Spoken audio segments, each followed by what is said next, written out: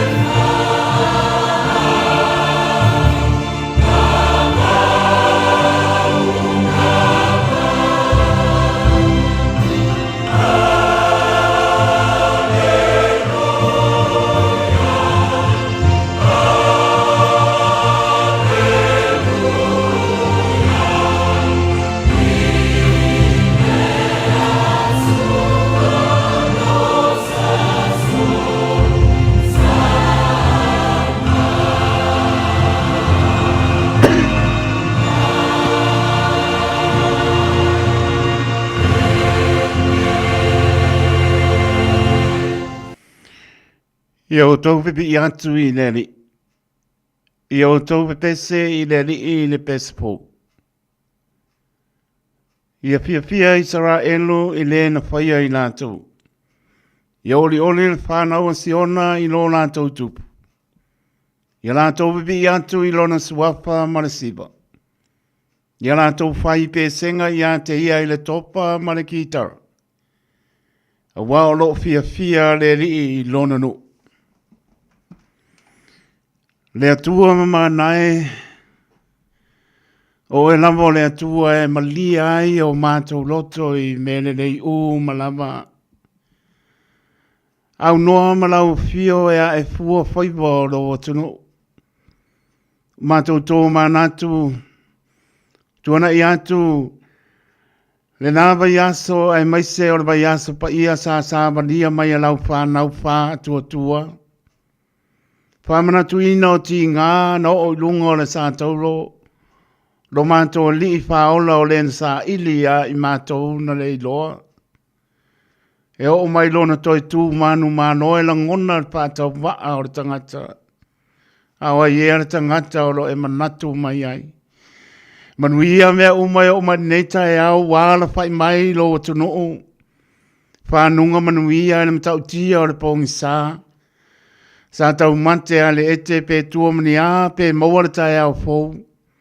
Wa e tani lo wha maoni. Wha o popo aso lo lato soifua mara mato wola. Wa mato iai le tai au fau. Leo so mato a mio tonu. E leo so mato poto. O lo wha maoni leo o mato mawai le asa fau. Wa vivi atu ai lau whanau wha atu atua. Ma mato wha fo i atu o lo vi inga wono mea matatau o vi inga i aso uma. Wha petai alofa le atua. Lau wha aso le tino le ola wha le nganga. Ai maise o le soifua tulu i o nei o mato tu a sina sina. Le antoa lo mato o tunu. Lau o painga luenga tutofi e fola le tala le lei. Au wani a nganga mo oe maro mano o lava ai alon whanau. Whawhetai au whamnianga top si ai mātou. Sa la lau atu i lei tu umanei tu le lalolangi o mātou tangata nuu o mātou mātua bala le tino au mātou taritonu e wheiroa i pēa i tārsanga i lumo lau ai o lau fio. Whawhetai lo whai loa mai o lo mamalu ina ia soifua maolo le tangata e taritonu ma wha atua e moni lo walofa. Whawhetai te leo rufafo ma leo rufale to tono maota ma lawa le mātou no nofo ai le ni ie. Mātou te lei lo ni me te tupu mai. Au lo walofa tausi mai. Manuia ai lo mātou au mau i atu nuu e mamau. Ai mesfole nei e tu nuu. A mātou manatu sa mona lua le atu Pasifika o atu no umo le lalolangi. E wilawa i vesinga e sa ili po ai e pule. Ai tali tonu e manu malolo wa nganga la bea ai. I le atua ai o atu no o fia o no pia i ai. O mātou a inga woma e masani. Whawhetai le li i lau whasino manga. Whawhetai lo lava nganga pa ia o le soso ani sidi lea. O i mātou o lofa pēnao na mātou wolam wha moe i ai e manu via ai mea uma mātou te whaia. Siri ara mātou whaapatai o Iesu ke riso o le whaolotanga na e saunia. Ma ngalo ai le tangata sala. Ia tu mau i lau fio o lo lava vi inga nei māso uma e le au noa. Pangarawa lea mātou te ola. Whia lava mātou te iai. Mātou te lera lafi atu i lau si le whangati e o i mana tuna tunga lelo o le loto o le tangata e ao lau si le whanga pa ia le atua mātou te o atu whātou e se atu i lo mātou se o mātou baibainga o ni o mātou le tonu le ni ia lofa ma wha ma ngalo mai i mātou o i ma ngalo ai mātou le toto pa ia o kariso mātou tataro le ni ia iailo manuia. Si o mātou tunu o i Samoa o halama tūlanga o iai le mālo e tonu mea uma le whaani o lo lava pinangano a meo tonu le ani ie whaamnuia si o mātou mālo taitai o mālo si o mātou tunu o wha moni mai Samoa na loa le atu Pasifika mātunu uma o le lalo langi o mane tunu o mātou no nofo ai iai le alofa ma manuia o lao fio. Whamnia i lātou sāu ni whiau mga nuenga o le nei aso le di ie pui. Lo lātou soifua ma le ola i whiau mga nuenga o tiu te mawhaiva wa e bāla awai lātou whaamanuia. Na i alam whanau le no nofo ai. Te ngai ma mano longa mai a o onga le ni ie pui lo lātou wola le mea o lo iai ai maiso le no nofo ai to tonu o mātou whale. Na yo mātou mātua, tua asina sina neri ie, ia iai lau wha mano longa, soifua turu i le tino siri le anganga, wā tofi matiute wa e bāna o wai ia i la tau. Mana tua pēr so se maota ngase maota malawa, neri ie whātau to lia i ngase o le tino, ia iai lau wha mano longa ia i la tau. Pea ngai nisi mwhano no anga o nise pele i maaptanga ua motsia malanga ma liu leani ie Wha mai se lau lava nganga pa ia. Wha mie e ka le sia fia e ka le sia o au. Ta la inga o lo whingalo. Ya walama ni a nganga mo oe malo wha mie la o whingano. Wenga tofi wha tu mawina lau wha unga ia i la tau. Ne ia anu mana le opo ia so uma fola ai e o lava ia sa. Wani a nganga mo oe malo. Mato ngāru ruere nei aso le di ia lo whangia lo mātou wola, maua lo mātou mālo se tau tua ai le atunu une ni ie, ma e ala mātou ngāru wenga o i mātou lava au auna le ngā, ai e maua lunga lo vi inga e fo i atu oe, ono Yesu ke riso o mātou wole ma wala au atu ai nei. Amen.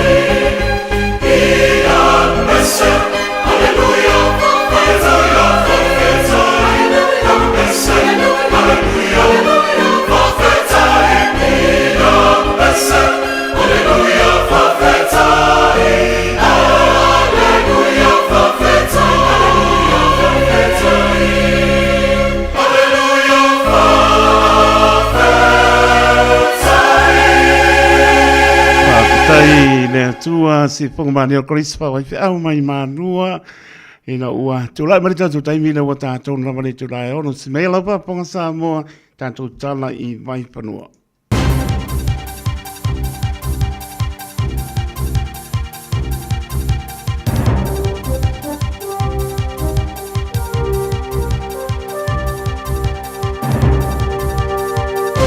In this update, Pope Francis is being remembered as a man of service, compassion and leadership. The head of the Catholic Church has died overnight at the age of 88. Pope Francis had recently been hospitalised with double pneumonia, but had returned to light duties last month.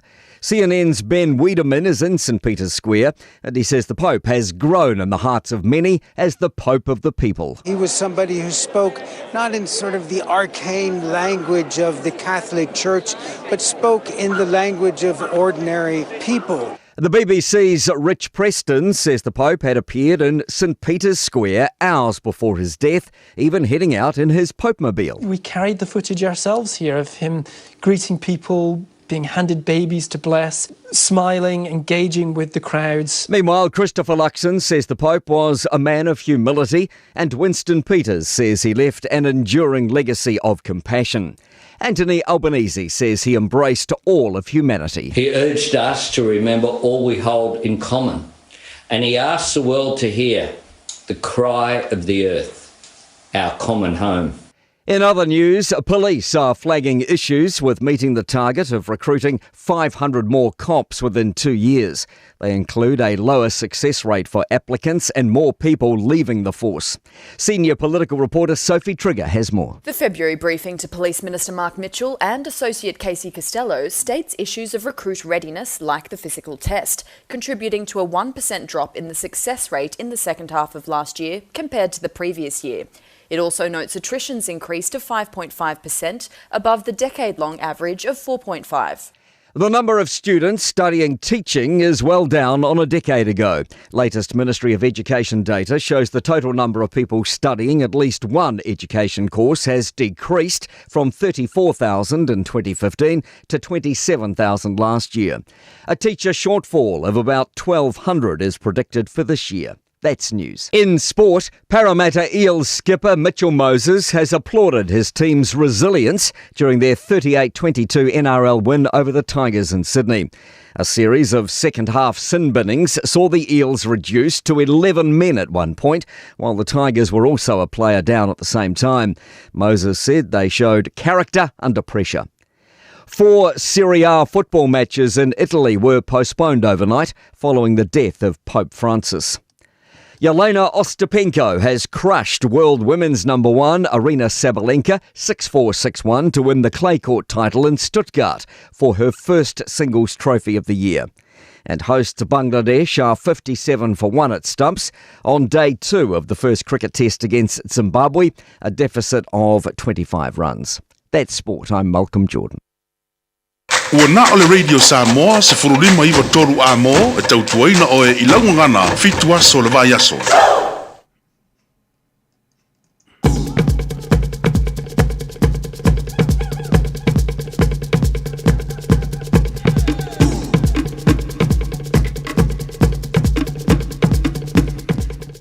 Tavi tu le mai toru bidu tu te ai le tu lai ono i le tautua pa wa le Radio Samoa so lima Eva tolu a mo por cambio ma luo o tai au sui tu lang po le songa li au ni se po panga lo yai to po me po lan tau tua e se aso i luma be so pa man man ono ta to di o Yesu Kristo o foro pa pa lo pa tu ai pa i mo lungo ta to tu no ne po ba ngor tai au le so lua lu so lua perila lua o lua lima pa ta lo pa tu le nga pa lo ano ta lo fa lava ma non fo la sa mo bi ilo ta to tua Tone at foi at wasam at forasa le ono lona no famalo nanga leilo to so fu tau si mai e mesor fa mana tuino poponga lo tato li fa aula tanto mo mai le sar to tu tanto pi vivi fa manu fa time fa tau ina pe yo to finangano mo tanto loto le mata ngo pio le lofo le tu e ala Yesu Kristo fa taro fa tuaila to tanto tu tano fa lama Patalo pat foi a paur tala lelo patuna pa ulia so stapo out nei la langia to miso to vino tau suina le bai or soi fo por open patalo patu ta no fa lava ma no le soi fo mnia la pengan venga o to no ma le to no talo fa ta to bala no fa nga le pomoni lava le tu la fo ia lo to soi fo to no ma manatu mai Ia long sia tato fam nyanga me solo to soi fo to ro il tino sidi le nganga pe po le mato so i wo ma ola tu idea to no o for opa patana patu a fe so se mo tanga singa se mo to malawa le manu le to no pata to ria nga singa se o tino ia o for opa patana patu e me so la uso tina to papino tu di pasananga ia la ngona il salamo po mai o for opa patana patu la bana ia lom pa nau Ia, o pia ngai mano longa tamam tine, ia o no fai pai tau tu spa ia. Ia, lai asi si tu si talator tu spa ia, so soani lau ngana, pa poto ai, ma o ai, ia, hai tau tona, ia, pai mea onga e toi fo ia tu. Ia, mātango fie mea uma, i lea lofa, malanga lea lo tātua tua. E le pangarin po pa tā lofa, ia, ngā tau malanga mai le tu, malai tu ke lope, ia, me se foi, the manu le tunu mai si o tato tunu lo la to tai la to e la to nana mi ia lo tato tua tato fi lo I lo mo no ai le poponga po elvi inga i le tua o le tau tua le Radio Samoa su lima I vatoru a mo por clamer tai manu tai au ia pa te fo ngā lue atu ma le patu ia na taso wa lua ia se ia pa i fo se taimi o nei tai au ai a ngale lei pe leri la singa o le nei aso le nonofo ai tono monta malawa ia me se le ulfafo ma le ulfane toi fo i ngā luenga le maro ne tunu ia awali tia me umai le alofa ma le ngale lo tato tua patanu bantu fo i ia le o tonu umai le saa patua ia le nga sau ma le ma breakfast le o kau umai le saa la kifala ia taro batu le ngang pa lalo no chasa ma lo la vale ta wasa mai kau manu lu mar ka ya yo e fa lo fa foi me ngang fe la sunga taito le nei tai au vi ele tuelo na lofa mata la si ia le nei foi ua va va ya tu ia o le na foi lo maua pe la sunga ia le soi fu la le ia fa malia ku foi wanga o ngai fala nga kau mai ele kau ngā whalang ele kai au. Ia ai whaftai le tua. Whatalo whatwhai sa mo le atunu pele. Ma lo lava le soifo manuia. Ma lo le whalang manuia i le nei fo i tae au fo. Haftai ia ongo o au. E le peo tia whaianga sei. Ia ai pa marurua kua reiso sei kau kompea kua ngai lo sei matango pi. Mana ia walo po ia la po se metano ia i fa mai upo le pa le ku langi ni vera. Pa ia o le pea. Na se mo kau. Na le tato pati pa tai le tua. I meu fo ai o to au mo tato lima ia wala mal so i fo le tilo.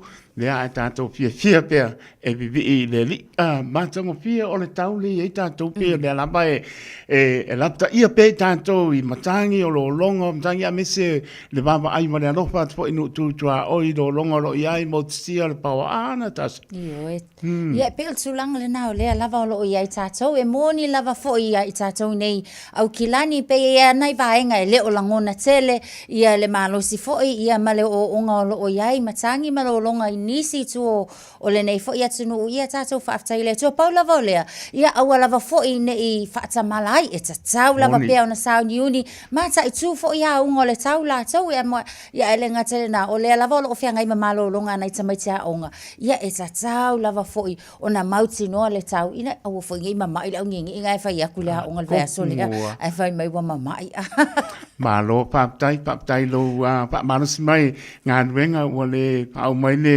le sunga le ria o ia o ni spo o tūlanga o ke o koe embon kua ngei ia le ho ale ia a laki kai mission pay ia o le ngala lenga wa ngai pe mako le ngai va bea bani pa ponga le tunu ia e video ko ngel ka ko pule o pak ia le la ko le ngai le la o la ko le ako me ngang pa la stata ia la ni ta pa mo le tas. Let us learn to live with kindness, to love everyone, even when they do not love us. Yo tātou whaamasani e soifua e se soifuanga o le wheanga le leia it, ma alofa atu e ui lava ina leo va ai atu fua o le alofa. Se tasile nei o quotes mai le afionga i le pope watu umalo nei. Man, ia, yo lo upu e lau tua mea mo le alofa na tasa, ia paptai mo le ta ia la nei tai au ia singa pese foi ia vai pese si va mai la ko pa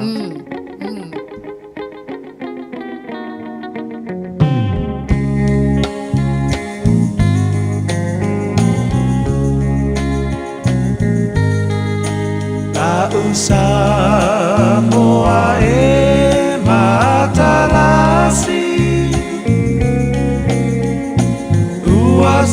si o mia elesami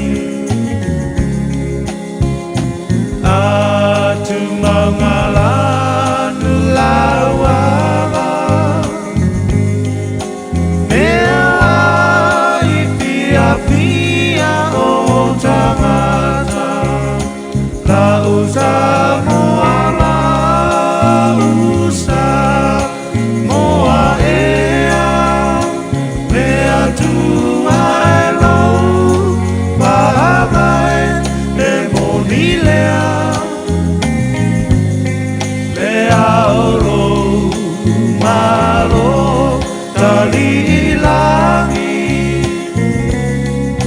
Samoa e ai malo au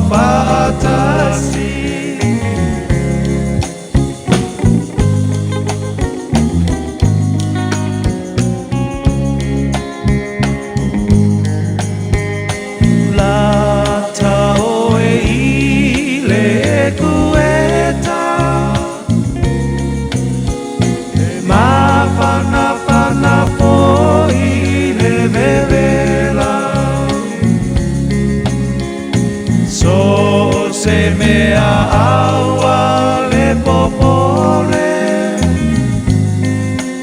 e mamulu mai le pa mole mole la usa moa la usa moa ea where do I go pa mai e moni lea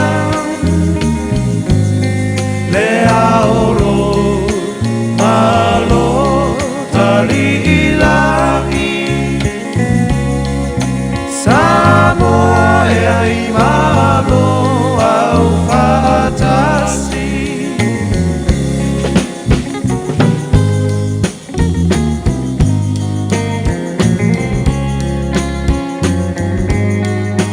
Mali e toa ua malo tau O nai upu fala e au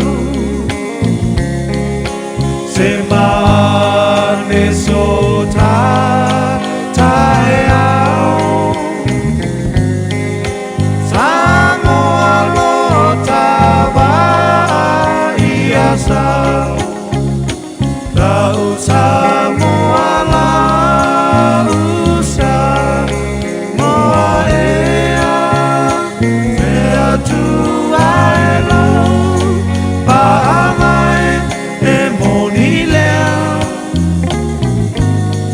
Lea oro malo tali ilangi Samoa e ai malo au fatasi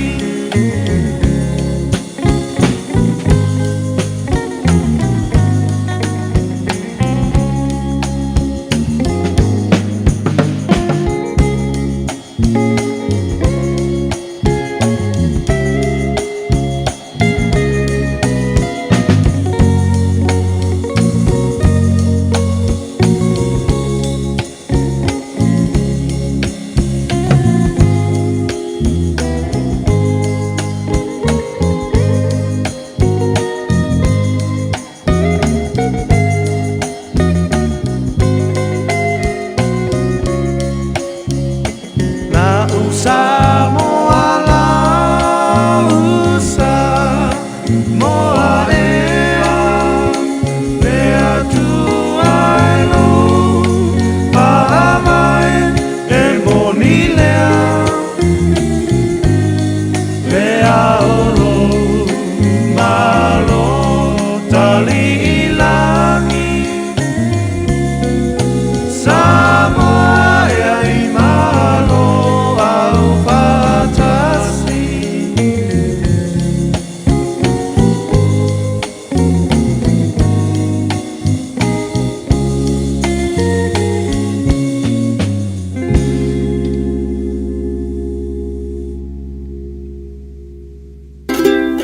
Talo fa Samoa wa ule ne yo kasu tialu awal suia ngila wa le kio Aeva eva mai ina se fudu lima iva kolu Amo Radio Samoa Bevela Yo o manu no su lima biruze wa te ale July ono tau tua de Radio Samoa su lima Eba tolu amo programa manu tai ao ya so tu lang po so ni ao ya mai meni stai mi po o luma yo la to fo mai ia pa o ina po leo lana tau tua per masani ai ale wa ma do fo ni tai ao ma per tua ya Natasha va elua se pa po stai mi tai ao ai ta tono lo mnian mano da tu no o ala pa mai fa no mnia mo le asolua nei tai au ta to yai le wonu su lua perila lua o lua lima ia ma no fo lau pa tai le tua lo to soi fo tu ro yo mai ne ni ia ta to soi fo mo lam ta to au na mo ia malon fingano soi fa ta lo fo ia la to lungo le apio po linga ma la to lungo le YouTube channel ia ma no la ma le po mani tao fa nga solo ta to proclame io sta in fo io on pa pongo ma le tnu ma vai fo o le asu langa lo ia le ta to traffic reports i lungo le wala ia po mama fa po mama ia ne lava la te ia lava I tātou le tau lo ia ne vai tātou sanga o tātou sabani ai a perila I ana whangasalo fo leo tātou porklame ia babai fo ipo apo ni me tupu mai I ma o la langi a mes fo ia I nei I au te oro nei he ana whangasalo a leo tātou porklame ia anga et fo lea to ia unatu lungo la wala mai sore tala le tau Ea, anga ia tu le sulu lima birute I le fitu tātou baba aisa wha marasi ahu mai I fiong pa ia lo tātou tua pasta la pae kopa a reto leola. Ea, nga baba aisa wha lea e le tātou tala I vai panua le tu lai fitu. Ia une ngalo le today in history. Le ta ina le fitu. Ia nupanga salo po leo tātou program se pa ia po le tu lai wa. Ia tātonu pe uma e maanga mana tasa I le sefulu por sukas. Le yo le fa. O yo le fa. Ia, o la tani ai foi. Ia nisi o le au penga venga. Ia e manola mapaptai. O nisi nao tātou porklame panga solo. Ia wala marasi le fia malo tātou atono. Ke si la fia na tasa. E se ale aru ka masingi le ia. O sau o baba ku le sum. E fia ka waru le aru le ko. Pe e sir ka ka ningo pa o nga ka le ka ko sum pe e ka le fia mai. Ia ai o le se me po le e ka ko e pa penga lama ka lama o ka bio fi pe o umaya. Ia se kai mi o le ia ka fi ma o.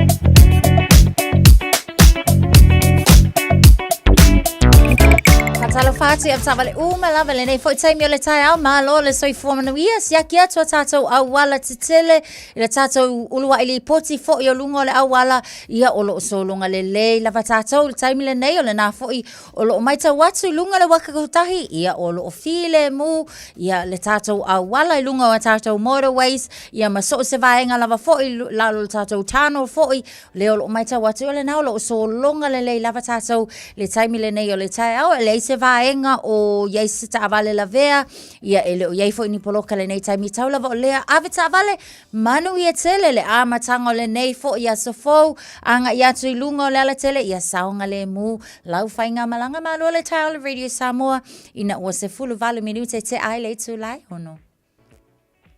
Tapi tu le mahi ia le na pe on va pokon mano le tunu ia tanga I malama pe ai tu at pe lo pa Italia ia lo fa uta le lei la lama stam pa to le Radio Samoa ia la pata I lama to la lo atu ia ai mata la pe I lungo le wala pe mai ta to te mata la te mi uma ai lo le tano ia ka ngulu le pe me lo foi fa pe tani pi alert e sa ana tas ai le ru mo lungo le wala matango fie o wa va tu pe uma le o ba ku to si ka sanga ngai se ai pe se ta na na tasa to le e mane il to sanga le lo to sanga te ni ile nei fo I mai tau watu ile mai ai fo I ole e seta pe ona whaamna tuina.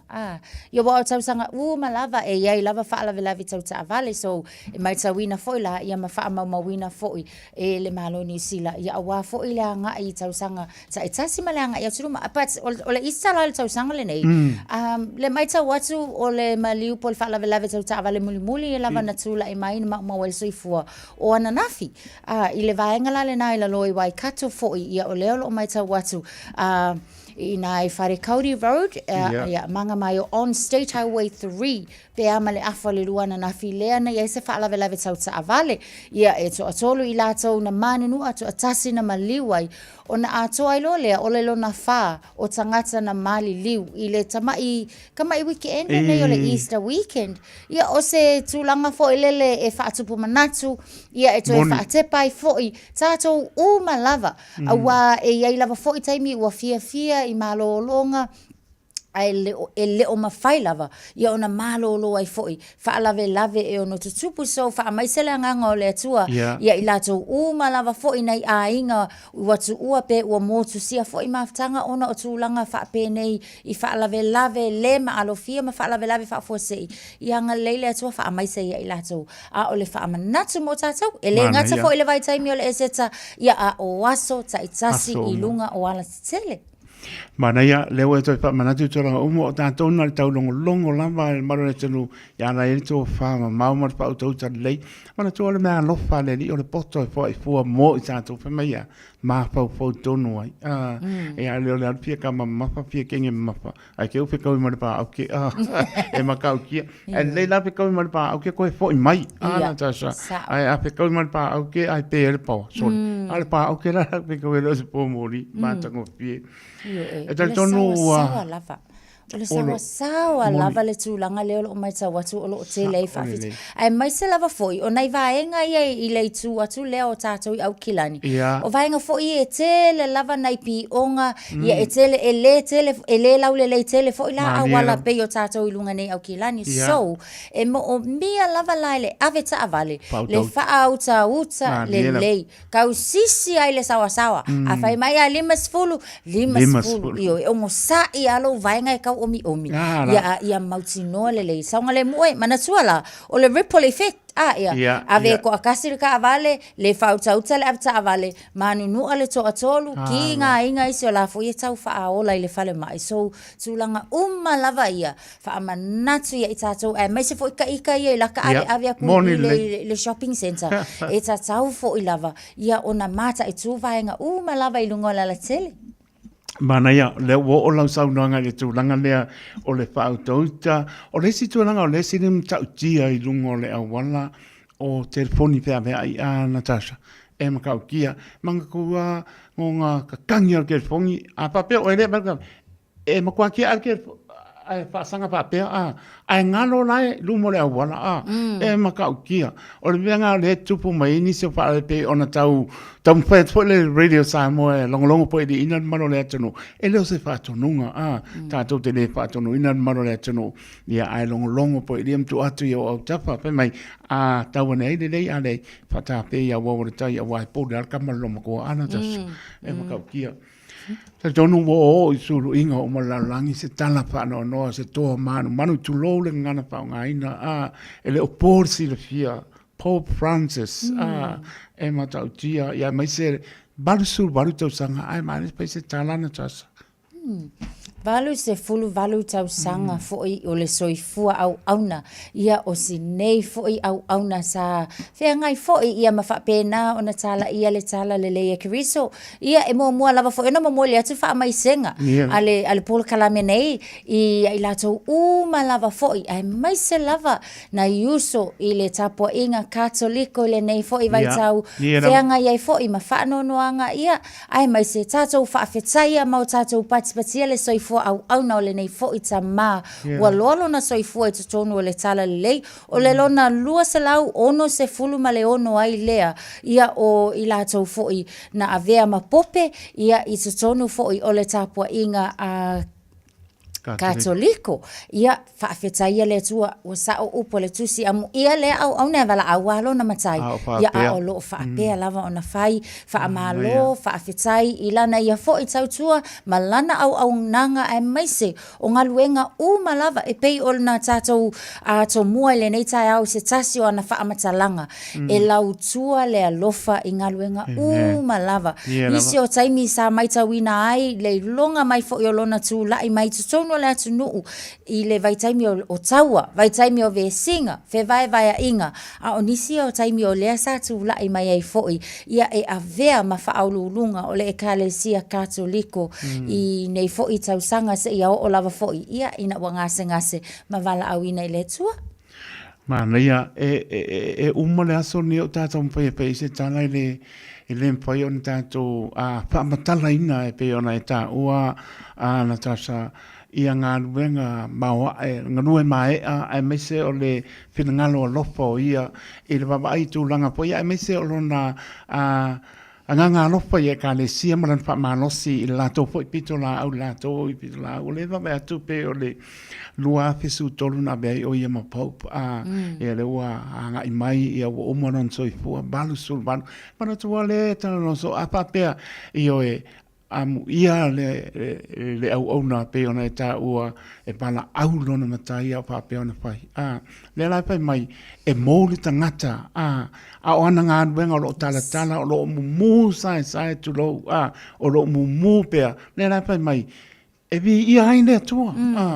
E le vi ia le tangata le tino e le vi ia le atua le tino tangata a o ana ngā nuenga pa nga ina e le tua o soi fo mola e la fai mai vi ia ine tua e lempa ona pela me pa le ana nga wenga le nei ia pe ona ta o fa mai se pele nga o le ni a inga fa no noa mai se o le e ma tanga pia po le ba to le wa anga e fo se sa no anga ma tanga pia pa mia all over the world e anga ia to fo pa mia ta to ni sila ia ma fa mai se to fo se tu langa e langona uma e langona uma ta e no e opo ina yalum pano e o tomaiti ya o ngai tala no ai i le nganga no for barsu barto sanga ia mapoti e our love for le i am saunia le se no fanga mau ia mo ia le lang ia e telefoni lu tau bina i ta to wa so fo mo le la fa mai lu tau bina ye o so fo mo la i ngan wenga le ia so fo mo lo ia fa mai se pele nganga le li Pero na ta o le tele fa la lave o no le fa ta mala ya me se o le baba et fo ile me le na tupu anga le pasta pe au ke lani ya o ta no o le aba ona le o le fo la au fa sa inga tu langa tupu mai ya e o ko ai si mane po le lu i tau mata tu watu ina yo tato ainga a wone i fa ta mana le o anga le pasta ma fa fo le mata moya ina wa sa ba vel ko ai ska me ki se ile ako le baba e ku ai a take the bus stop. Io le bus stop le i St. John se o mal time le nei o lo tau sa i lia lava e leo ai o lo masalo mia e to alua ni sina o lato na faatino ina le nei fa lave i le po le aso to anai sa lo fa tolu se fulu tolu tau sanga o le o lo ua maliu o na fo le o le tu nga manu anga na mawatu sinei tangata pe amalete o se fulu le pole na ua matua fa ale to nunga ma ua matua fo le tu nga manu anga na faa o iai enisi a o lea lava la o lo tau sa ilia leo lunga o tato CCTV fo ia manisi lava fo i o lo ai oi mai fo i leo faa mole lava le mamalo le atunu u a faya kausila fia pe tau la ngona ane sina faa matalanga ia faa fiso o ta i leo leanga o le mau le soifua o se tangata ona o ni fainga le alo lo faa anisi o se tulanga e makua o kia lava fo i ia loto ta lo fainai a inga fo ia mai lato o fo e tawile nei tangata ua maliu Caucasian se fulu a tolu ona tausanga o lona winga o ele o mai lo fo i po le mea nga yaisi a tangata e whaakalipasi po le mea na ala o na alo i le no whanga whaakalipasi o le kaimi tonu lea o le leanga o le tau i le taimi lea o le po so io ele o mautinoa la po le a tonu le vaenga na ala i o na yaisi nei tangata i le no whanga whaakalipasi ia o le fo i wa maliwai tulanga whaanoa noa a ia mata ala fo i tātou uma lava le nei taimi langa e ia vaenga fo i e feo wa ia kufai ai i le fale ia o le tūlal na lai ona o wha o tu wha le tonu wha pia i nisi o tangata wha mole le atunu a whai e sila fia se tūlanga po se tala lava foi ia vili leo mana ia o le leia sau noanga pe lava o tātou e sau noa o tau tala pe le upu le mātala ai pa ta mala tātou e la ora kwa le si sau whai pasta pa ngalo ia e tauna tanga i le tu mare tu po ai ka meki lai pe wa i lumal pastor e langona e le sefe o te no foina tu la ia lunga ia pe bidi kangor ke pongi la pa pe le bidi ia se o kama po so kali po le e o la wa i mero ka le kangor ke pongi e si swinga ba i mai la wa ngopo mo ka po po ra ako le o mo ko ha i se ala vengo ra ako ngare o mo ka mai po ia pe na ta o fa le tonu ia tu lo le ngana pa nga di na tu e ma o mo le tu o le ma po fa le ai sa mo le kinga aka be la nga le ka po le ai do mi o mai lo ia pai ma tu langa i le manuia ia ma no lava whaapatai tāpataro pātu i nei o tātou tangata o lo kau paki mai lungo le apia pōringa ana tasa pia o waki a eti tasilimu pe nā po ia miu wha a mosa ia le ngata lea o brownie ia malato fo ia inga li u ia Good morning. Whaptai a mosa mai Melpone, a media pa moana ma lau Wellington, lo ina tu mua, ia pe fo ia mona matautia, ma reta o peta i oapo, pe fo ia marongi efu, ka no whae se manu, Mikaele te filo vai po e o fane. Kau masangi a se manga Mikaele te filo ana tas. O kamai e fo le e kuku amo. Ya lo fatu so mo ngan wenga kamai le o South Sea alo fatu moto te amosa pena po ya pena na tete ni ko lao fo i yellow line to ala ya pena po ya puna o fai et wasi ya lengata leo o ai fo i pe mita si osi ya Juliana Smith ya mai lato umalaba nati po a kano pai ya manuia neta ya pa solo tanto proclame se pa e po sai merta pa ya na chasa se um poi ko fa o po yanga kana po neta ya ai ma lo la marta pe mai Ua mawhai ana au ina atu le tala o le tau i aso taitasi ona o le langolango mai a le Pacific Finance Limited. Telefoni o Varselau fitu whawha lua lua fitu.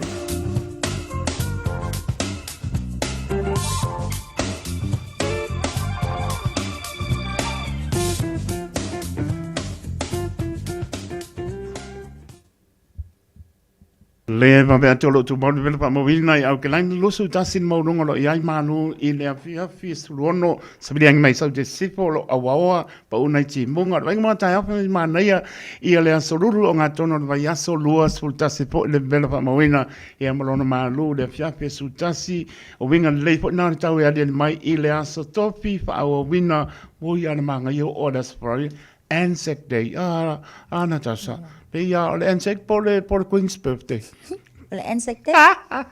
Ja, maar lola maar daarom was je daar zo nu is aan moe la wa lusu val minute ile balu ya na to le lusu balu minute nga fitu ya ta to pa tal bat sa mo le tunu pene ya lo fatu ma to ya lo apenan pa tidi emole wila I sa mo lo awa fo ti munga lusu le bel fa mo wina ya mo lo na maru le fiapi e luos leono va fo inu tu toa o yo pa una ti munga ya pa pena fo le angisa lo savini te pa ia lamba South Island Clay State mo no tu toa oi ya go crusade la vola o Natasha au kilangi o au kilangi po o tako o yo la I o ke au I manukau o I manukau manga ya es el manga ya me pone le fe mai pasa mo lo pasa mo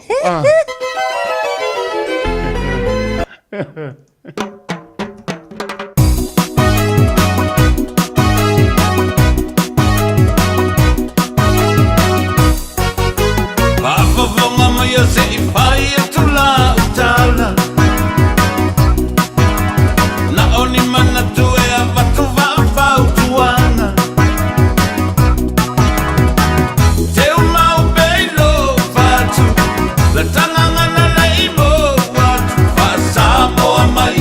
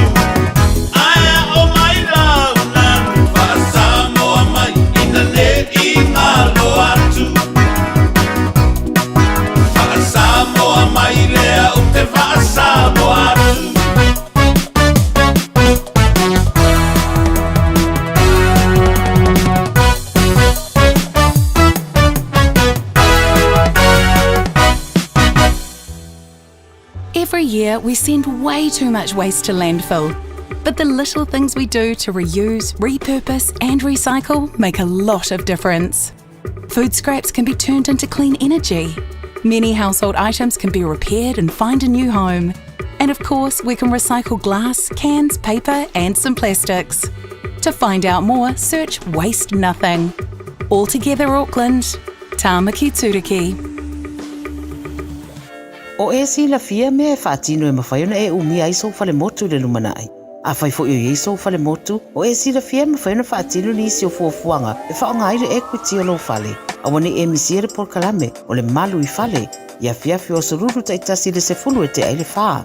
O le a e sila fia ai au wala e mawhaiona e umia se whale motu le lumanai, ma au wala e whaonga aile equity o lo whale motu e whaata wai se isi o whale. Le por kalame o le malu I whale. Ia fiafi o sorulu vai aso taitasi se fulu e te aile whaa.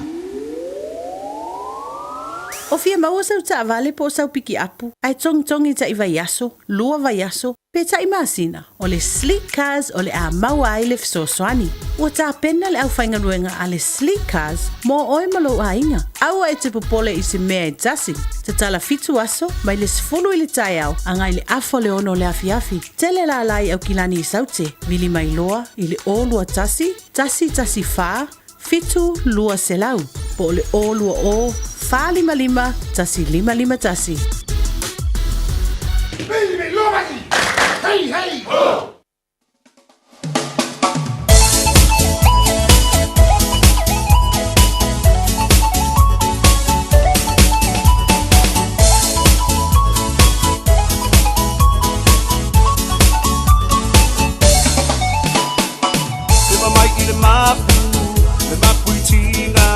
Papia inai oi ana musika mali musika ileva pate ailo vai mai au maluena vai au fica nei soita esa wia wo pia va ia tu wa sila eva mai la ia le alfa I mai potara when you see your malage chick kana wa okay eva mai la ia pela va o I la fica a ver la o le musica e mapua I o tina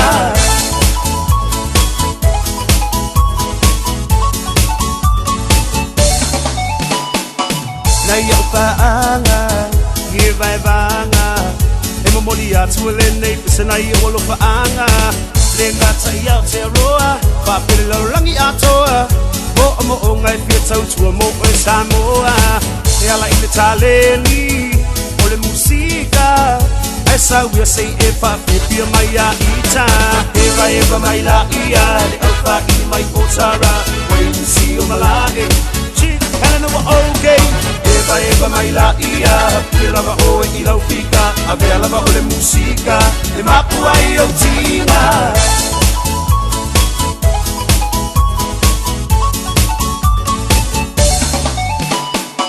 e mamai I le mapu I tina papipia I nai oe I ana musika musika mali e musika I leva pate ai lo vai mai au ngaluela vai ai au fika nei so wita esa wia wa pia va ai atu wa sila eva mai la ia le fa I mai otara when see you malai chick kana no okay eva mai la ia pia lava o I lau fika a vea lava o le musika e mapu ai au tina se fai mai o le nei party e pa o le nei party ai asu foi o le musika e pisa le na party paski mai lo I le mapu oka ua afu so mai lo ma le mix low so singa o lo wafu se fai mai o le nei party e pa o le nei party ai asu foi o le musika e pisa le na party paski mai lo I le mapu oka ua afu so mai lo ma le mix low so singa o lo wafu eva mai la ia le alfa I mai otara when see you malai chief kana no okay eva mai la ia pule lava oe I lau fika a vea lava o le musika e mapu ai o tina eva mai la ia le alfa I mai otara when see you malai chief kana no okay eva mai la ia pule lava oe I lau fika a vea lava o le musika e mapu ai o tina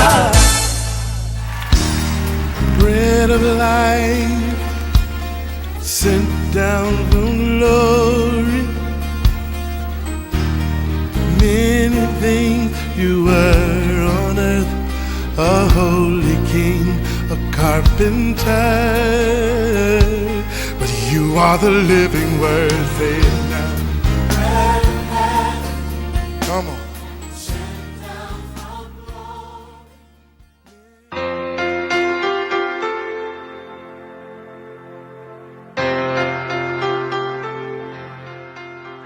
O te fifia lava e whawhiloa I tātua tuduu ia mai lea matanga fo le reiva yaso I le lofo le tua tātua tuduu malo lava le soifua manuia.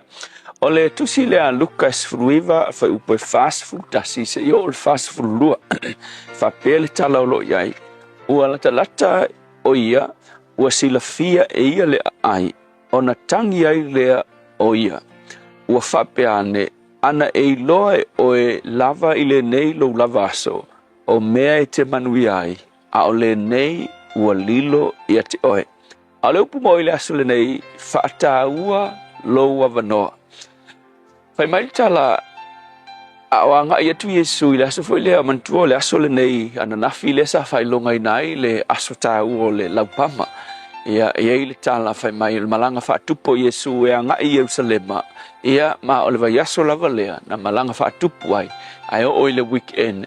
Fasiotia Yesu e lona lava no. Le la fe mai a anga I mai Yesu e anga I Jerusalema o lunga o le maunga olive. Fe mai nai loa le lei mai lava Yesu I le taatia atu le ai le o Jerusalema ia ma le malu matango fio lo Jerusalema. Le la I le tala le fe mai ina ua sila mai Yesu I le ai ma le malu. Fai mai ona tangi lea o Yesu ma whapea mai. Atu ini tala whai ngofia tu sa whapea mai Yesu. Mai mau pe ana e loa Jerusalem mai o le aso le nei e whaaola I nai oe. Ai or whaalawe lawe ua lilo I lau ai. Ia mai o lawa ina whaatafu na ina oe. O le winga o le tala ona o le tausanga le tolls food tolu ti a na va aia Yesu ia Jerusalem ma le malu. Maia manatu ai matangi Yesu whape mai mau pe angai loa Israel o le avanoa le wasa wailo la komesia e la vea I la tau ai o whaalawe lawe wala tu te ena oia le la o le tolu ti a na la tu te ena ai le mesia ma fasio tia Yesu ai o le tausanga fitu se fulu ti a talu na mawai o na maniu Yesu na o mai e le malo le Roma tai au nai lo e lo ya ngo ya Titus malato fa umatia ya Jerusalem masu sunu le ai malato sunu ina le malu ma fa le ngaina le ai le la e sa ye Yesu fai mai mau pe anga elo ai fai tau mai la le tolu ti a na la tu fasio ti a Yesu e se yo le fitus full ti a ku ya fast full tau sanga ia le va na tangi ya Yesu fa pe ange mai mau pe anga uto biloa ole avangoa le ngai fa ola ina uto fast full tau sanga mulmuliane o mai le malo Roma ma fa umatia ia Jerusalem ma fa leanga le malu ole la o se le sona mo tato o ina mai ai le tofo ina so se tangata le to sao le tu le mema na ia te vai ia Yesu ile fina ngalo le tu always lava e mua ona o mai la pata inga lua e iai lava le avanoa le alofa tu no le tu ai so se tasi na te la vea ia te ia ai le yo o mai ia le fasalanga ma pupunga so le upu foi la le mo oile ne yaso a faina misi e Israelu i le vai taulo la tu mesia fai mai kalat kuspaia Ioane lo mta upu mua al fai upu e a sfultasi mai na fio mai oia ilona nu a ua la tu te ena oia wala tu le talia lo la tu mesia na wina mai le tua elo e fa pe na fo ona fa ina tato o le maue o le avanoa wa fio mai le ali fa ola ilona lava taimi e la vea ia te oil tanga sala akilo e ke le avangoe mafainga e misi ai pe a e fatamala so le upu mo oe le aso ngei a fainga misi e le tele o tangata Israelu le avanoa le mesia e fa pe na fo ona misia e tato tangata nu ese pe a tu fatamala ile o la tanga ua saung dia ele tua a e pisi ile la talata ile nei vai aso mal fai umal vai aso e fa manatu ai le fio mai o le mesia ma fa umatia ma fa siotia e ona lava tangata molo tatu fa o tanga o le upu mo oe ia fai le nei aso maliu e fai maso e ke mafa fa wai ma e talia le alofa tu no le tua ilo wolanga a wana mesia e lona lava nu e iai foi le mafai e mafai onga e misia e foi le tua fa fitai lava awa ma tau fa pe ona misia Israelu le avanoa talia inai oi lo fio mai le uru tai fa pe na foi na awa ma tau e ai foi il mafai e misia ma tau pe a fata mala ma tau ile avanoa wa e tu ina mai fa manuia lo tunu ona oi su amen.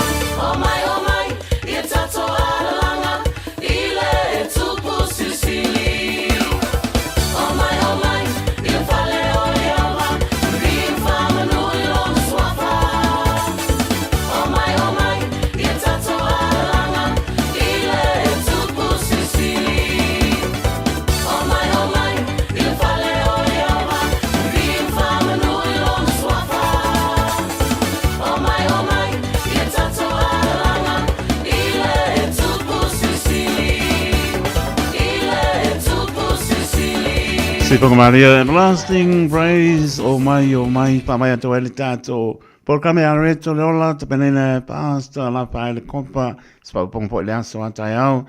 Pēntāna tō dia I le alofa malanga leo lo tātou atua.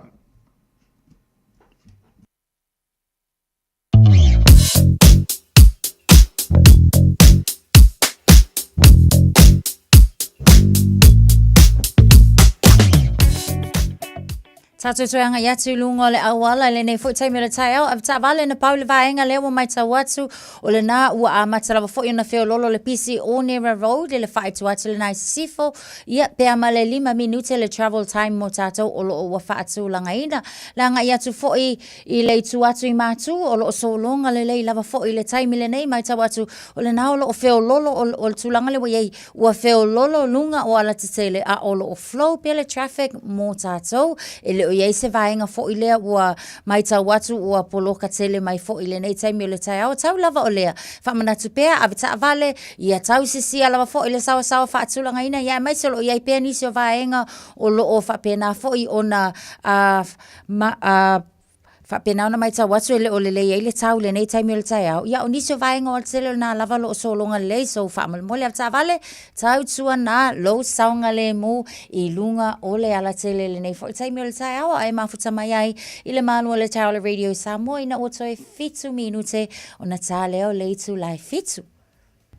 Ole au Natale Deluxe Compliance and Mechanical Services Limited e tau tua mole va aiele nei olo sa. Warrant of Fitness, Insurance, wins quotes, ta vale olo on hold, ma ta vale ole o toita lia luga ole awala. Ta si lava fale insinia mo o mai so sosani ile tuatusi se lau lua sumalaiva Station Road o Tahuhu. Telefoni lua limaiva iva lima. Lua limaiva iva lima. Le Deluxe Compliance and Mechanical Services Limited.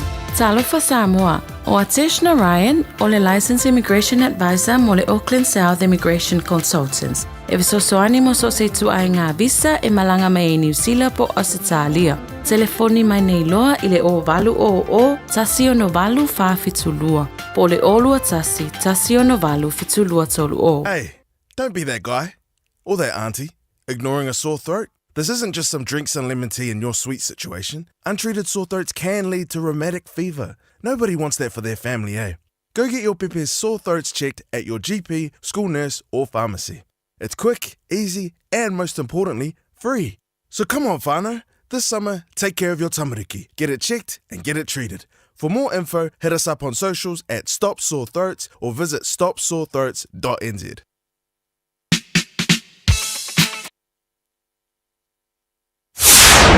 Sole, eva mali pese, malo le whafonga Samoa, malo fo ile eva ile musika. Radio Samoa #1 New Zealand akoa. Simpson,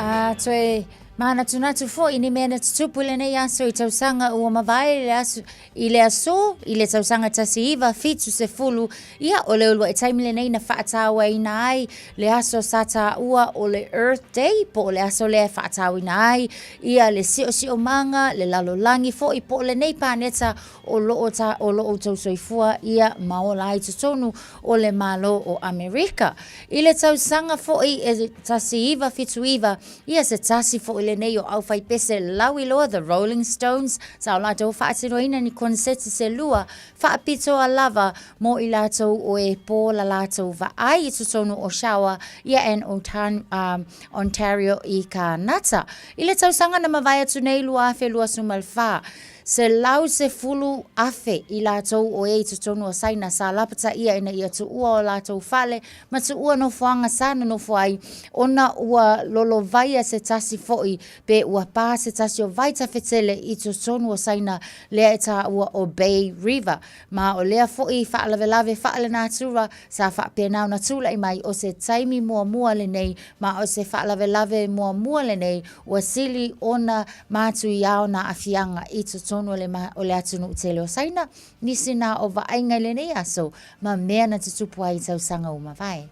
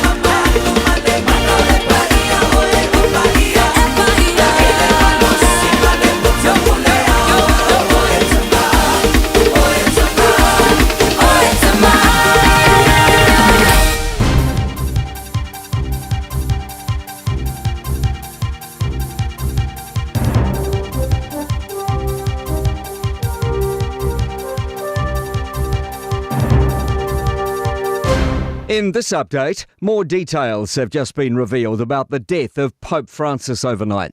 The Vatican's confirmed he died of a stroke, coma and subsequent irreversible heart failure following a battle with double pneumonia. Reporter Jo McKenna is at St Peter's Square. She says the Pope wished to be buried at St Mary Major. Many overseas trips to faraway places, including Iraq, the Philippines, Papua New Guinea, and emphasising that outreach that he felt so strongly about. And US Vice President J.D. Vance was one of the last to see the Pope, only hours before his death. President Donald Trump says he doesn't know if he'll attend the funeral, but flags across the US have been lowered to half-mast. He was a good man, worked hard, he loved the world. In other news, former Health New Zealand Chief Executive Margie Apa is getting her salary paid to June despite leaving the role in February. Political reporter Azaria Howell has the story. Margie Apa resigned months before her term in the top public health job was up, saying she wanted to make space as the agency was going through a structural reset.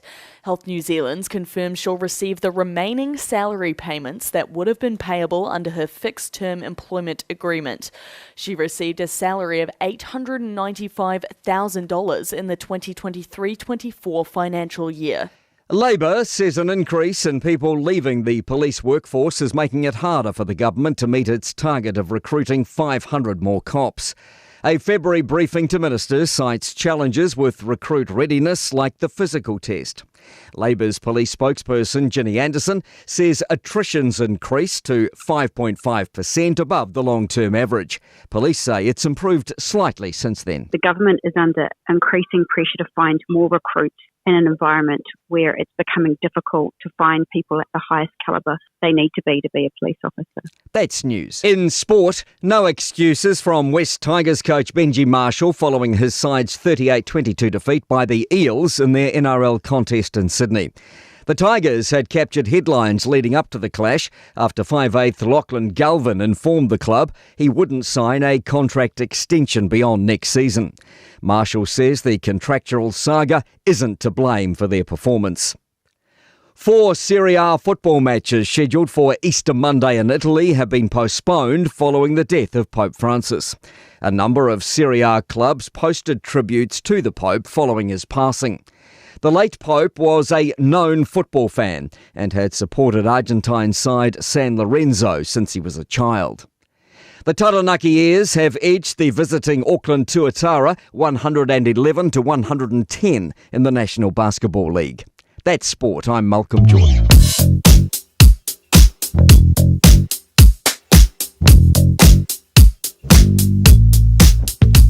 Ia ini se vaenga o lunga o tātou au wala leo o maitau watu o whaisi vave fōi o na pisi le taimi le nei mo le maitau watu Great South Road i le vaenga le nā anga i atu i Takanini Village, Walters Road i o whailawa fōi si pisi le taimi le nei a maisels o le tātou maitau watu i le vaenga le nā so watu o lava maanga i atu Porchester Road and around Takanini train station whaisi pisi o tātou i le vaenga le nā.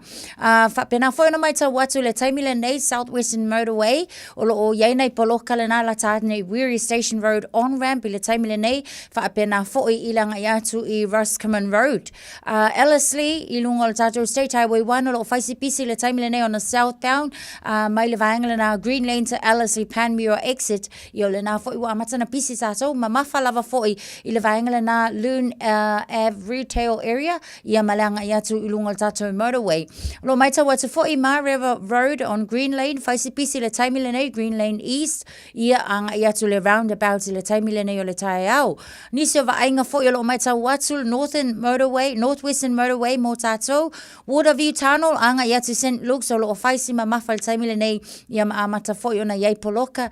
Lincoln Road to te aratu o lo maita watu fo i ona eastbound whaisi ma mafa le traffic mo tātou i le taimi le nei. Onera Road Papena fo i langa i atu Tapakapuna ia ma le vaenga le nai North Shore whaisi pisi mai o tātou i le nei fo i taimi av ta vale tautua nā lava fo'i lau saonga le mu i lunga o le ala tele i le nei taimi o le tau ma loa tau Radio Samoa 5 minute te aile tu lai fitu.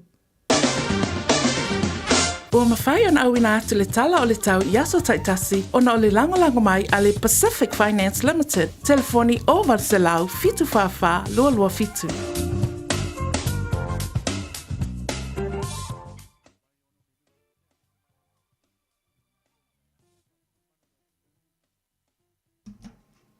Ono minuto te ele tu lai fitu le tautu le Radio Samoa su lima I vatoru amo. Pa pona mano le tunu au inato tātou tana I vai whanua le ngana Peritania. Mai se stoi vainga po I lungo le au wana I a wala mau por kalame panga solo. A stoi vainga tala le tau mōr si pil mano le tātou tunuu. Me po I vainga le tai au le salua. Leo ua solua perila a perila lua oro lima. Lo tu malu vela pamawina I au ki lani leva vatu lusu tasi o lo tu malu vela pamawina I au ki lani le so spurono lona manu le fiapi o sabili o lo tu mau hangi mai sauti sipo au aoa lo pa upo nai ti munga va ma solo lungo o punga ele o le vai mo antai au swinga mai ele tau lo nga tono le vai yaso pe atato le langa le mer mtai mai manaya solo la ai tu mau fole au aoa pa solo tu le fiapi pa upo nai ti munga ele mapa lo su tasi de vela pamawina o nga tono le vai yaso mo lona manu le fiapi su mai tasi winga po na le tau le mai la stofi Suluiva le ma fanfana lo ia stofi molona manu le fiapi es fu maritasi ai pe mai tu mauvinga le o tau ia vi ia le o le vai ngai na superaile o le lava pe mai ma nei po I winga tau sulu la ia au fo I me pa una ti munga fa sola tu le fiapi luas fu le bela pa mawina ele aso faraile molona manu le fiapi su mai tolu to fa lo fa si o tato to no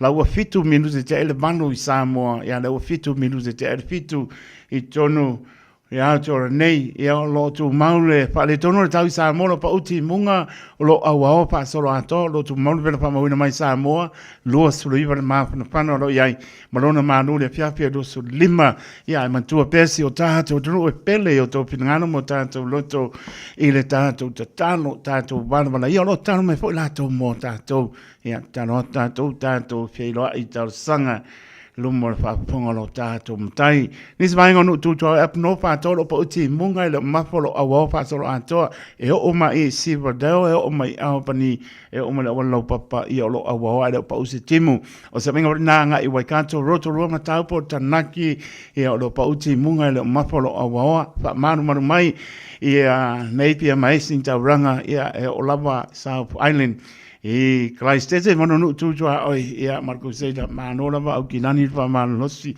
io e lo po una ti munga ia ele mapa manu pe mai ele io aku manu lu o poli io sai po le ngona le manu lu le si masina le toi o sa venga na tana tau ia pa pena po venga si tato no manisi va ngonu tu oi ia wala va ngan venga pa solo foi ele me foi va ngona va yaso tato mo mai I le alofa maneanga le lei o lo tātou tua. Taimi tu mai leo ua iwa minute wa te ai le tu lai fitu I le tautua le Radio Samoa. Su lima iwa toru amor programa le manua tai au. Ma lua tpo I marpatoe a Natasha. Ma e lua ia se pa ia. Te tona ma e po lana tautua le vanu. Ia e pa solo tu lava po ia. O se I pa ia le tu lai iwa. Ia suia me po lena nfoa. Talenga ia titia pa lau tusi. Ia ngā solo mai po le lau whengaruanga e pei. Ona masaniani tautua le Radio Samoa su lima iwa toru amo tautua mo oe fitu aso le vai aso lua sfurfai tula Natasha tapata lofa le lavo mamba e aku fai me o misi aku lako suapa ia kako pedo ia ave enkupe o le sa oranga ia ave el tu si akit sengi e kasi aki e nka koe ole fa kumuzi aki ia toi patalo batu kalo pai ba po leta ki te ona manola malainga pina nonu ia manola le mai ava Simone Talia ia tai pe me ameli fa mona a karpe se ka kukurunga ka sifa o faku e ola ka sifa le pe nganu e sifa mai la ko wa saudia e pa ga me o ko pese ameli fa mona pa tai po ia losa sa va uma ainga mano lava sose o soso ia mano lava pa tai mo pa nianga pa to ya tani melei io allo e lango ako le sifi io e mo ale sa onga o ko tani melei fa mo to ye metone mi dia pa mona pa tai map to mai pena po ia ta lofa po na outfitu ia pena po ia no fati male ainga pa po vina tani elu mai Pap toi mala ainga pap tai pula Elizabeth Firo ia mano lava map to mai ngata lea o manua Backledge Ia mala ainga fa tahi mano le usu ia to anga nga wenga ko e mo to malawa ale to masi fa tahi me si nai manuia fa tahi a mosa pe fo ia fa vale le fo semi male ainga lupe piliati ia mano lava fa tahi lo eva mai sa moa si awa nga le ana tasa ia e de o ka u mai po pele fio anga po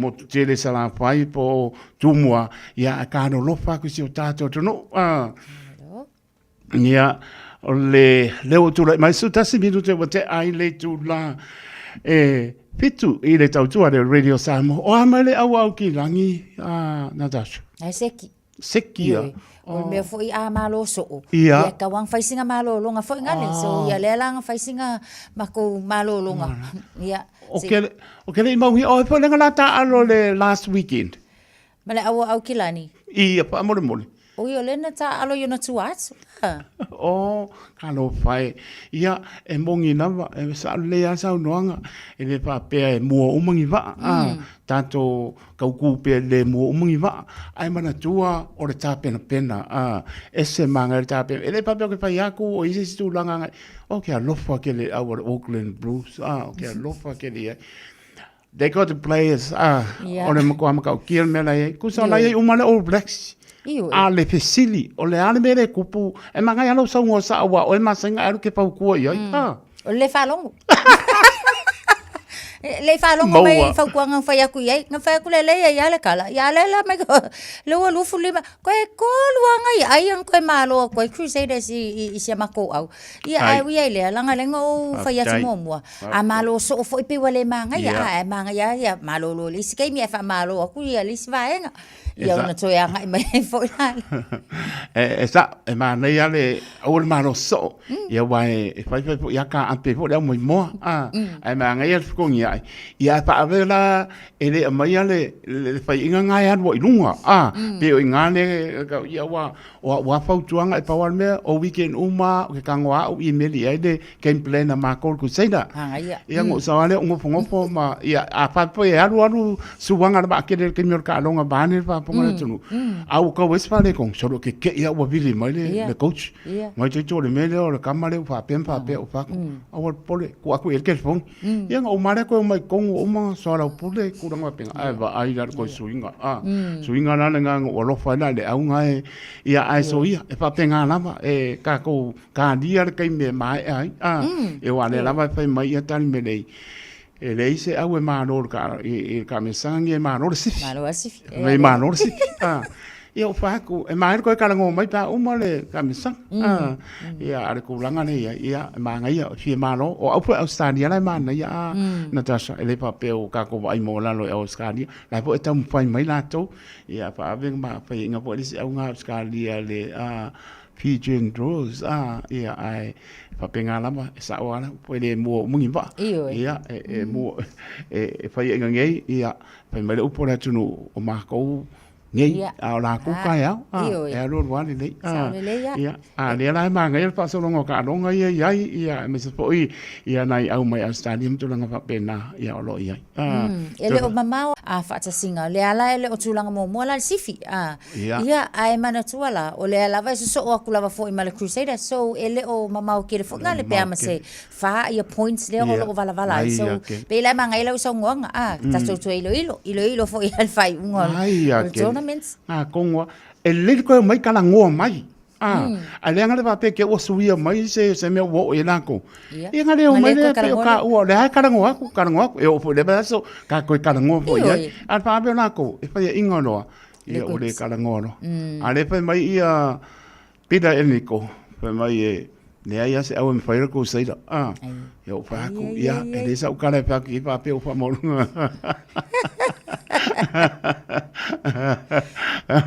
ia e malo la mala ka ano manga ia le tu wanga pu ana to maiti na chasa e o mai po malo lo la to ia o le baspo ia baspo fo to a mata fo ile wa o ngana i fana o le fa wa la vala to malo lo ngal neva yas mana ia o le ke va aku pe ia e kom fai fo ia doctors man esimo se la to strike po se la cosa te la tu rango ia kasi mede o por si firma ro to no ka kikia masino uma ko sanga uma pa pongo ele tu langa ana tas Io e wa sa tala no ina fo i leva yaso no se ma vai atu o lea o sa fa peona fo ia se savalinga fo i po se sol te e fa ia anai fo mai i le time nei senior doctors ona le tulanga fo i le ma fai lava ona talia ina la latou talo sanga i le toe si itia leo lo latou totongi so i le tulanga la ia e le leila i fo mai le fa i lo atu pe o le tulanga lea o le fa i lo atu lo latou le fia i le fai nga malo Peitai, o ia a fia ai la i. Ia e a fia lava le toa tele o i lato o e o ngase. Ana tuala, e iei ni se o lewa nga pokalako appointment o le aso le whaatino i nai. Ai mai se o le toa tele o fō mai nei, o lato ia whaatino i na tau tonga. O i lato ia lato te au mai le diagnosis fo i lea pe a mahe a fo i o wha ata. O i lato nei e sili ona mo o mea. E tangata lau tele, mō tonga fitinga. Ai mai se o le sa ilif sosoni atu.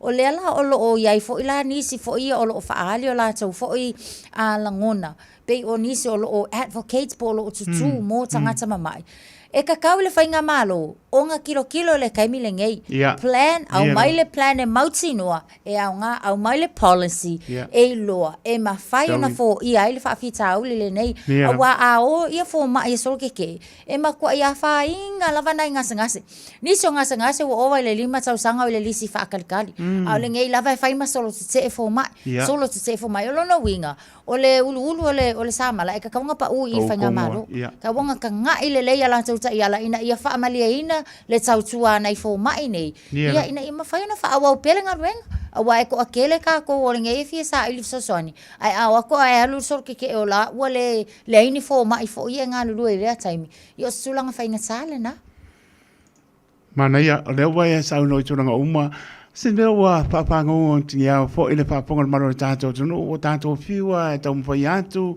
tato te ta un foiatu ina ia so ni mai wa e ala po ingaru solo tema tulanga pena mo mane e anga ia tulanga tongi ai sa le o tono mano le ma po mai tulanga o uma po tenga fa se ana po mai doctors and nurses e tulanga pena e po e whakaringa kuri mai ai mana tua whaia onga o ai foi o doctors ma po mai o lo lato whaia ngā benga pita e le whaingo fie o mai la se ai se vai ia me se oto o ina anu panau e kaua i kulanga papenga o nga maua lunga to tongi o lato o lo papena na nafa tulanga papena e le whaingo fie ia ngā waku lea ua keda ko ia ngai ngase o ngofo reng po ma ai sea o le pisinga sea o ia penga ruenga le o lava ko mo five pa ko ele kali ma de mano ele pa pe ko apa le ko ka de ai ia ka usanga vanir pa ponga le tunu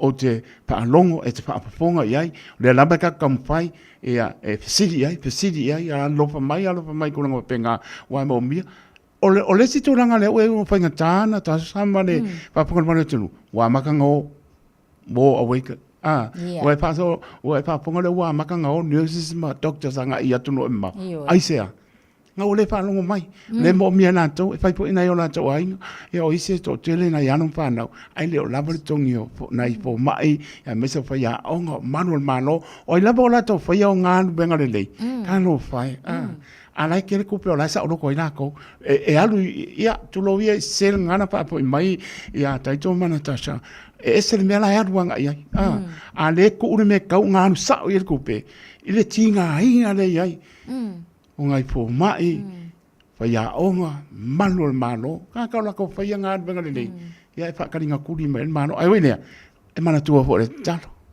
si la fiele di me wange i anu wa fa mai bai wa e fesilingia lava le tulanga fo le priorities ale malo e ia o kanga ka ke fia ola fo mo so le fale mai o te fesilingia po o fea tonu lava o iai ia le fa mo ai mai se lava a tala no le ile mtanga luenga so fo malo loina e pe ia ta wa ia o le tupunga le na o le fa mo ma le fa mama fa eta tau lava fo ona iai ia mana tua ale lava GPs o le si vai Se i tanga I fo lala tunu o I emergency departments. Ole maku wa I to a tele o ilato e sulu aku o la ua fia maua le fse soang. Alua ku fo I koe whaakadikari tu langa ne e se le fo I lea. E le no fo le fo I le mamalo la tunu. Ai mai se lava. Peha o I taimi e onga fo I o ngase o nai tangata. Ia o lo o sulu fa ia tu mole fia mausa. Talo si ele malo. Ina ia vave. Ona fai se fuafuanga I le nei fo I whaafita. Ule lo tu lai mai. Le angai mo o mia tatou fo ma. Mōni nei.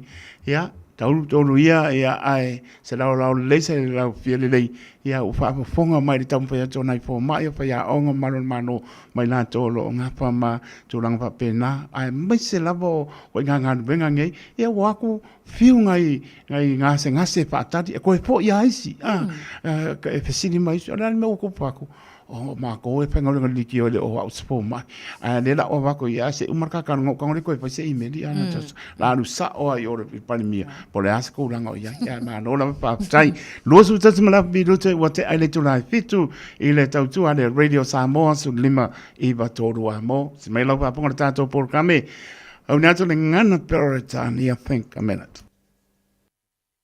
It could change everything.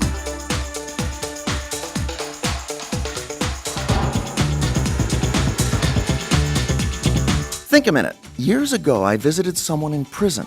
It was so sad to see all those people locked up, living inside a little room. What's even sadder is how many of us, who've never been convicted of a crime, live our entire life inside a prison. Yet we ourselves are the ones who build the walls that keep us inside, so we're not free to live our life to the fullest. We become our own worst enemy through our own wrong thinking about ourselves. Someone said, when you lose your confidence, you lose the battle. You know that in zoos, a baby elephant is tied with a strong steel chain to a big post. At first, the elephant pulls and tries to get free from the chain, but finally it gives up and stops trying. After that, only a thin rope is needed to tie that big, powerful elephant down and stop it from going anywhere, because the rest of its life, that elephant believes the lie, that it's too weak to break that thin little rope, so it never even tries again. Sadly, in a similar way, if I let myself believe I can't go any farther in life, even though it's not true, then I won't, because that's the destructive power of believing the lies of my own wrong thinking about myself. So the enemy I'm fighting is actually inside my own mind. But it can happen the other way, too. As a wise man said, almost every man wastes part of his life trying to show abilities he doesn't have to get other people's approval he can't keep. A popular TV program in America called American Idol lets ordinary people show their singing talent. The problem is, some of them have no singing talent at all, but they think they do. Remember, you can't put in what God left out. So don't waste your life trying to succeed at something you weren't made to do. There's a saying, the best psychologist is the one inside you. But that's only true if the one who made you is living inside you. Only he can help you know and become the person he designed you to be. So won't you ask Jesus to help you break out of your prison of wrong thinking and beliefs? If you ask him to forgive and free you, he can help you to start seeing and being all that he created you to be. Just think a minute. If you'd like a free CD of our top 40 programs, write to us on the internet at www.thinkaminute.com and catch us tomorrow at this same time when we stop and think a minute.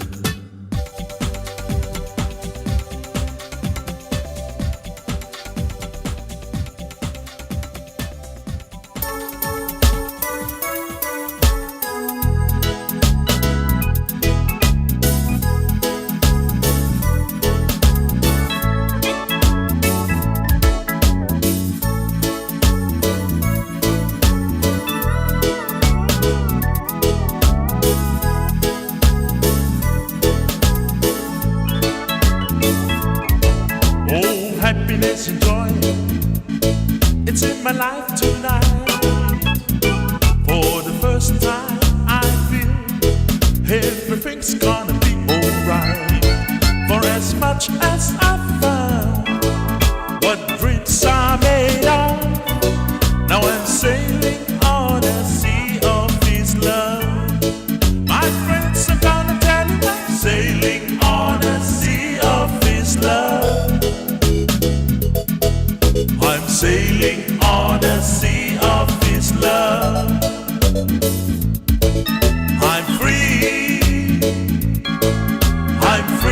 as I die. Now I'm sailing on a sea of His love. It's a miracle that Jesus placed in me. The truth that we share, I never thought it could be. He taken me to new heights of love. Now I'm sailing on a sea of His love. My friends are gonna tell you I'm sailing on a sea of His love. I'm sailing on a sea of His love. I'm free. I'm free as a dove. I'm sailing on a sea of His love.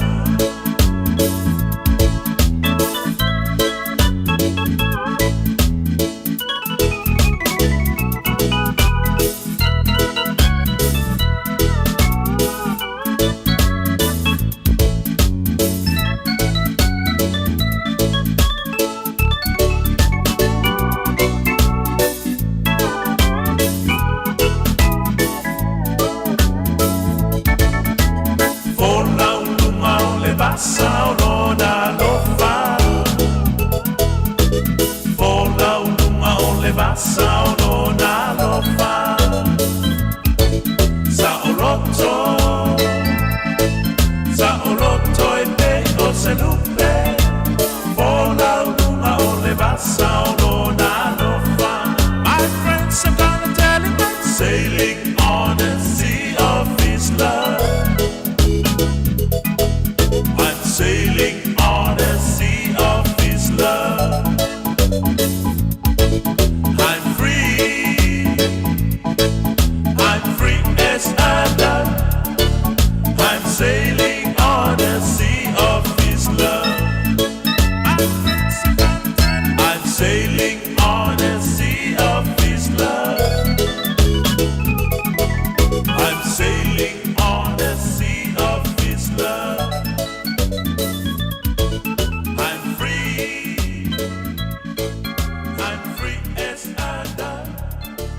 I'm sailing on a sea of His love.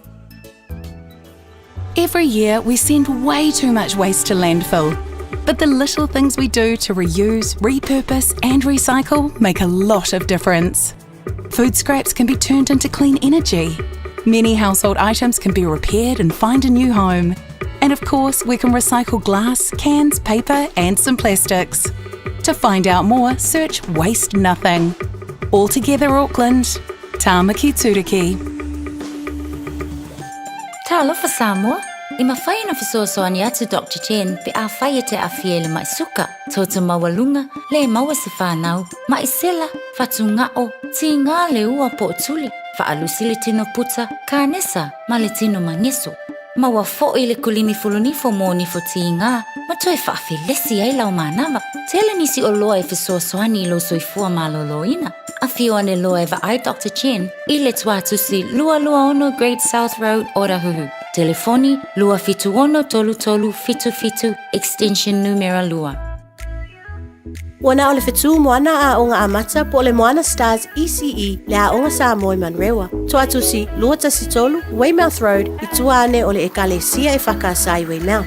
Mātou te tautua ma le whaamaoni mo le whanau. A wā le whaatau waina o le ngangana Samoa, anga nuu, whaasinomanga, ai maise leo na whaakerisiano o alo ma whanau o le atunu. E tolu sifulu I tūla e le aise tutongi, mo le whanau e tolu tausanga malunga atu.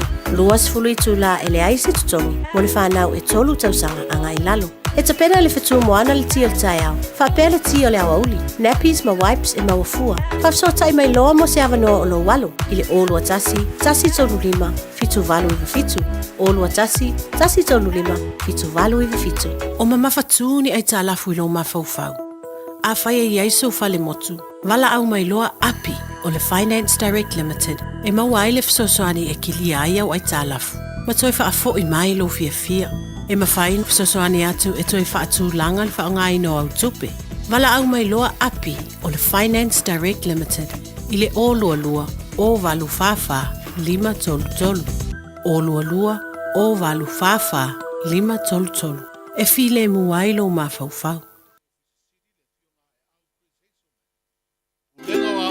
Talo fa Samoa. Waule yo kasu tialo. Awa shimia ngila. Tami le tula mai le ua lo suru ipa minute ona tāna le tula manu tāna manu ta liu tātou pasalonga i Samoa sui re Radio Samoa tanga vai tipi au tanga vaia ia awa po le longo po le ina manu tātou tunu i tala fō mai si o tātou tunu ta tono lo mrian manu tātou tunu nei vai ngore tai au le sulua lo sulua perila lo o lo lima ma toi fatalo fatu tau tua le Radio Samoa le ato tātou tunu au kilani manu tu ai va pe no foi ia atunu mau manu le tunu lo va pena o mau mai foi le tau tua le Radio Samoa su lima i va toru amo toi fatalo fatu le nganga fa lo ma lo lava le pa ponga pa mai ia me solo tu talia ina le tau tua le Radio Samoa su lima i va toru amo ia tau tua tu fo le manu le tunu ne foi va nga le tai au mai au kira nei manu kau siti le ma ke ia ele o ren con ele ke ia ai patar bat papta ya mosa ma lo lava mai e me pone pena po ya vale le fo semi ya ma ainga ma lo lava papta io e le mo mungi va lupe piliati ma lo lava Mariana le sa per po ya sione le apa le ngata leo tu sa mai i Australia ka no fai ma lo lava ma to ma lo le tunu o lunga apia polinga apra amo Nia male ainga lo va pena pale tango I male ainga lo va to mai America pira niko mai West Auckland am le pa mona mai le la mu ai Wellington e a Turin Pasania ya male ainga ma no la va pa tai ya na botala ta to laina sa mo le tunu pele ele tato aso I fu le wa tato anga ya tu ai ele ne fo I va ainga le tai au ya lele Malak male tolu fitu tasi lima I va tolu numera ia e mo ne nei lava tato ia ona va pena po ele ona ma fa ilo ato aso I fu manu tato no e po manu tato I meni ia Yeah, on air at radiosamoa.co.nz. ia le na ia na wa tana tato leina male nganga fa rono no mo me era no na tasa pa mo Fatalo fatu le o lo le lai. Fatalo fatu ma olo wa no le nei tai au.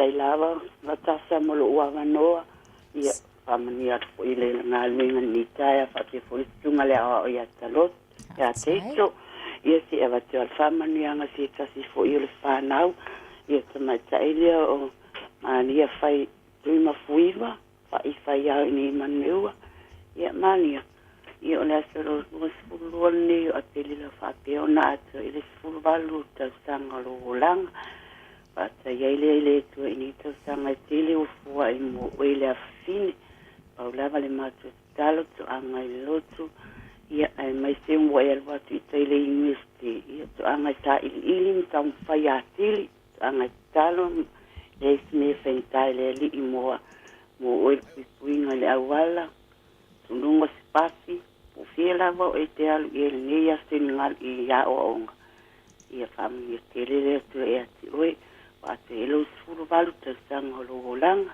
ia onga matolo faanga ie muri atu lo wasfana ne ia so mon mai lo faanga lo anti America ia lo fa matolo malfana ia ni filene lo anti auto malfana yo tara ia amesilo anko ia fala matolo malfana ia fati silela lo faanga o matu ia tu mo viva fa ifa ia masio kina ia nila ia mana yo suma siu tuanga ni to tasi ia mai siu ainga malava siu kinai tono ni tilane ia aya se masei lo faanga lo papa malo nana le lungo telefoni fa si taiti le la tasa ai masele sunga la o ia taito ia manuia lava ngaluenga ni ia soifua ia Sai manuia le nei asa soifua Lo mau pela va no fa talo fatu le o mau mai lam no. Talo fa. Soi fo man via. Alor soi fo a el. Ko sala e fa fo le. Le yonga le dia. Soi fo man le au mal pa tu ia ba lo lava mal no fa. Lava ko. Sai. Ya, Via ko fa manguia fa ngora krento da ngi kaya. Pa kai de ro fa malanga le ko ma lang wa uria ma skasiore. Or krento da ngi ainga. Ko ma kai le o Lily May. Lily May Bailey. Kai stand mo bay. Le so wa ko el sul mat fa on ko sanga. Ia le vi inga fa fo I ka ma le rangi lang ko singa pui ma le so fu ma le fa ngau ma ko ki fa mangi a ko lo wa so fa ngau lili a fa ke nga ke ba na ma nga ma ko samo ia nga fa ma ma le nga pa ia ke oi ia lo fongia ia le ka ma le rangi lo fongia ku wa la figi ia fo so fu la le ma le ola war se ngai ma onga ngie ku ya ale nga ka fo ya mudia ko lo fa ngau o ma busua ma fa ngau lo was fa ngau o ya manguia lo was fa ngau ngia so ya fa pe fo ku pola ma ko lo ma fa ngau fa pe fo I ka mudia ku lo was fa ngau ya ma se ya lo so lo kinga ya emeding mudia ko lo fa ngau ilo waso fanga o ngi yaso ya fácil cielo fanga ma ko grandparents o lili ma lau mangi fu va ngal fanga fa mungie de ko lo waso fanga pui ma le o mi ora yanga ngi yaso vi ia ma vi ia ka kom ka rangi soi fo ia mangi lo waso fanga kai da kai ko ai mo le aso le au ma lili. Ia lo maua pele vanoa. Faatalo faatu. Para foga tasa balo se fue la que bala wa sunga la kai ko karoko para sunga la pioga ko kaulang. Ia sauno hia wa maua lo vanoa. Pa kai tasa bro abwa. Bofa bungu aku as fanga wa Joseph. As fanga o Joseph la songa ako lusu fa kausanga Joseph. Lo fa ko lo Joseph pida kai bade pida mero kinga o sengiu lo fa kai ka finga o bako Joseph ingai Oscaria ngai o Joseph monguero was fanga o Oscaria lo fa ko yo ko ba kai bade pida ma kinga sengiu mondeu ma si ngai okay ya bidiama mas sarai mese portrai maedi ero fanga baku manguia fa poponis kausanga ske tose fa waka ko mafkara ero fa de ko fa poponis kausanga ske bo oitose yo skaria me fanga renga ai mo fanga tose ro fanga de pe bika mai kaufo Mese la paio fai dua moranita, mese ko ala pau ma manta lo pa ko do fangau. Mese hana mas longrong ko di soka, mak ngam ko ya bainga lo pa ko do fangau tse. Mese balai makai badi, balai makai badi mar fangau lo pa ko do fangau tse. Ape ya ainga akor ainga poko ka ko tse pero fa ko mbabe ka lo fa ko moro asfanga tse fo Oscaria lo fa ba ka se fo ka ba de pe bi ka o ya pa ka la ka ko mata sambro abongo ya fa sai foi manuia tele ne yaso Tasa pe ana ina ta pala ulunga apia polinga pole neli pa mole. Leo ta fa mani angle nei mai a Sefania Max Ruta Sangote. Fa mani atu la Sefana Oluso ya Luisa Siaki mai manurewa. Fa ataile tua na tau sanga tele wa e aulia wa fa se fulu tau sanga. Vi inga fo ile tua la na tau singa malana pui puinga ya te o ile uso. Te talu ile tua fo ile ola male malosi. Wale feanga yai ma fe au mangaluenga. Olo fa angana watu lo grandpa fa apea o aunties and uncles ai mai se lo tina ya la nuola mai Samoa. Fa apea o ainga o malava, we love you. Happy birthday. Ia atonu na ole paulu na ta fa manianga lunga le apia folinga o lo ia il taimile nei. Mo asa soifua. O maorata I Merina I Meli ia Nori and Junior. Lea ia. Ia la sa ilia. Ia le. Lea laf. Ia lai o sa mai piko lea. Ia, o le inga i le o le mana umalava. Ua o le so ua whamanatu nai le ono so lima tau sanga o le soifua o le mātou te mā whaiwhi au ia ai lapo tani ai whaatai mo o apopo inga mo i mātou le whanau o whautuanga mo se mātou le manai manuia e le whangaruina lo lofa mo i mātou ia lofa ne atua toi whaapopo nisi aso stele lo soifua wā le taita ina o le tātou e kānesia po lapu ma moe le rii o lofa e le mbae ma ia nori ma junior manuia tele lo soifua la sunga le papengainga al patu ai lapo tali ai pe koe so ato pe au ka koulanga pe ngau koe mo mai ana tasa pa mole Ia whatalo whātu le ua wala au mai. lasi ngā Malo soifua tai sunga le au taito ai mai fo ele tau sala ia Natasha ia fa tai mo ua vanoa o le fa manuanga nei mo o le sunga i fa fianga ia ai lafo tali ai ma tau te fa mania tele mo do wasa soifua nei aso fa tai le tua o le wai au lia fia le nei aso wa ato ia lo wono suma lima tau o ka se alofo le tua au fianga o lua ma ta ina o le se au mai ngal venga le tua fa tu mawina pela fa unga lunga ia ila sunga so stai me tura ia ia ile fa unga mana le nganga pa io le tua ia te o lua uma ma le fa le tua fa manuia tele le tua lo waso fu nei ia ai lafo la sunga fa fianga ia o lo fa anga na va tu nei I papa toi ia mata no fili ia ma antitina le lunga telefoni fa manuia tele le tua nei ia fa stai tele tai to ma Natasha lo fa soifua soifua ia ia malo whaatai a tonu o tātou whaamanianga uma nei o le nei fōi aso. Ia, mai le pūlenga, mai se fōi o lau whainga luenga al tātou leiti o nei, ma le pula kalamel malo tai au. Mōli atu whaamanuianga, malo whaanga, patipatia whaatasi leanga leo le tua i outou soifua, I le nei fōi aso, manu ia tele outou aso soifua, ia whaise pāki manga, ia la e mama sal o ngā. Manu ia tele outou aso soifua.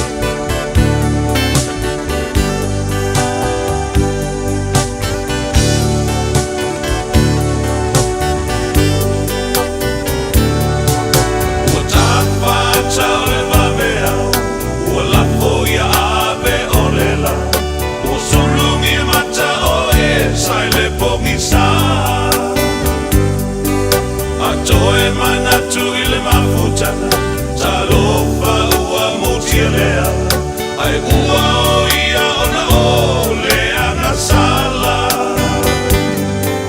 Ai opte manatu ape ole upu E sau pea onu ula pele whangalo I o tina Ua ole ngona le whaingata Ni toe alo whaanga Whaamangalo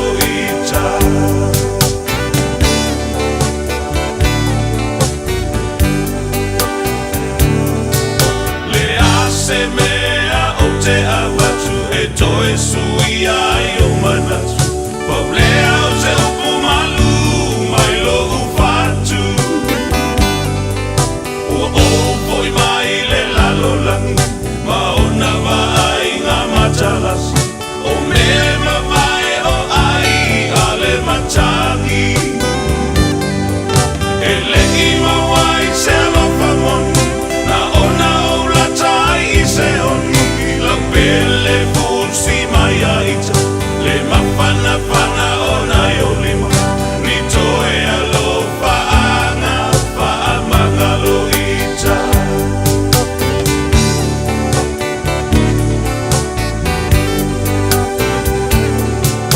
Ua bae se ngale mafutana Sa vagi e fatu mawina Ai ole se se ole faiva alo filima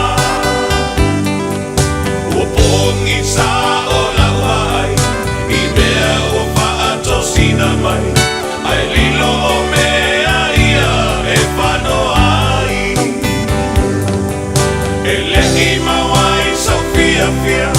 Ai ona o oe ua o misia lau pele fusi mai a ita le mapana pana o nai o lima ni toe alo paanga paamanga lo ita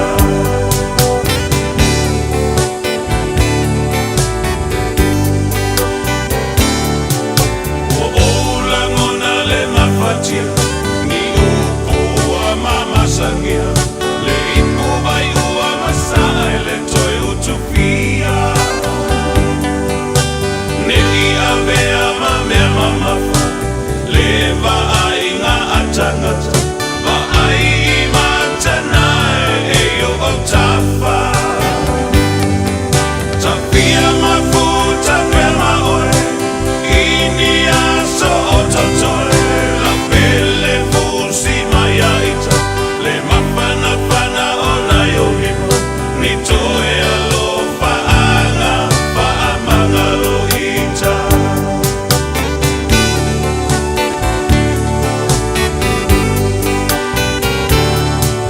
e paapepea ona o mangalo se vanga na lo finanga e mana tua oe ami o fakerisiano amuia e paamangalo atu e paamangalo ina mai le tusipa ia o e masani ai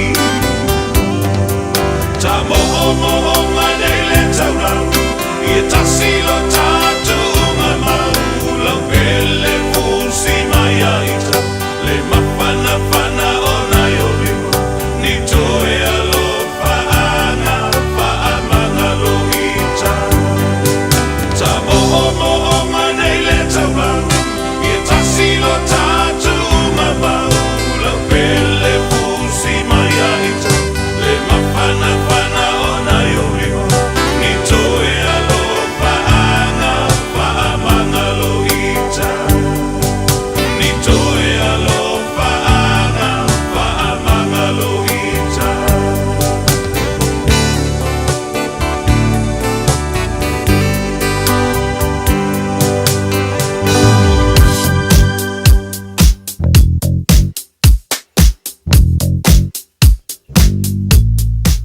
Lo ia se whaalawalawe tau tā vale I lunga o le route lua se fulu mai le tasi Tristram Avenue on the North Shore lo mai tawati ai le taimile nei o le tae au o nisi o vaenga lunga tatu State Highways fulu mai le ono whai lava si pisi o nisi o vaenga o le alatele le taimile nei westbound mai I le taulanga na iatu 40 West Auckland lo mai tawatu Newton Road to Western Springs whai si pisi St. Luke's to Adatu ma mafa to iei nei Poloka Lincoln Road to Westgate lo whapena 40 eastbound lo mai tawatu te Adatu to Waterview Tunnel whai asis lo le taimile nei Waterview Tunnel to Nelson Street exit o le na fo lo pisi on the Southern Motorway le taimile nei southbound Grafton Gully to Green Lane whai si pisi le taimile nei Green Lane to LSE Panmure ia o le na fo lo tele na Poloka LSE to Mount Wellington whai si pisi le taimile nei on the northbound Mount Wellington to LSE to Green Lane to Crafton o vaenga umana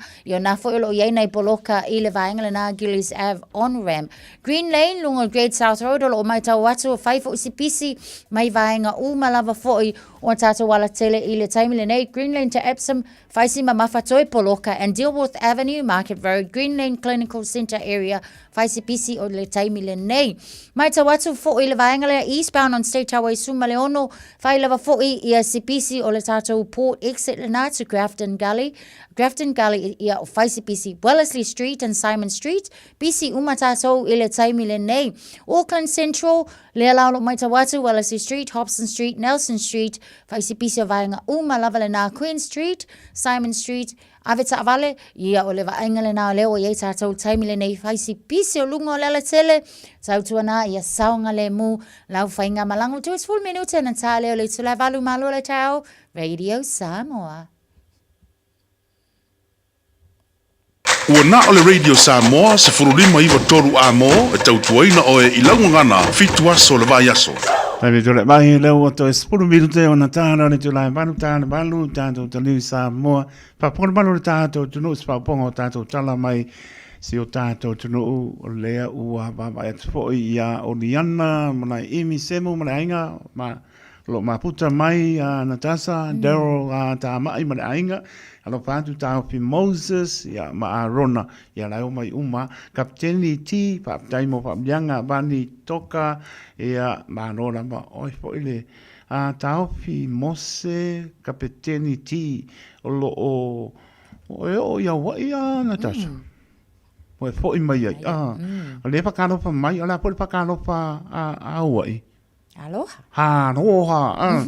E a pakalopa kumo to, Stasi State of America, bani topa, mana ainga, ma nona, Natasha a tele itu uale, a maptanga ni aso, o lea e le opo Silvia, malo lea tunu o mātua, i a le pengai fu o na yanum whanau i malo longa, i a to e at fo e man fo e tu le i ngai mātua, i a ma, na yanum whanau fo sina pautuanga wa o lau sunga pa ia, onga mananganga pa alolo, i a kako si siva aile, pa ma vai akuia o ni aso, muia o e la e atu. Ia wha māloa tu lava i mātua, o no sai le lei fo i lua vai aso o tau mafuta e mana i o tau halo i fale. Mautino la fo i le fo i o e kafe wheka, i lo fo i le ko whaka uka o makangi. Māloa lon sai mātua e le whaingo fie, ia ai o le nei fo i vai taimi umawai nei māloa longa nei alo manai whanau. Ia māloa le ono sai, ia māloa fo i le whatotoa, tamaiti e se ke ofo fo i pe ako whakinga umi ia ta mama tina ioi ka mole malolo ia ma faisinga fe au so soani ta mama tina ta to ia fainga o nga lu em fai fe au io so soani foi vai ngai ko ke la ikinga se malolo tina maile io ele la va foi tina la to ia ma mai ni so ma to fainga luenga fa mole ango ngofo to le fale ta mama tu mtina matua fa ai le ta mai ti vai kio palaka au ane i fa ta alo ngai ko ke kio palaka yo lava fo il palaka o CV ia va ai le ku estus faitau io e mangi pepa ngai alo maku wa ika osi ani ia ole au ngale na mo la tau ia tau tuana va ai fai to au fale lokalele au ole kau fe kuli fua pe aku ku ia ku se fale kulo fia loa fo ia se ali eta le tama matua ai malolo le ka ko laiki nei fo tuanga na mo tatou pe afa pe o le tatou te le fale le nei fo mai tau te ne matama malo fa tai sa noa na ta sa le wa to fo ile pa manos fo inai ya non fa no e me se lava o matua tatou te le o ia la fo se fia nai matua ia tau tua lava le radio Samoa pa pena lava tu ola no atu tau nei le ia le tau nei pa ta pe o le tai nai na to fa ma fo ia me se o me ano pa le fo ai fo mo tatou pe pon tatou tatano ola ua pa tu ngai nei to mai ti stai mi o te tau tala tu ai fo i va ne pa pon ma tatou tunu e tai mi lai o fa putu putu to mai ti me le o fia le o ngai ola tau loto e ki pa fo le ina o se me pa le ton ola ua pau tuanga pe po ona sau noa apa yo lastu lango lo ye se me ke le fia lo fa ya on ke le fia lo so lo tuanga le sau tala no pa so lo ta mama lo tira tem tonu ne ma to itala le se me le fia ye e fo ile on na va ya so pe se me pa mo le lo fo le ni o ma me uma o le se me ka ya lo lo so enga le aso kau yelo ma pa poloka ai le ai e ke sa wa pa le se me mai e pe ala po tuanga ngana jas fa so lo tama fa so lo tina ia e sila pia e lo tama se me apa ye le tu sai mar me e ta sa o to lo tama awa na te sel me ke kai ai apa sa fa pe lo tama mar tina saun ka ko bola son fo le la o ko pala vai esele mana ya na tasa e o tu o ma le benga tama por tine ya vai fia le on so en yo ta o la na ta la no le ia ma fe mala mai fa mala fo il fa ya o ngai mala na fo i ta fa yo mala na pisola ya fa mo le se o fa me va ai la ye le nga ai la fa ya o ngai ole go sa o le ai o le ta o le fe mala ia ona le leila va fo ile ama solonga le o nai fana ma nei esel ma nei ia ke halu fia o ka kongo mai uma o ko ranga penga ke le pa sono lo tama mo tina e ile me ko pu ya le le ya wa o ngai uma to sang le masa me o nga a po lai pe se sa tau lo tau mo au ke pole menga lai lo fa mai Yesu ya tato lo fa mai ne to tato au me o malama e te fa so e lo te mama no tina e ke alu le si aso hole o maro tino o le se me o release mo le pressure nga sa ave mai o nei vai aso e fia ma wole no lo vai aso fa so ai ia ma se me a me so ngana tato le no me tasi o le opo fa ngata o le opo fa ngofie o le ale wingo o le opo ia man malamba tani tonu nei tama tine na ua fa mano se atu le sunga fa nga ia Natasha mo oto malama ia me se ona I matu ele ia ai ne fotu atu o tapa tau ne ia matango pie o tanto anga venga tuva dasi mapo dasi ia o luano o mapana fa pena lamba por tama por tin por e alo lo fa tato waran panda mo nga fa lupe o na mati io to fin ngalo mo tato no to ia tau lau fa mo e tato te o abe ala me ngata I tam fa to me o le na ai awana ino fa awar ka ngulu or ka mane ya ku wangar ki nga usul ka ao alu le po ya ngar ka ngulu ala ya va ni me ai or fa ai ya ma no na ma pa tai la man ta sa mo neta ya ai ma ai po singa ka si mu ya nga fio le lo mano fa mai ai fio lo mano yo la man tu au so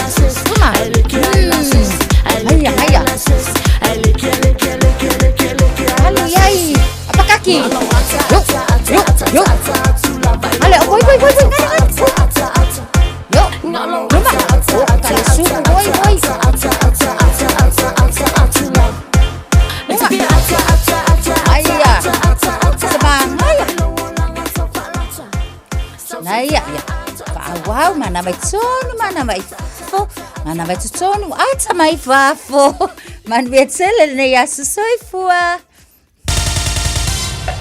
Usi mai alau whaafafonga. Telefon mai Samoa ia so taitasi. Ua au mai amo oe ona o le langolango mai a le talofa voucher.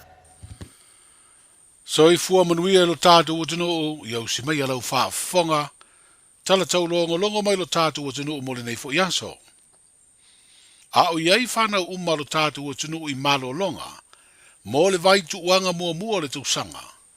O le ua ave le whaatala ula le ofisa siri o le pulenga o le mtanga aluenga. O a onga manga nuu iuru a onga mawhai a onga umai le tino. Ua whaatangisi ai le lango le soifua malo loina. I ngā luenga o le puipuinga o le wha mai o le fiva o pōna iwi, po le tanki fiva, e peo na toi pesi ai lo tātu pa tino. O le vai aso muri le nei o le tu uanga o le kuata mua. Ua tālo sanga ina ai e le ofisa siri le fionga e au Chris Hazelman, pulenga o a onga umai le ngata i a onga le malo, a o a onga e kale sia ma onga tu maoti, e wha a onga e whai ai ni ngā luenga e wha ba mai lo toa ma whale a onga, e ale le ave sea uma o so se o taota, wha pea la pisi e to ai le vai ma ave ai mano fuanga, e no nofo ma tu fuai in setio le namu, o lo fe ave ia le vai rusi o le fiva o pona iwi. E peon si le fia wa whai loa mtanga aluenga le soifua maloloina, le whano ai o le olo se tamaititi se fururua tau sanga le matua, ma fua ia unga ma fianga o lea wha mai. E whai le manatu ala matanga aluenga, te le o tātou wā onga I tonu ala atunu, o le o teu ina le loto a I le la au le o le whala. E la le manatu ala tātou matanga aluenga, pa pena le whautuanga na a mai le matanga aluenga soifua maloloina.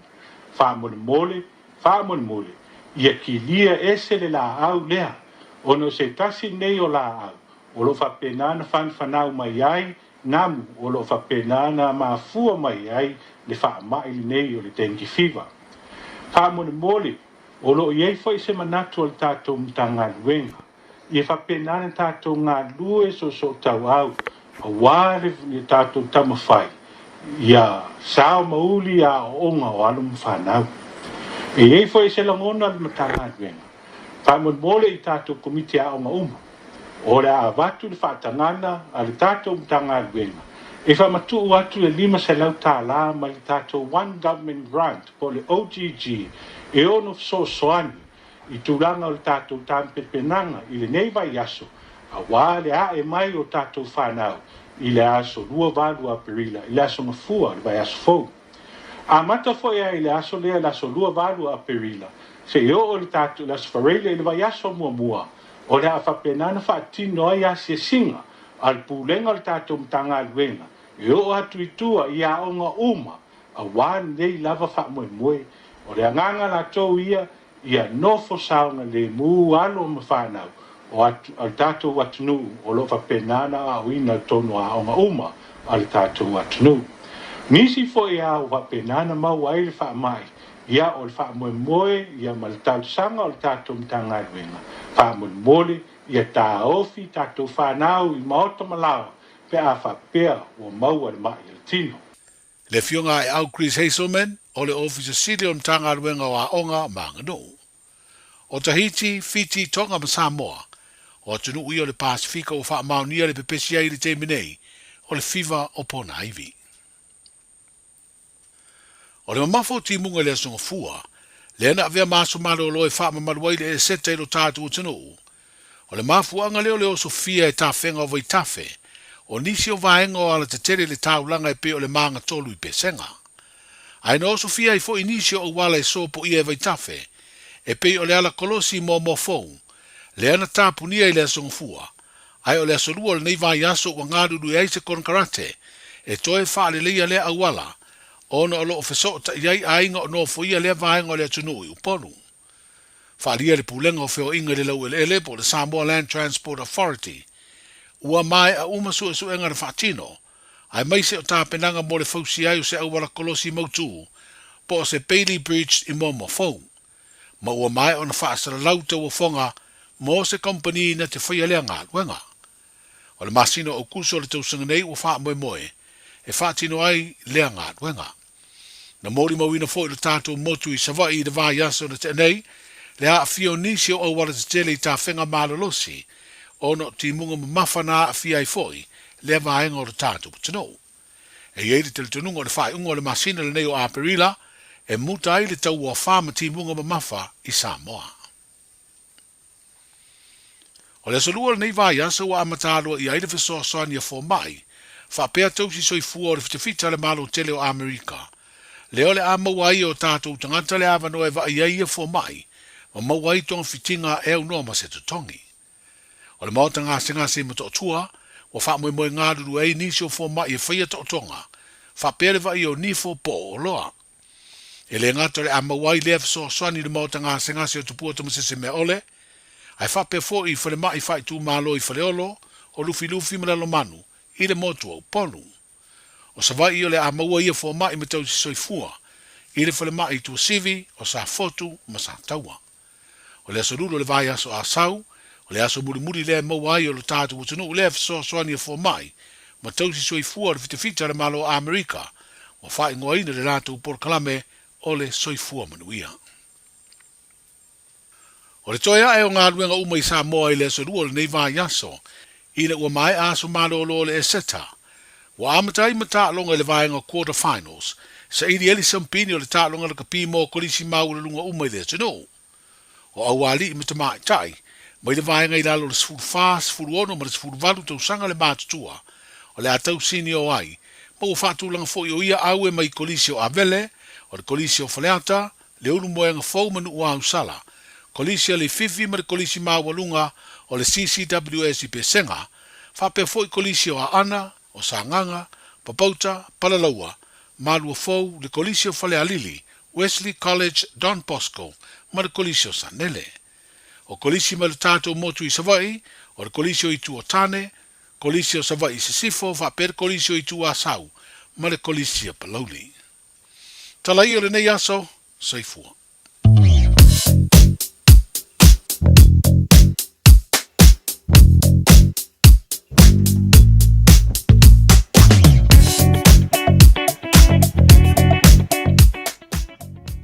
Paru minuto o te ale tu lai malu no pa ponga malu o tātou tunu tana mai si o tātou tunu tau tu au tanga vai tipi au tanga vai au minat lon lua pe tāls pun ma de lua au minat pun muri pe tāni tu lai fitu I le fiafi o le so sta venga lungo le wala mor si fil malu tātou tunu ma vai atu I Consolation Drive I North Shore mo kwa puloka le ngai mai lungo motorway sa venga pun na mai up no pa ngai au pani places low mal traffic le mo mal traffic anga at Port West Auckland mai Albany Green Heights pa pina Port Hobson vianga e pino pai o se venga lungo lau papa o mo slow on traffic pai mani mai sau kai pekenet anga one wa road anga lungo lau papa o le tulanga la na tasi o se venga Port Devonport Ferry anga I lunga towards Pace Water o makwale mua sa o traffic sa mo le tunu pele pa auto uta le lava na auto to fo ngan venga ya le lava sa le mua pa utuai le se me pole tau sa o pa langi pe ko o mo umi mananga pa no sa I takapuna Hershmere Road Shakespeare Road ngai pasi le mautanga singa se no shonga lunga lau papa o makwale mua mai le traffic o sa banga na tau langa na Victoria Park ngai lunga le Harbour Bridge ia umukwane mo ale traffic anga I Corachio anga towards Chivers Road here in Bay ia now Silvia pe anga I Ponsonby Road anga Newton Road or tu langa laba na tasi mai kai Simon Street anga kai Papas Newmarket Manuka Road ia le now Silvia maro tato no anga for Remuera Road anga GI o le tu langa laba na tasi avai pe anga Pilkington Road anga Pamua ia no winga ke maua Ellerslie Highway Mount Wellington Highway, Sylvia Park, o mkwa slow ala traffic anga tonu tau langa. O sa wainga nai o ni anga I Mangle Bridge, o le tu langa lama nai tasi. Anga I mai West Auckland, Auckland Sifo, Lincoln Road, anga I Henderson Mall, anga I lunga Glendine, roundabout, ia was slow for the traffic. Ia anga I mai pasi mai ia Waikomete Cemetery. Ia le ior taimi o se singa, sa wano sa anga I Lean Mall, ia pepe te mo mai Lean Mall, te anga I mai Tiverton, Wolverton Road, New Windsor Road, Mayora Road, Hillsborough, long wingo de motorway anga I Mangle Bridge. A pepe te anga I mai New North Road, pasi mai le peke mse. Ia, se ilo ku ia alo sinanga pe lang whakau ngā. Ia, portina matua ia lauta wa sa pe tuli. Ia, rongo ia ke usa mai ngā Hindian Avenue ke Mola Stoddard Road anga Hillsborough o le nā. Dominion Road, Centringham Road, o mokua slow ala traffic. Mai lunga le motorway, Green Lane and Roundabout. A ngai mai ea mātou pei mahania mau slow le traffic i le sau. Pape nā pole ratu pasi mai ia mātou karo mai. Ia ngai tula le no tūtua ai pasi atu ia sau mō lai mānaia tō takanini mpapakura. Ia pikirora kanga apu marakanga pēr. Ia kupaku ia ila kou mai. Pia kausa mai malangang whānoa. Ua mawhai ana au ina atu le tala o le tau i aso taitasi o na o le lango mai a le Pacific Finance Limited. Telefoni o Varselau fitu whawha lua fitu.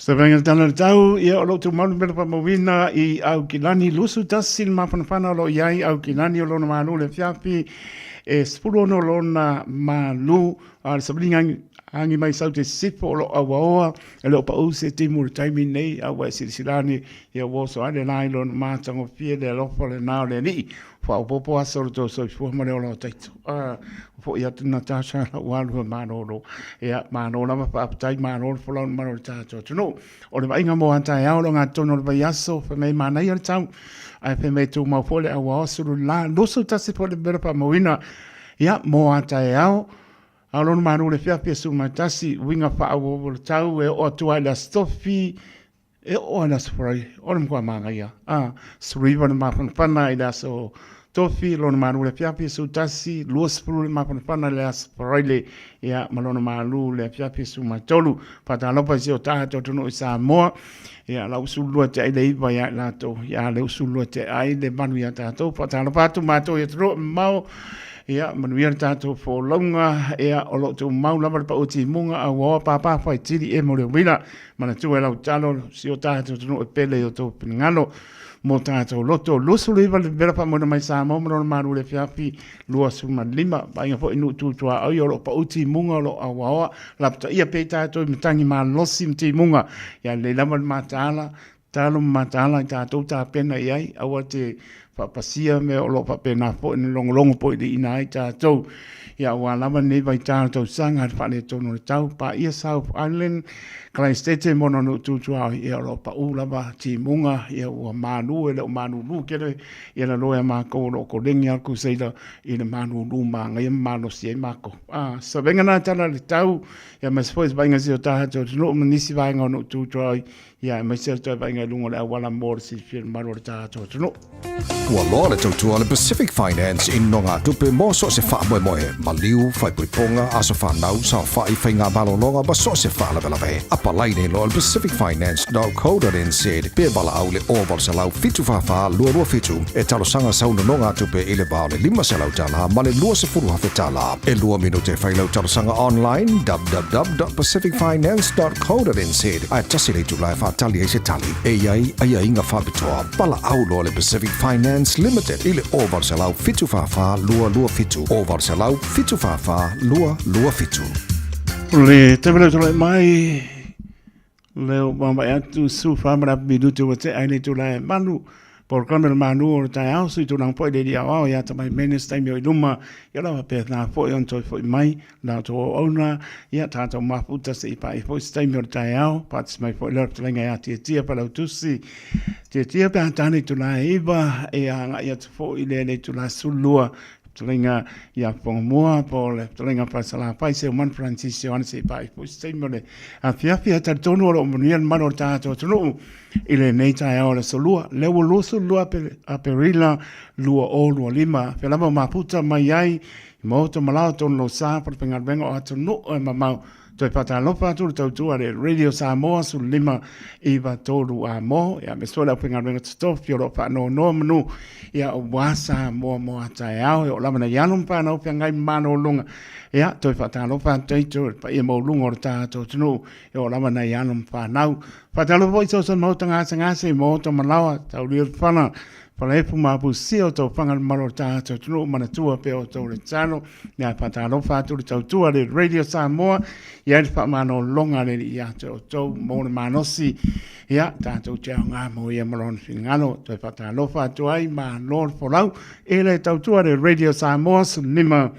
E ba tolu a mo tau tu mo e fitu aso lo yaso lo su fai tu la mia foi fo fa mga venga o le ne yaso poi le li ile u fa fo ma le fa le mai so la torta to no ai tu asin sina lo fa te le atu manuia la ta po inga ya me fo nga le yaso la to lunga le wana fa mo le o fa nga ina te foni tau tia me tu fu mai ai ma so fo pa pa le tonu saunga le mui mota malawa te le tai me tari ai telefoni. E le patonu ina pa mole ia pautuanga rama a le Radio Samoa ia mole saunga le mua tātou. A le rie pui lo tau soifua ai pata mana tātou. E tā ua le le mole i pasia moli le lopo ai la saulu kamakau po ai la saulu langa mani. Tuli ta sao, pe kaui o le sao. Ia o mai si se la baenga lai o mai le baho le langi malalangi. Kwa umangkau mafala to awa ono fwana au. Ia ngā mai ana le kapsai, tu loulengan. Ia le lama le mātana pa uta uta le lei. Ia atanga e tu au sang le mō. To e ola mare mō ni lan me mata. Ia rau taimi nā. Manuia po ea tu maota malawa. La tau wanga i fe au mga nuenga. Nispo tu tau fe au mga nuenga. Sa ngā lue mare pōn po wha mā lo wha chai. O lo wha mā no siri nā ua e mōa lo pia pia. Oi ki kia mā rō. Ka mga i fe roa ni mā whare ma kua whare. Ia siri po ngā pia roa ni mā whare ma kua whare. Anga mā rō ia oi papenge ua e le fia fia. Ai kere koe mōa lari tōna. E alo ari ko ngai a whamipore tōna ia o ina lumna. Ka i papa senga nge oe. Ia leila mara pa manosi umaro waso pati malpia pia. Pa tai ne tua wa melo tele a teo koi kike au pa vai. Whenga le ria lalang. Ia mao koe le si lua se lau kāra. Ia le o fo i mai. Fo i atu lo vi inga tama. Lo pa manosi mai le lau moe. Wai vai nana mangai. Ia ngai pa vai ngai kene koe mo. Ia manor pa manosi. Kou mau ai per pa manosi. Ia ole. Ngau nge. Ia wau whankanga usu o long weekend. Ia manor fo ta penang fo ia kare sia fia. Au pengar menga tutofi sa pa pena au tara mo fia sa ta penaina. Ia po fuanga le seta. Ia amber vi inga le tua. Nasa ngar menga mai an tato whaia. Tu maun whatau ba ai o tato tangata. Tu lo. Ia e maunungar vi inga po i le tua. Lo fatu i tua sensina na i o tamana i o tina. Ia mo pere lo to soi fua. Tu lo i le tino sili le ngang. Ia i pere wha mano longa no tato. Tua i lo to soi fua mo tato. Wola. Ria lau singo le nei aso. A lofa te neatu. Smela pa ponga le tato. Wala ngā upu. Le lopo whau i e kui pea.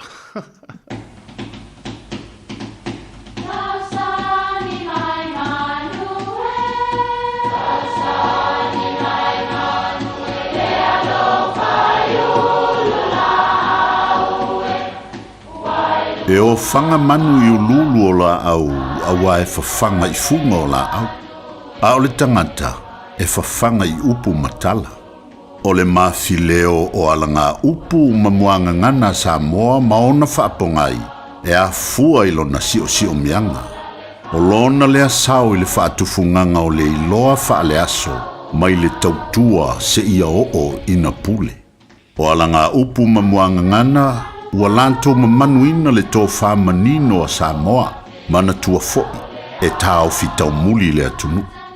O le whale o Samoa ua maea o na tofi. O Samoa ua uma o na iai ngoa, ma whaasino manga whaano whale, e iai o na pou. Ua ilonga lava pou, male i tuai ngā matai e nofo ai.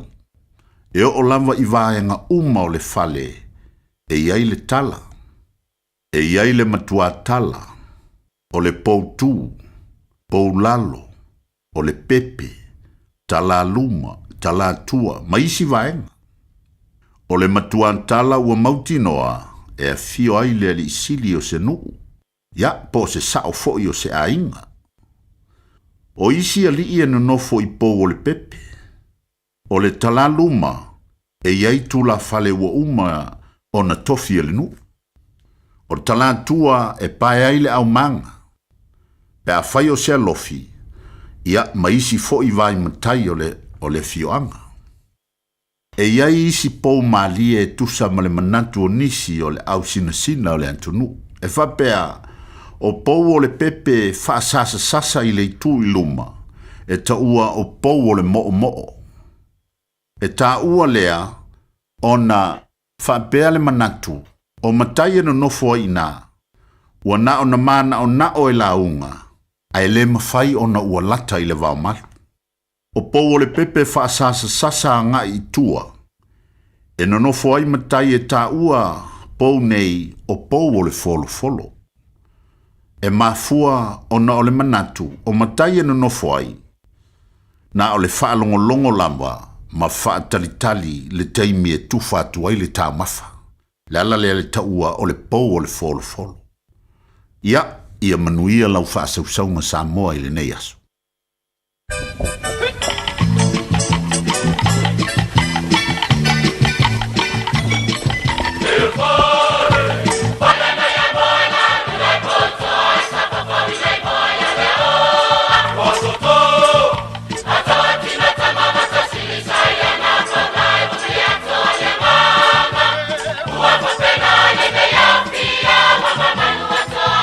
Singa manaya, manu pepe le tamanu la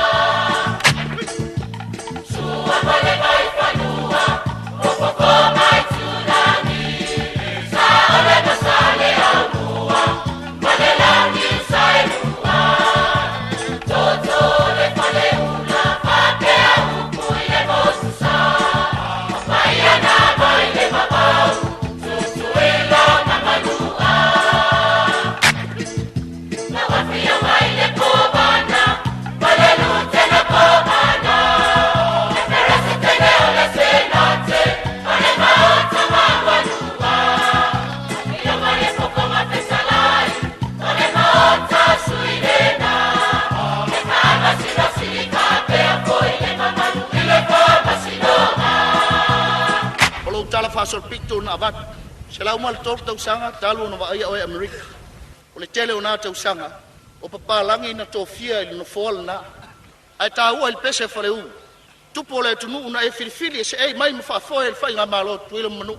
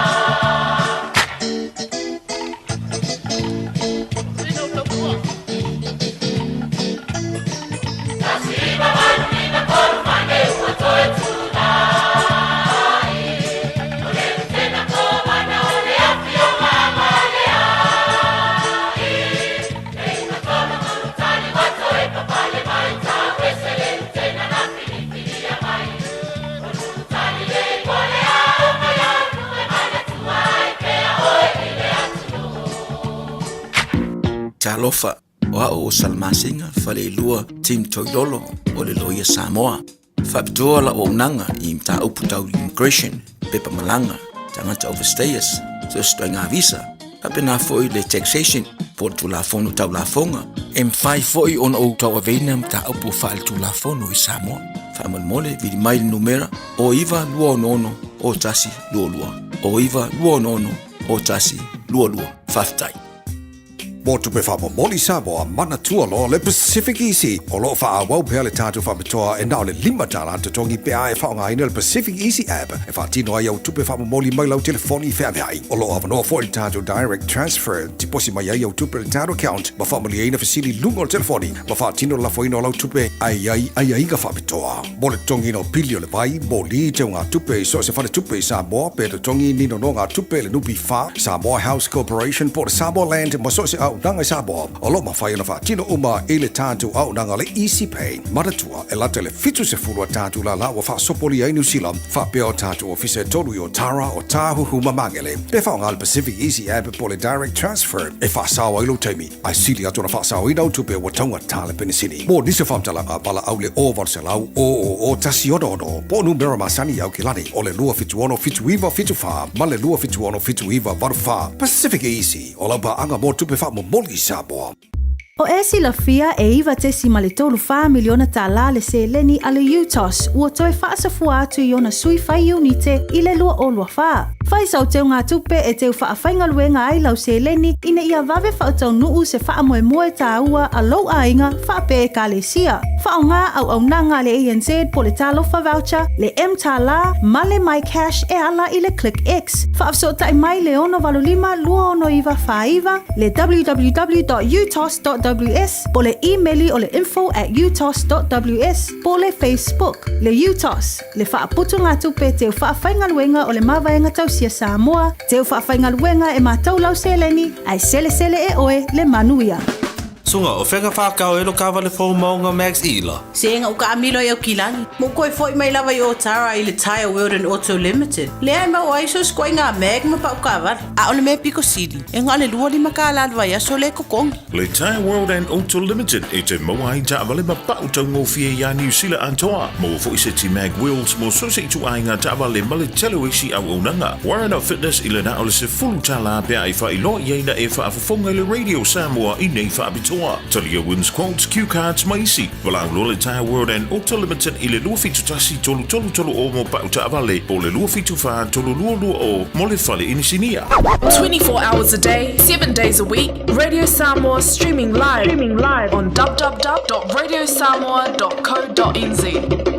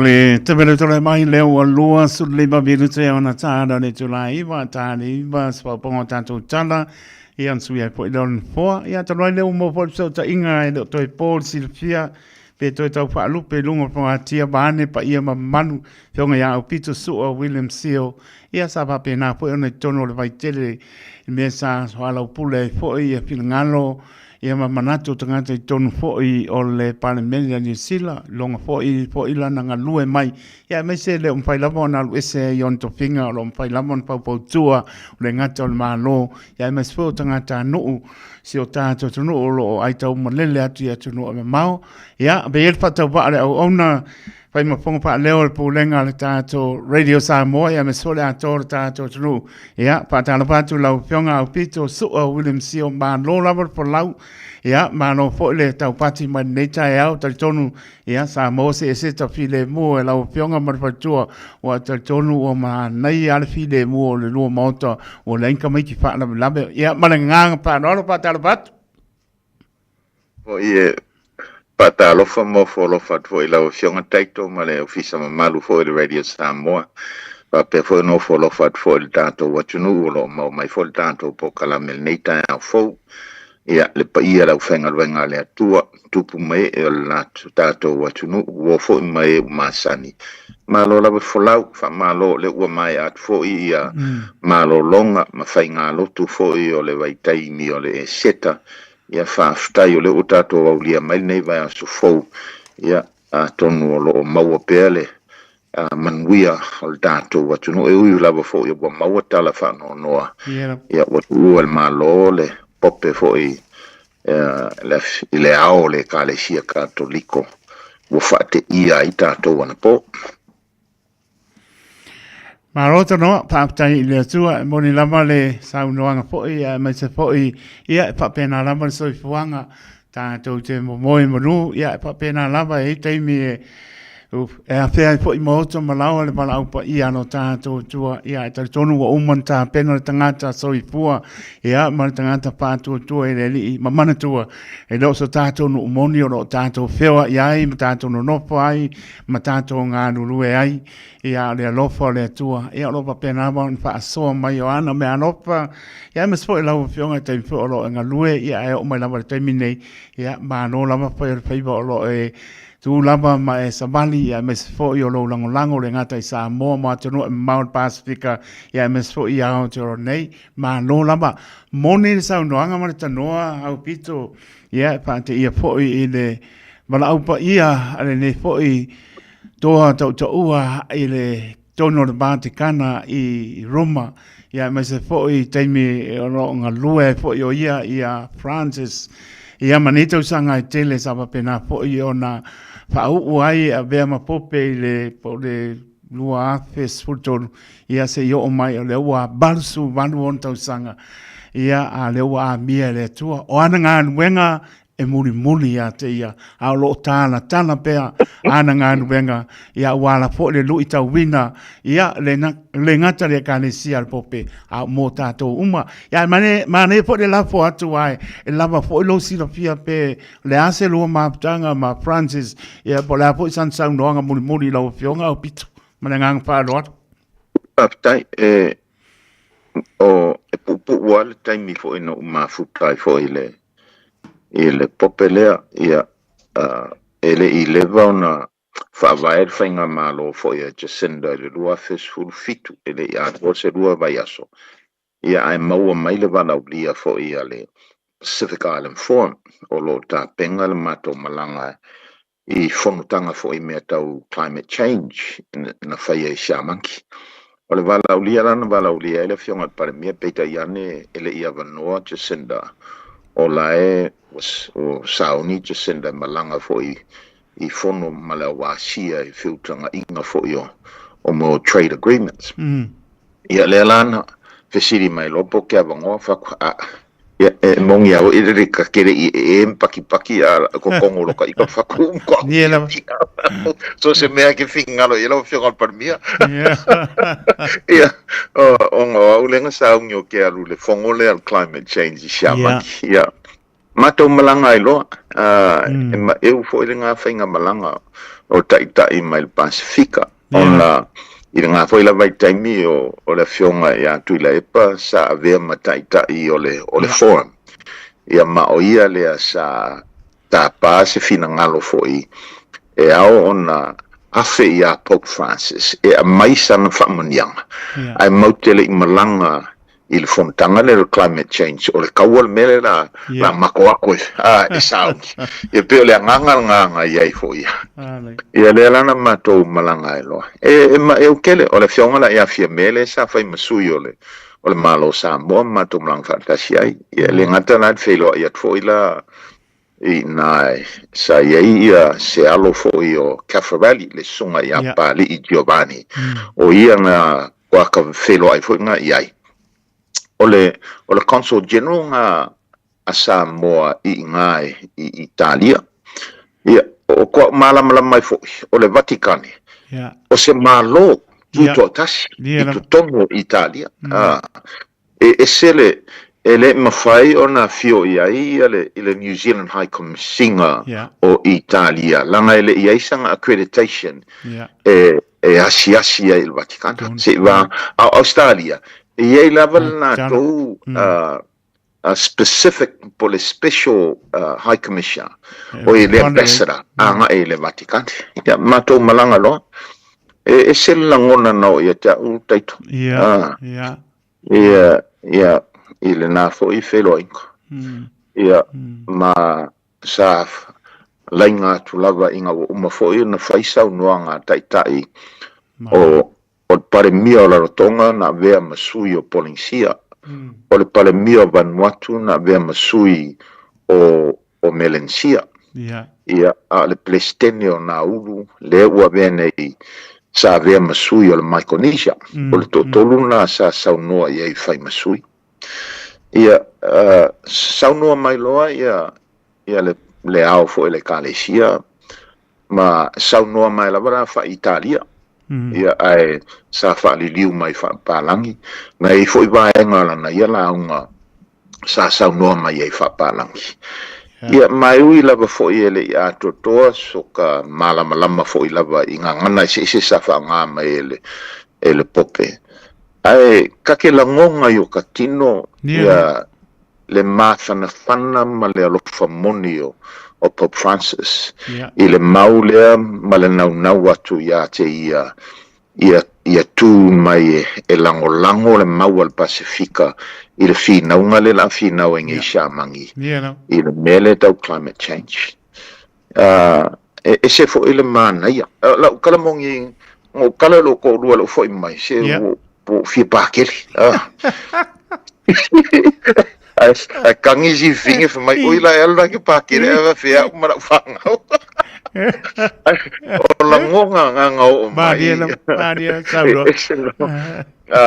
vai ele ngaka foi o le kamaloa ya Pope Francis la fionga i Pope Francis i longa le lei malanga mio man sau noanga la ngona le alofa ngo kamao mai o le no ki kokongo o le palace fo ile le loko i kokongo le mauta fo i lava ia ai muri ane o ka mawatala ele a fio ai tutonu o le palace ia Pope Francis e se alonga ia fale se mai ai e fio ia a maka kurolang whaanga solo kurola mātou e whelo ai a Pope Francis ia o aula sa e langonga o ke o kulo ia po e lo saufi ia fa sa ngo ma fo fi me la fa pe ai pe kaya ia e fa solo e ke ka ngo ke ka malo e ke langonga e re ka kaunga e faianga mi o malo la o la ula me alofa o le Greenstone hook nga mai ai Maori myself o ka no fa makala ia ile kala vo ile Maori fishing up the North Island you know I morkanga ka poko marko ka mala la ngangu le fa ku ia ai ko fa ikalia mai liliu mai ka malo le ku o ka fam mai e ma ngai ke le lau kala kwa fa longo le ye Pope Francis ye lau kala ma ke ri fa longo ye ska mo fa ku la mai se fo yang ye sila ma mau es yang sila ma niera ya o ero la yer ma ko aka ya ai o fieme nga o ngomu muri aku dia fieme ala ku dia fieme sa ngo ai please can I hug you, Your Eminence? Yang yo mali o Pope Francis. Pai lo la fus fusinga ma fia me nga so. Pa penga malama ya kai fo ya. Esele ma eu fo ya. Ya mai ala ya. O ingang fa sala lawa ya esele ma ngaya ma losi fo yo. O langa message sa avela langi. I longa lango I le maule o aku mamalo o le Pasifika. I le fongo le climate change. Makalu sanga ingai e kakau I aku ngu mau mea ma mau oa. O nga whaikikia le lako kasa o onga o le ala a fia ai. I le lalolangi ai mese aku ngu me le Pasifika nge. O se langonga nga tai ia ngu foi mai lona ia pengo whaku. A mo mua o si loko lo se o ufi pa ke le se ese la monga le o mai akaika. Ma a ke foi mai foi la fa mai le pare mia. Nga pai le mako fongo le mako fa fa kui. Fe si di maro pa mia kan o nga kwa foi mai kwa mang lo fe roi ma Pope Francis. Kan lo fai mai se ka kalo ka ko. O le amakanga o fong kanga ka sanga. Ya nga o fa ko ya this is the hand that shook the hand of Pope Francis. Ma o le lima ngai fa manguia ko si o ko pe fai fo ngo fe ku wa ko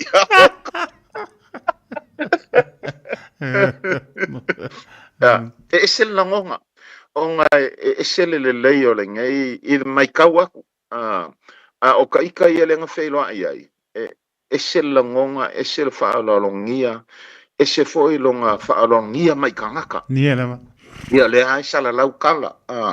I le waku pungou makisi I vai ko I vaku le whaafonga na kungu. Vai o pangka ma vai o lau makikiwa. Kulanga uma whapenga. Ia ka ikala. Po le a fo ingi whai kionga ia Pope Francis la kou ia. Ia ai loka ikala ngonga.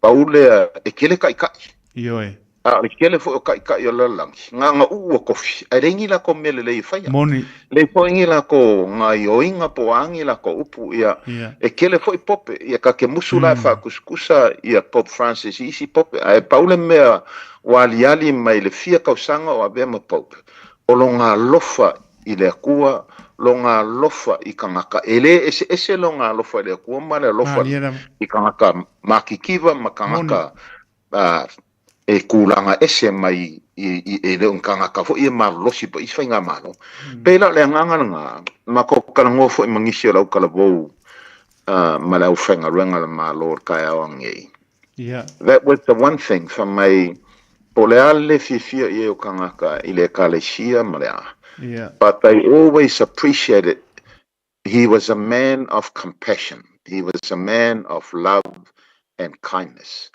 ka ilo ye ole langonga nga taito o ia o kaikala ia da o ka o mai fo le langonga ka unga nu ise ka ko malanga se langona ia mani era ia o shaki ku pasi se fa sin ka pasi se e a loi loma a me mongi lava anga la kala mai o ka unka ko o ia e langola o moli fo I ka ko fa mai sanga ia pa ma vai o le pope mana ia sau noanga so fia lava au pito le po ua longo pa tuila lava maro le tonu mantango fi po le ase stana tanteanga ai ese mana o le tala le o le tala no umani la langi I le tai au nei mai ale tai mintu o ale malo Pope Francis ia o le lava tata no le si me ta ua pe ona ta ua ia o tai uma ma no le wa mela to fa mai senga mo pa ia ia le palemia iusila ia manisi o taʻitaʻi leva ma ia tia ia ua ame lama latou faamasenga moni saunoaga au pito le lopo e faamatala gatā faamatala gatā ia uiga ia e maise o le savali ai ia ooga le alii pe ona e saunoa ia o le kupu a le ua alu faakaʻikaʻi veaga faia iesu ua alu sogi i vae o paguka e matautia e pe e iai se tangata soifua e o marakaimingei ngā aru lea songi i vai o panka. E makoa le mawhaia kusa o le lumar ngā i lana ia tau tinong a le taimi o le ali. Taimi o le ali. Ia mai se o pautonga. Pora lama le tala noa iai. O se taimi whaingtāten. Balu sulu balu tau sanga on tau sanga e tele. Ia mai se o le manino foi. Ia maana ngā nuenga o lo muni pea. Ia mai se lu i tau wina i o maano fia e ka le sia o ao a le Roman Catholic, ia mai ka le sia i Samoa le atu Pasifika o nuu e mamau. Le lama i tala manino ngā nuenga al Pope Francis a upito. E sa o leila, e sele mawa ia a kongu a vea foi le tu malo le fionga ia Pope Francis. E wakako mga koe la waka ika ia ianga mo ngā winga ma ngā luenga o ngā whaia ma longa whaonga inga o longa kofi. Moni. O longa koe i le lalolangi a koa. Ia e lua me ka longa koe o ia o se kanga ka e makoa ma losi longa whaakuku. Ma riela. A uia po e se kanga ka ua kamwhai whaakingo lava. Ia a mio whaale a kua. Langa i le ngei kaimi, i le waikau fo la langi ma ve singa fo le kau ke whangonongo i ai. O lo mo miangi kai le lei. A ngi kai la e pe o ngā vea fo i Pope Francis ma kai. O le kai fo i le e le ngaka o le kaukala mai le akua. Ai whaakingo ngā ruenga le akua.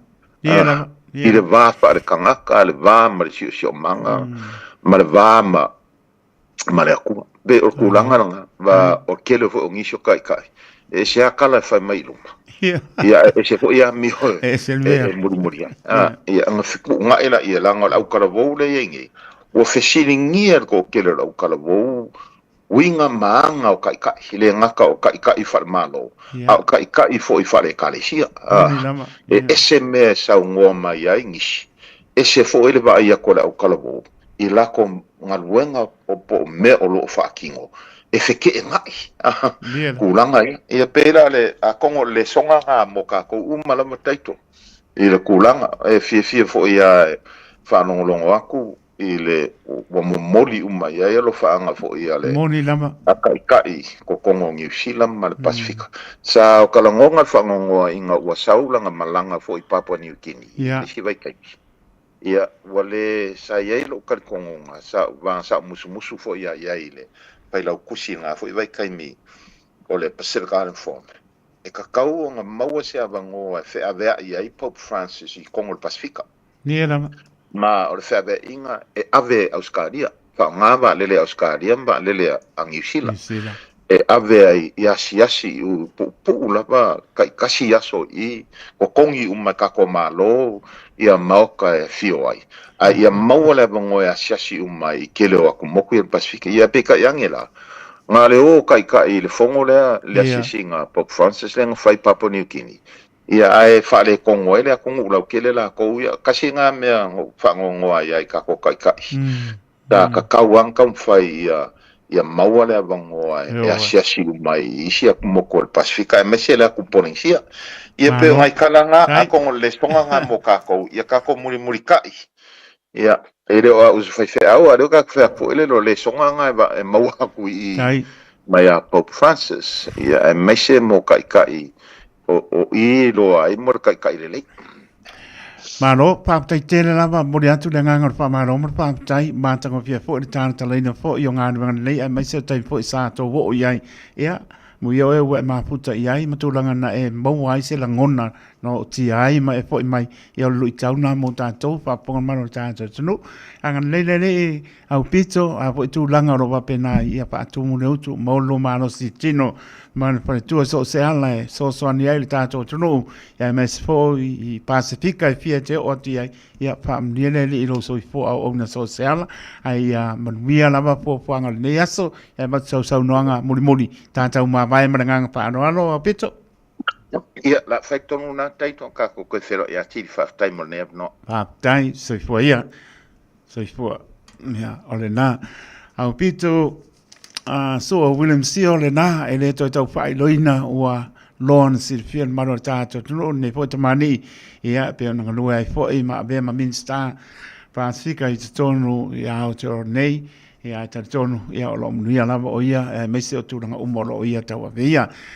5 minute ona tare o le tūrai iwa, te tonu ua taurunga i po i mastautua, patalawatu ia te malu Francis Rees, whapea po ia Cecilia Tunga Mala, Fetu so i alo, leo pepe pili oane, marpatua, whātu, ia maalo lava na maputa mai, ia mai la tau lava o lo whapea nao na maputa mai, ia alo sina anti, ia maalo lava lewa mai, manaolet, e seta tango moa, mane ainga, ia lopte le atu, ia pena po inisel malo le atunu o le mau atu, ia lofa taito mo o tau, tātou pelo ai pea, ia malo lava whaaranginga, usini sefo male fianga te akono ia pio, ia lofa fo i manuia fo i popanga ne aso, sa mole atunu pele, le as pai pai asa ma se mau, pa mangano le au auna, pai po i ua so po utu le ngana, ia pa mangano le au auna, a le nganga pa aptai marita edo le nganga le loto, moli atu ai, ia no pa anga o taito le atoro tātou tunu, mese lava i tu asin sina, au pengaruenga tutofi, ia pe ina fo, ia kirani manu tu tua oi o atunu o mau, ia ba lo tu sai le li so tātou mnia, lo pat fo i Ioane te o le whai mana inga ma no lava ma puta mai, o le taringa te tia pa lau tu si te tia, ia lo tāpen mai, ia tu te maputa se ia pa ia poi se taimi o le aoli, taito te loto o le au ona soifua ma ia manu ia.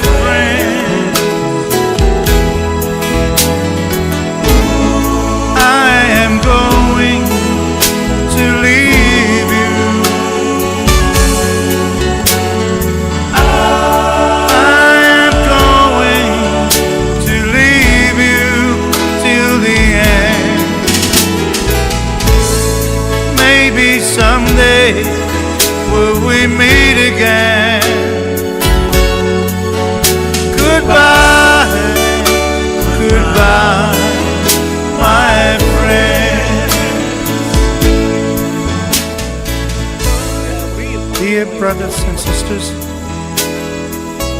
in the book of John, chapter 14, verse 1 till 3, Jesus said, "Do not let your hearts be troubled. Trust in God, trust also in me. In my Father's house are many rooms. I am going there to prepare a place for you and I."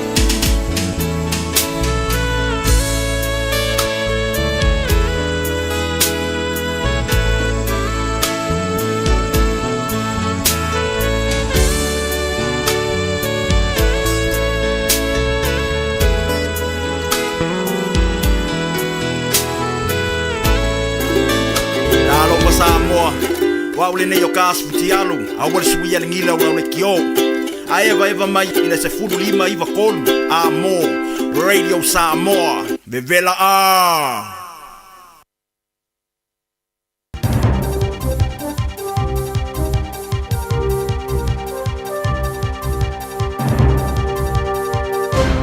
Maria fa fonga talani mai Aotearoa Sila o swingo le tau ole o toe ave ma fa tum tumungo ni fa mata o mo fo fonga fa ta o to muni nei le pui pinga fa fita ani Sila ile fo fonga mo le o pui pinga le wa feru lima le 2025 Defence Capability Plan o fa tia ila le tau o swingo le tau il na le fa lua ona ta o le palakala fa tasi o ta o fa mata o swingo le tau I moto le Pasifika.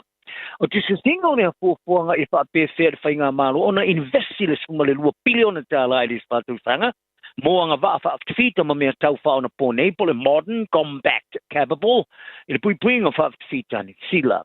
Tā wai o whailonga I le whase ese mai le fuafuanga o le leo puipuinga o lua whemare sfumariva le sa mai tau ina isuinga o le tau o se sini au tū e ulina puipuinga o ni mea I tupu mai e hawhia I New Zealand. Te singa o le fuafuanga I whaase fulmari tolu. Ona tā wai swing o le tau, ma le I tū lau o te singa o le tau tinonga ofo. E whola si ai le whapewhea I swing o le tau, ona whalau tele I le puipuinga whawhita. O whawhenga nei lua le puipuinga o le ruawherofu tasi, ma e ingo puipuinga ma te singa o fuafuanga whata oto ruawhemari rofu tolu. Tā mai tau ina I le tū whata stio a whianga mai swing o le tau. O se tati o whamata o e lua e pito I lunga. E whamatau ina I puipuinga whawhita New Zealand mo vai te mi umi. O se iso whamatau au tū o whatau tawanga o ta ianga o fuafuanga whata oto whawau malo atunu ese. O fuafuanga muli nei o taula I aile matau tia o whatu pula I o fuafuanga whata oto o si o mianga. A e tui titi avo talanonga umo swing o le tau o tolopo. Sa musu ili tamaitai minister puipuinga o whita New Zealand, Judas Collins, te tari whasilia winga I le pungai. Wale o toe tā wai swing o le tau o se whamatau I New Zealand I le fuafuanga whata oto le loa whemarelo fulima ai pesa I a whatonu ina foi le swinga. O le matanga ruenga o le puipuinga sa latu whasino ia le leito New Zealand e a ngai latu whasili tamaitai minister. Ai sa tali le suiso upo le matanga ruenga ma ia toe whamana tuai. Ia le tā ua le fuafuanga whata oto I a whamatau o swing o le tau iniso moto o le Pasifika. Ai tā ua foi o fuafuanga whata oto lo whamatale nei le tū mau o swing o le tau o se popolenga au tū mo tunu o le Pasifika. O se kale si e tasi au kilani sa lato papatisoina I le aso e tasi. I le tusa ma le teusanga a tōra o whaingo tangata sa papatisoina. Whaariere li whapito I tā po inga Emeritus Professor Peter Lineham o le manu le St. Patrick's Cathedral o ngā tūna o kilani. E rusa mali tōkta lau limas putangata sa papatisoina I le aso sao le tō tū. O ia tā wai o le ekalisia engele kani a toa le tau sanga turuai. E lata le foi numero I la tau sa papatisoina le tau sanga a toa. O le mea lea e longo mai ai e iai se tūlanga wanga iai. Ma o se foi numero e mau whai. Tā tala noa I se vaengo e kalesia ma tā po inga ma tā wai le vaai I la tau tā po inga. O whaatupla ia le numero a wai sauni ngore e seta. I se whaatita ingo tā po inga le sumaliwa le sfrele whuninga mai sa tele se si itanga o le numero tangata sa a wai I sauninga. Whaalia Professor Lineham e whuninga mai e tāri tusalinga solonga ua e nei e pe ona moni mawina e Peritania ma Engelani. Peritania ma Amerika. A patino lea I tangata telavou. E sa ili le wingo le tāua o ye nei ma o tilo tini ai e kalesia ma tā po inga. O se tasi o wale mā lamalama I le winga tāua. E ulavo e kalesia te tele o tō sina ele telo le numero tangata telavo e a wai. Ai o tūpulanga telavo o tele fo i le tilo e kalesia masani. O whaamatala ina fo o le tō tele atu o tangata malanga mai New Zealand o le pongai o le whaatupula ia o le a wai o tangata e kalesia. E ula fo i le e kalesia ino whanga umo ari mai ai le whaatumuria. Ai o nisi o e kalesia o li putia tangata mai le ese senga o le mātua o urwhale i o la tū whaile toa. Whalia Professor Lineham, i lona manatu, o ni mafua anga ese o mafua i tangata malanga mai o na nau. E fio o le whaalongona e iei tautua e o foina e kalesia mo tangata lau tele. O i oi na vanga whapitoa e mata i tuina ngata i whalero langi, i se malienga tū mātila mo company vaa e tongi i kasa ono ka poni po carbon dioxide emissions e whaamatuina le ea ai o New Zealand, tale i whaiasana palota. Whaaliere matanga rungo whela o inga New Zealand. Sa whaaleo leolo na tūlang o tuai a o whaia nisi o ngā luanga a officer whaavastanga ina le whaavaa tustusia whaata oto le whaai unga po le draft resolution.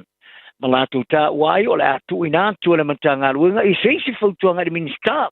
Ai le vai te mai nā lo ia se ioenga i le isi whono tanga le whaamtonga o ngā te whare whaamalo. Le International Maritime Organization ia po le IMO. Ia o ke topa. O le ioenga sa iai e sfuktau sanga o lo whai eitana noanga makawa i le vaenga telo company vaala o loa le rolangi. E ulama vaala o loa na o le tusa mari 12% o kasa ona i le kilope. E lato te whaamtuina le kilope. O company vaa whaavao malo e pe o company vaalele. E le o kawaina i o singa whengainga i le taua tunu i lalo le malia ngā Paris e Frani. Le o tu i nai whafo ese mari whengainga au tu mori poeino suinga o le tau i le kilope. E rua whamare le whatolu o tunu i lalo le imo. A maariri au o tasi o le vaenga o vaala o loa whaavao malo o le a tel toe iai se la tu kasa ona. O le a le toe iai le se kasa ona e whaamatu ina le panete ali tu sanga rua whamare limas full. Li puti ai le vaenga o tala ale The Guardian. O le se fulu piliona tala Amerika le tu sanga e whaamoe moe au ina mai tu pero tongi po levis. E puringa mai e whao ngā e kampani vaala o loa e whao ngā e masini whaateo kono losi mama. O fiti te ripas, Vanuatu, Marshall Islands, ma Tuvalu. Ta awhia e tunu e le palota, ai o le tukuki te ke lau ma Samoa, ta palota mo le malienga. Saudi Arabia, Russia, e po Rusia, ma United Arab Emirates, ma isi tunu e wha moe iswa u makwale. Sa te e tu la fono sa wha malo si ai le malienga, isi palota te whaia, ma toe palota te e ai i le malienga. Ia taro talonga o tupero tongi whaare tau sanga e whaalu i tonga whitingo a whianga ulu e teia so tanga matalonga po le sport-related concussions. I New Zealand o si itia le late le 2.5% i le 4 miliona tala. E tusa mawhoini umera sa whaamatuina le whaamatonga o tau e whaarulawe whaafosei le accident compensation po le ACC. Whaalia le ACC. O le si tanga i nao whaingo le numero o tau i e tāpaina mo whai ai a whia mai le tai ulu. O whaio ai, o ana ta ia lawa o mo ulu e teia, mo ta alonga e a waitanga te lau tele sa whaamatuina le tau sanga mo pae, o si iti ai le whaatula ngana o le malamalama o tanga te lau tele. I le luafe ma le rufawha o le tau sanga o ta alonga o le tau malulu, e se furu luafe ma le whaasfuru lima i e tau sanga o tau i sa ta paina sa tau nu i le ACC, mo ulu e teia i so tanga ma ta alonga, i le 4 miliona ta la sa whaalu e sosoani i tangata, e tue manuia mai e ne marua. E se furu afe fitila sumare lua e tau sanga mo tau i le vai temi whapea sa iai i le luafe mare tolu, le e ono sumare 5 miliona tala sa whaaluain. O le si tangana numero tau sanga mo tau i o whailo e le whaia e tangato ngā i o inga sao, i le taria i ulu e teia. E pia ona whaari ai e le paanga mo le vahui o manua, a le whaarapatonga le ACC, ia net, ha data. Ai e whaari ai o le tō tero tanga tō la tuilo ina ne e ia whianga ulu ma wa ai ai fō mai whapitoa mō sosoani. Mai e tā uai e mō mea tanga tō na suia uinga masani. Ma whawa ina se si o mea ngai mai tauina ma lipo ti ai sea whianga le ulu o se mea ata mai e whia. Whaari ai hāteika o le au tū o nei te iala e tū ina i whia onga tanga te tā alo suio a inga lau whalima fō mai. Ia whaamatalanga e lato te mō mea mai tauina i ulu e teia ma langarong ai le toe te liu i tālonga.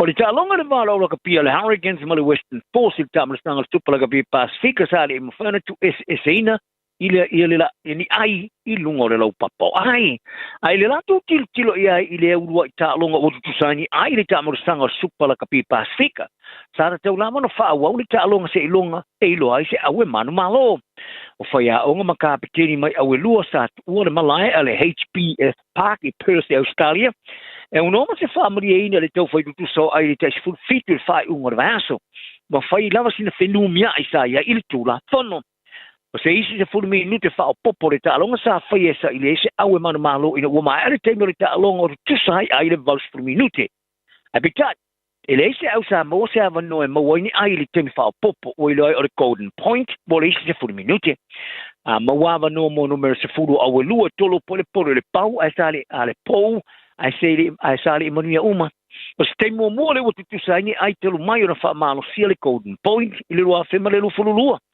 o le tutusa sa tau fai maua ai e lua wa tai lua ai nei tongi o vai lua iai ai o kapiteni ma fai a ongo au e lua sa au tasi ile mana naola vai fa wau le talon se longo o mo se au e mana mano ta mua i ele manatu o le soa kapiteni al Harrigan's Brad Shield o le fai o se tau vanga kiki le pou ina ua mai ale sa taimi fa o popo tutusa lava ai te il fai unga lo fali o fai ua mai ale talonga o le kapiteni le force Jeremy Williams a tu e sa nuni mori se fulu minute e tu e fa popo le talonga ilo nama natu e ona iai ai le fai unga le lo pali mai ta wai ele ta alo se talonga mo sa tu sani ai fa pe ma tu e fa popo le taimi ma sa fia la vai fa o se longa o bo se au manu ma bo tala no ni yanso iai tanga te lenga fa mauni so I foi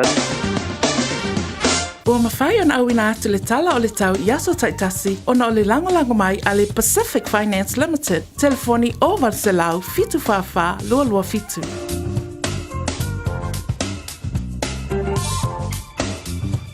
Ua loa le tautua le Pacific Finance in no ngā tupe mō so se wha moe ma liu whai puiponga aso whanau sa whai whai ngā balononga ba so se wha lawe. Apa laine lo le Pacific Finance.co.nz pe bala au le oval se lau fitu whawha lua fitu e talo sanga sauna no ngā tupe i le bao le 5 se lau tala ma le lua se furu hawhi tala. E lua minute whai lau talo sanga online www.pacificfinance.co.nz ai tasi le tulai whaatali e se tali e iai ai inga whabitoa bala au lo le Pacific Finance Limited ile oval salau fitu fafa lua fitu oval salau fitu fafa lua fitu. Ua na o le Radio Samoa se furulima iwa toru a mo e tautuaina o e ilaungangana fitu aso le vai aso. Ole au nakale Deluxe Compliance and Mechanical Services Limited e tautua mo le vaaiele nei olo sa. Warrant of Fitness Insurance wins quotes ta vale olo on hold ma ta vale ole o toeta lia luga ole awala tasi la vale fale insinia mo o mai so sosani ile twatusi se lau lua sumaleiva Station Road o Tahuhu. Telefoni lua limaiva lima. Le Deluxe Compliance and Mechanical Services Limited. Eleo ngatasi pea le futia male umele. E mawhai ona tūla I mai whaalawe whaafose I e peo se maliu, se pili ele I mawhauwhauina, po se mata upo e awhia ailo a inga. A whaila e iaiso whale motu, ma ua mo umia se fisosoani tautupe, wala au mai loa api o le Finance Direct Limited, I le o lua, o walu whaawha, 5 o lua, o walu whaawha, 5 e so ala upule ai o mana o ngā tautupe. A whai o iei se taawale ua lewa na e mai mitia. Tusua ne loa I le high pin cards. So se taawale I le lei ato atoa. Tu salava pe le lei lau tutogi ai talafu. E ma whai lava o na fisoasoane I le high pin cards mo oe. Tusua ne I le 5 Tortasi, Great South Road I Otahuhu. Pe apalai I lunga lau penga tawhailangi. O le highpincards.co.nz. O le Casa Beds and Appliances, o le tali o umanaonga, I o loa e whaatotonga ailo maota, ini tau le lei, toi anangata, e mawai moenga ngao si tutono New Zealand, whaapea se tino fōa o le potumalo lo, laulau aimano fōa, TV, la au pese, usa aisa, masini tā lava, telefoni fe aveai, maisi. A whiu ane loa I le whawhituwha Great North Road o tau, po le tolo fituiva Great North Road I Henderson, le Casa Beds and Appliances, telefoni o valu se lau, lua, 5 whāwalu. O walu se lau, lua, 5 whāwalu.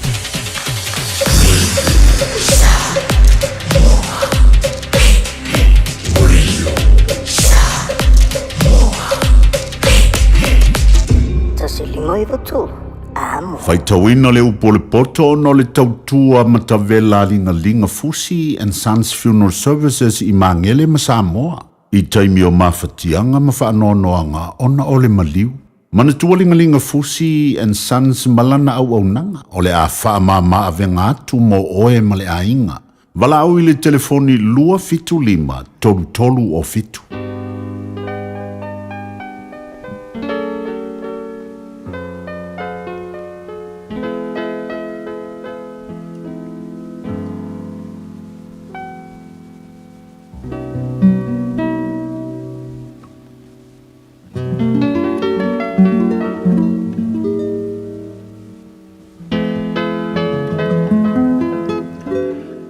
Faitawina le upole poto le nei tai au. O mo le tusa le whaata oto ilona mata upo e lua se fulmale lua. O smaia le whaa fonga le faitawina le upole atua. Ia sili le manao ina ia tau le leia le manao ilo loa tele. Mo le anga le leia sili le manao lea ili a rio ma le aulo. O le mau oa ma le mativa la te whitai ai. Na whaia ila ua uma Iova. O le ua whautauta, na te ilo atu le leanga, ma lafi ai. A we ua whaingo fia o atu pea i lantou, o na whaasalaina i lea. O le tau i o le wha mawalalo ma le matau ia Iova. O le oloa lea ma le vi inga ma le ola. O mea matui ma mai lei, o lo ia i le ala o le wha pio pio. O le tausi oia ia ante ia, e whaamamau o ia mea. A o ia i le tama e tusa molona ala. A o ina toa ina lava o ia e le tea ese ai. E pule le mau o i e mātitiwa. E au una fo i le no mea i le ua au mai ai ana mea. O le ua lulu le amio leanga. E sele mai ai e ia le mala. E whaumatia fo i le to olo na ita. O le ua manta alofa e whaamanu e ina o ia. A wai fo i atu e ia na mea e ai i le ua matiwa. Turia le whata uemu. O na mawai atu i le o le whinaunga. E tu ua fo i ia le misa ma le whaamaina. O le ua mana o le lotu mama. E mātango fio na laungutu. E fai o ia mau woa le tupu. O fofonga Iova e le lewina ie ua poto. Ai fai uvaleina e ia upu a e ami o le tonu. Ua fai ane le paie. Olo i fafo le leona. E fasi o ti ai au i malai. O le ngutu o le fafine ese. O le lua maulalo lea. O le ua matua i tangia e Iova. E pa u o ia iai. Ua fusi le valea i le loto o le tama. Ai whaate e se ina i ante ia i le sasa e a o iai. O le ua whaasaua i le tangata mativa. Ina ia whaatele ai ana oloa. Ma le ua fua i atu i le mau oa e ua i lava i le mativa. Ua i mai o utaringa. Ma e whaalonga mai i upu a e popoto. Ma ia e matua mawhau i lo poto. Awa e matango fie pe a whai e tau sia ai i lo roto. E whaatau wina whaatasi i o lo ngutu. O ua o i ante oe, o e lava. I le aso nei, ina ia whai ova mou whautautanga.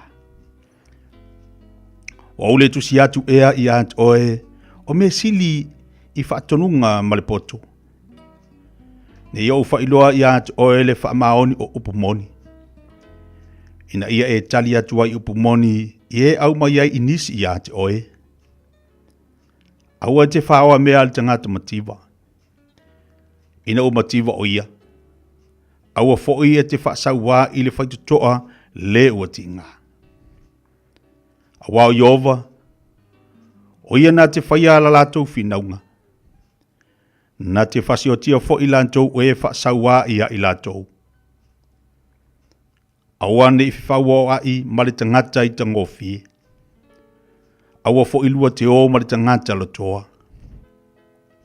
Ina nei e wha o i o nala. O na maua i lea o loa nganga i le mailei. Aua nei whai oe ma so lātou e whita ngofi i lima. Pe whai oe mamoni i mea ua ai tālafu ai. A whai wale ai sau mea e taui ai. Se ale mea na te ave e se ai lo moenga o e ta oto ai. Aua ne e si ile tua oi maili wawau. Na whai ai au mātua. Wa e loa le tangata ua whaatalise i ana ngā haluenga. E tu oia i luma o tupu. Ai le tu i luma o tangata ana u.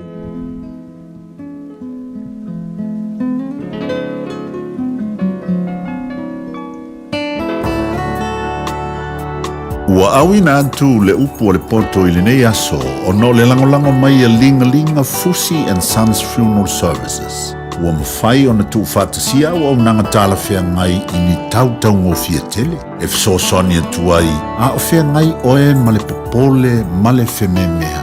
E mori whatasia atu ai ma wha mai senga, ma wha mawhana whananga mai a linga Fusi and Sons mo a inga uma o Samoa ua whea le maliu ma le oti.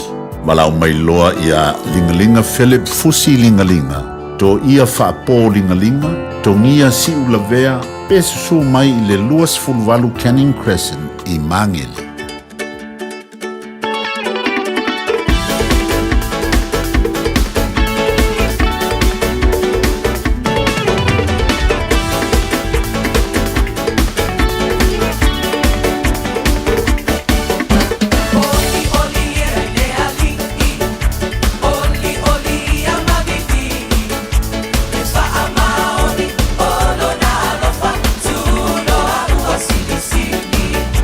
Only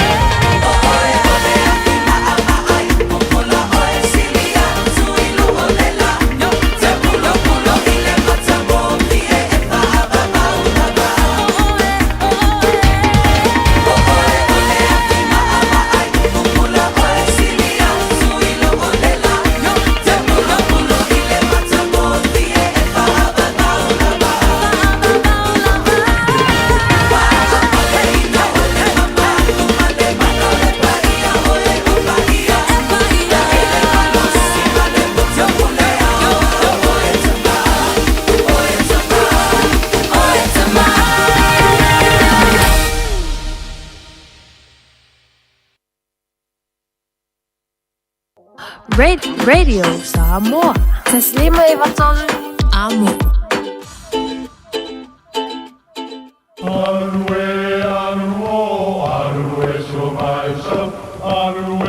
O Samoa o le atunu ua mai au na tofi. O le la au ua mai a o ngā tātulanga e le to e tau au whangaina. O le vai fo i ua malili ua mai a o na saiki. A o lau polo kalame o le vau filifili. Ua na o se toi wha manatu. Ua na o se toi whangu i au anga nuu Samoa. Mau upu ta oto, mau upu tu. E ala lea e ala ngā upu ma muanga ngana, ma le vau ngana. A wane i emisia le tātou polo kalame. Iafi o aso lua ta itasi le itu la e valu i lunga o le Radio Samoa. Ia manu ia tele, lau mai muanga, ma lau whaasaunga Samoa. Talofa Samoa, o Atishna Ryan, o le Licensed Immigration Advisor mo le Auckland South Immigration Consultants. E visosoani mo so se tu ai ngā visa e malanga mai e New Zealand po Australia. Telefoni mai nei loa i le o valu o tasi o no valu whawhitulua. Po le olua tasi o no valu fitulua tolu o. Ua lata mai le Mother's Day. Auana i atu ngalulo ma fau se me alofa mo mama. A visa o e whaatawhau i le Mother's Day Dine and Dance Dinner ale tui sa mau Manhattan. E te whiu e tau mawha, tele seafood, ma le tele o tu ai ngā mea ai e te filifili ai. E na o le 5 se fudu tāla. Te tala le whai toa i le ono le afiafi, pa fianga tui sa mau band i le po atoa, te tala foi ma le tātou pā. Whawhiawhia mama i le nei Mother's Day i le tui sa mau Manhattan. Tua tusi, iwa whatasi a Dominion Road i Mount Rushmore. Whawhio tai mai lisi mo sau pukin i le Olua Tasi, o iwa tasi, o fitu o valu. Olua Tasi, o iwa tasi, o fitu o valu. Oceania Career Academy, Sauni! Kako oi, kaule kaua! He pai ana pai! Wāte no mga i maguia! A whaia sa ili se la asanga fau moe, a waloe te no whai. O le OCA e au tauina ai o e imtata e sese. Maua visenga fau fale, vali fale, palasa, male soifua maloloina. O le nei avanoa e anga wa aitanga tano fo mau masiti seni New Zealand o loo halala i au kilani. Le sitala nei loa i le OCA i le go.oca.nz/apply po le vili mai i le o varselau o no lua lua valu fitu tasi. O varselau o no lua lua valu fitu tasi. Se bali table wati le table tai ole wa luas mar fitu minuto o tene le tu live o le terminal data radio Samoa ni akilani le o iai. Loa o na fo iai le taibi ante o tau manisi o atu no lo iai tātou ia o terminal mātou mawinga le tau le alavolo o whaamal mai le tai au. Tolu nei timunga tau nei a o le au atu e wapa iatu a matato so mai le la. E fia toi whaatalo whātu mwhawhai le atu pa imolunga le tātou wa tinu o mau mai po kalame le fifia mai. Ia ma le tau tuma sanda le siufonga le radio Samoa tasi lima i vitolu amo. Po kalame whanga solo mo tātou pe ona iei lea aso mo le aso. Ia lewa tātou te mafuta tātou ai le nei teimo le tai au. Aso lua se furu lua nei o Aprila. Pāpta i le lofa mo le anga leo le tua i lana pui ngama lana tau singa malosi mo le ola. Tātou maua ua, tātou ngā luenga. Ia le ngata fo i lea o le whaowina o fuafuanga mo lo wala awina i o tiu te mau whai varu filima. Tono lo ainga mese ngā luenga le tua. Talo eno le o se mai le saa o le fionga ia i ono. I le au nanga mo le tau tua masani mo tātou pe ona i tātou sota inga. Ia solua vai asta tasi. Ia ala fai fona. Tatu fatalo fatie me fa fele tu tatu pokalame le tai au. Ina I Hawaii le tautua masani le sa fionga ia ai ono le tai au fatalo fatu ai ono malor se fomoni le tai au fo. Manuia na sunga ia po tai fo tatu pokalame le tai au. Tai fo le tautua te vela me tautua afu.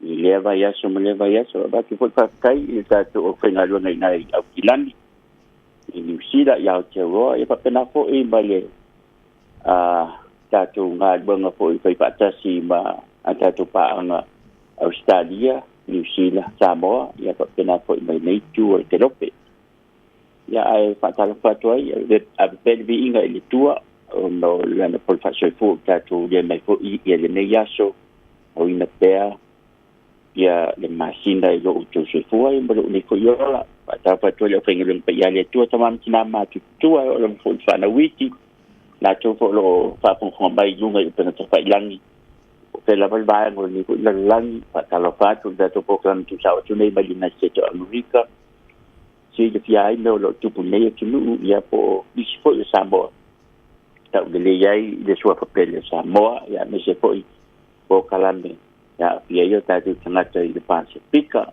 ai fa malo lava tia fa tai foi o le tatu po kalame foi fa tu pe ia fa me se no foi ia ma le modo foi ia le nana fa no le telefone i tai nei le tu o le malo i le tai o le kalisia wa o katoliko le pope i le nei foi tai au ia tu langa la vai po i finangalo la vo tu ai le foi si foi de seua ia ai fa malo fa tai foi ma foi lo fa anga i le kalisia wa o katoliko i le langi ato ma tai lo va tete yo e fa tai o lewa te mo le ila la ai se foi le nei ava no to so ia ma ta to fa so ya tu langa i malo tupu tono ta na fo i va ngor kilo pepe ona ia na mai ai le si am teno ta pakala na mo fa ngor va ia so i to fo i tu ai ono ba nei le tu fo le bato ya ba nei o le fa la fa fo biting ya o va no fo i United States fa fo sin amata ona revela te isi te lo a California ya o pero se hay que le Samoa o Hawaii, California, Washington, o Arizona, ya papena ma Utah, ya ma stele o paisina ma Washington, America o Missouri. Ya le que va tu fo a matin to tele Samoa tono o le stele o Texas. Ya ai o le to tele la va pe wi mai ya tu Hawaii, ya o na fa solo toile o na tape toile o pana ko Israel le lang ato ni po United to America ya ai pe o ie to ai tau mo ma ye to tele no ma le tunu ma lo fa tai ya oni vai nga to ona fa ilo foi ma fa mani no tanto watu ya pe ona ta won li tai au le tai fo le kalisia katoliko ya pe ona ma la ye le tu lo so ifo au na a o ngaru to no le kalisia. Alors, la masalo o mana yes la kalkalo fo i le bang a pia so telefone maluta to tunu i to no wire United States of America ko si pia sabali ne to salau pas 1 billion na tanga no fito no United States of America ya mai yo le numero Samoa ile fo i is a million ya ai e ponta ua ia o to tele la volo i Hawaii California Utah Missouri ia ma Washington o le po kalame e masanino e mana ia fa te pa ile tunu o nga wenga le katoliko wa to United States ile po kalame po se vaen o le kalisia e se ta ua o la sao yo ta tangata ile lava o la ke ma ainga o le society lea ia po le non-profit, non-governmental, ia po la sa puma po o le la fo i o le ecclesia, Catholic charities, se tasilia charities po se la o le katoliko, o le ecclesia, se valinem sape 2 biliona tala ia tupela te fa ongaina. If so sani to malule wa Catholic charities e yalo mai e tele yo si charities bo isi la e so sani ele to tele malule to wa elena o elena o Hawaii ya fiai se te umai limas food pena fo America Samoa ya sala fo umai tawina mai ele fa ele ta St. Jude Children's Research Hospital ya le sina fale mai tau tau nei e tamaki ma wal kanesa matulang fa le ton kin ya le si po kalam Catholic charities et tau Catholic Relief Services ya mai i town nei sa u kia mo Washington no ai tai on wasitia ya le pa telefo ipo le sunga fa tenga ya father Falamico Atonio ile pik ai sapa pero leo lo ile la pango wa ai te uma wa nese tala wa sitia ai sapia mo se tala no ngai wen Catholic Charities ai o ye Samoa wale bana ngalu due tonu po o bana nei le sunga ya Marina Sapo sa patano ina po mo le tio pa pena ko male tofa ya aumua tina ya mte tusi simanu wale fo ngalu tonu Catholic Charities wa pa ilangi di Malanga ai o le taua ia o nei ni ya ye hawa tusi sudua fe ai ngam tanga te tasi wa ave ele sosani Catholic Charities le tunanga le i le mautitongi na nofo ai mo fale rent po fale mautitongi tunanga papena tu sai ono a feta mach ma ai nga po italabo youth wa ma ele sosani le tele mai le Catholic Charities e tu sai ila su enga tu sai ono a feta ngata matua wa ave ele sosani tunanga so formalo ina me rita health program ia o le Catholic Charities fo ile ela tu tangalo ina ia momenta o medical clinics i Hawaii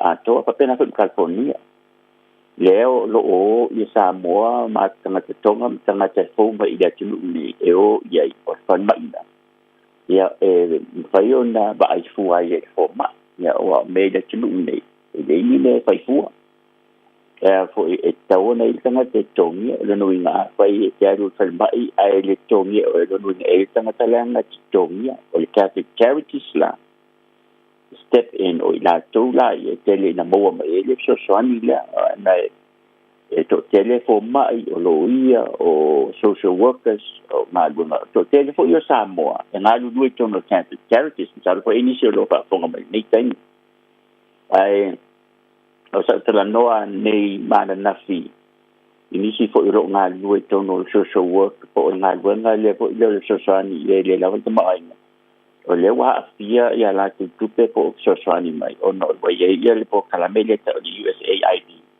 ni ta o le US International Aid le wa tipi mai le president le wa tau fa le tono ni sosani e mo e kanata le la volta mai nga ya mai o le pokala me fo ile le USAID o sosani fo ie o atu e tu i Samoa tonga piti mai tia tu motu o le Pasifika o le e tu sai mai le tonu a fei sara o ofisa malala Catholic Charities i dina te ato ala o te tuina tangata e le lava tama ainga mai silia mai 5 miliona tangata mo mai sosani mai Catholic Charities i tau sanga uma no inga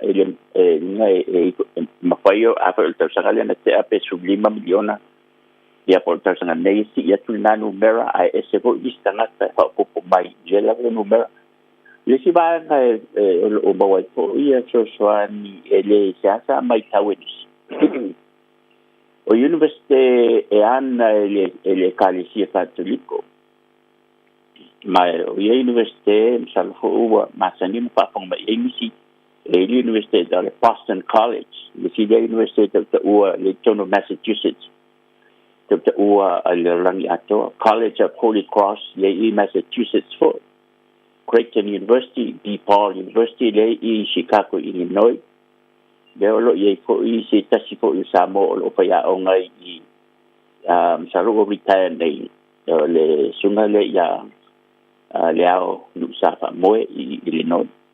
Ia fa pena Georgetown University le Washington DC. Ia fa sai uma ye se tasi po i Samoa longa. Lo ye ni America Samoa for yo. Sandra King Young le sa vema tai po le director le Medicaid mo America Samoa territory.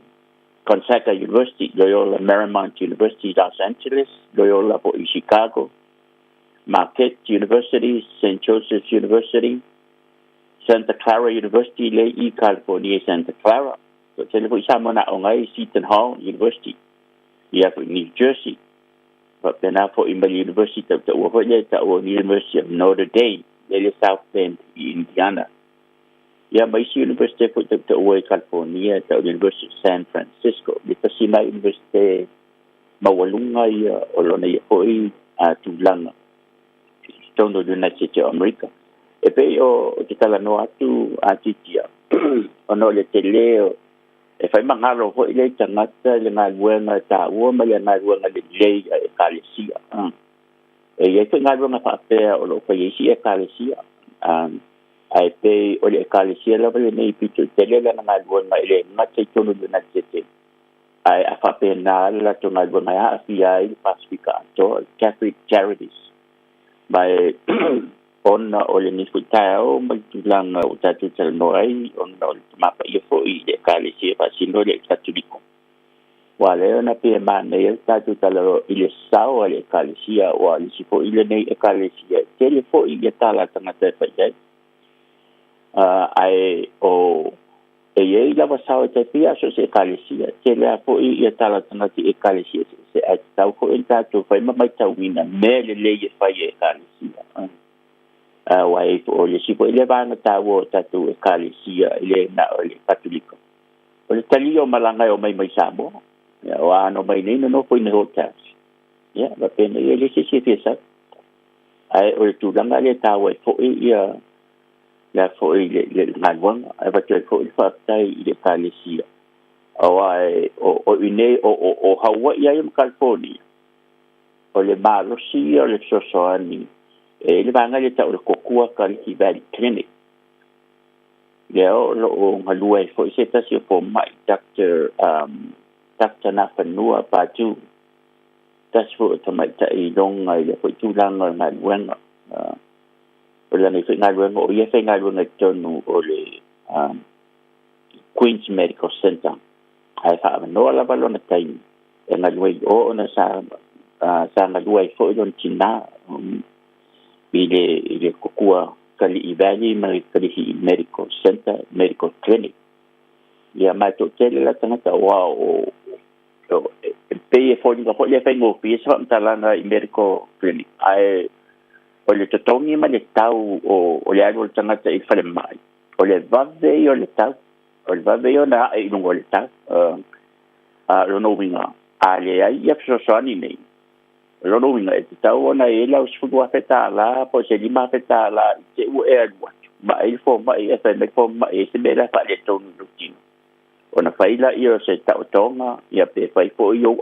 o loa po ni fo io tau umba ni me sa mata ai o mo ma le so san ile tele so san al Catholic Charities ia te tiam charo se ponga na pupu ta tu poklami ili nei tao ai fo ise va ngai li yo te som talanga titia ai li mai ya pe ise ta upo te pisa no ye alo ai ono fa te tele lava faenga tau o lewa am faiona failo ia me follow tupu tonu ina ia te outoi America me se fo au na mar se fo tu ia o le fo ia tai longa pe ona ia ia le se bea lu manino te le vaenga pe ona failo fo le fionga ia se vanga na wi si vaenga fa mai ta po kala me malanga falar na lo fa tai le va titia ya samua yo ta to pokanga na ni ku taia o nanga la sa lo ngai dungo de e wa fo e ya lo fa sina manga le po le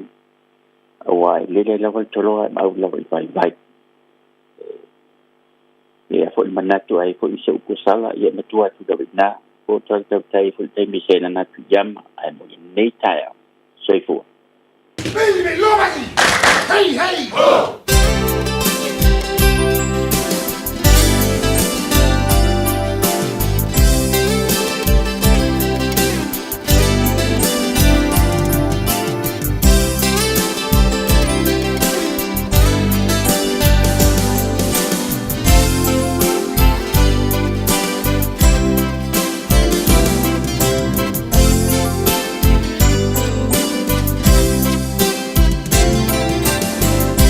Fua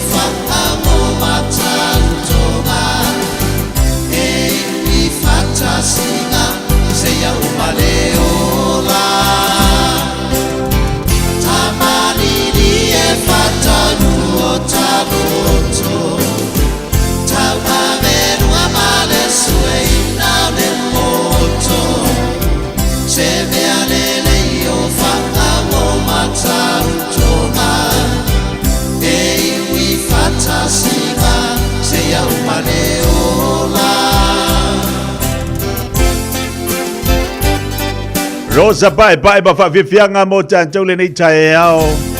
Ina o sawale vale atu vale wati lo to se football tansi minuto talo le tu lai se fulu. So taiga fo tanto ma America ma white pe ne fa fo ma ye le nei tae ao. Ya melo tu pula fo tu ke lope. Pe ona o to mai ma tu ina mai le fonga ya ken ai ono mo tanto po kalame. Tale tu lai se fulu ona tali wat fo le tu va tu tanto tale vai fanua.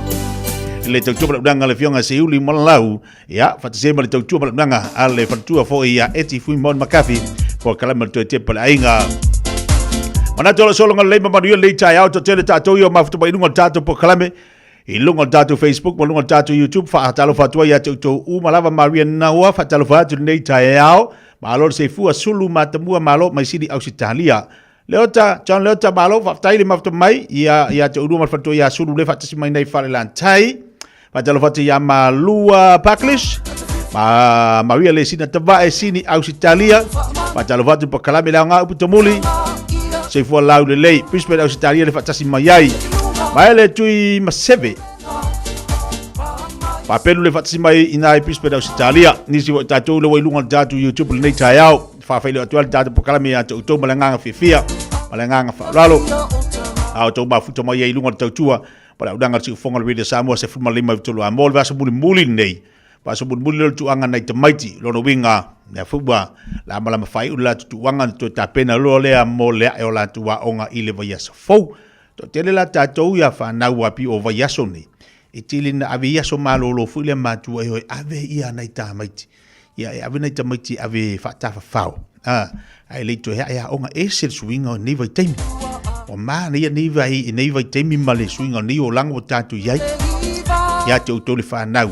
Ia e ku oloa onga ko woko ka whau. Ave o tō mātua e whatawhau, whatifam, whaitau whatau. Whatawhau atu isi vahenga i o atu nuu nei tātou te iai. Ma le suingo le o langa le tātou iai. Ka koula i oi Samunda.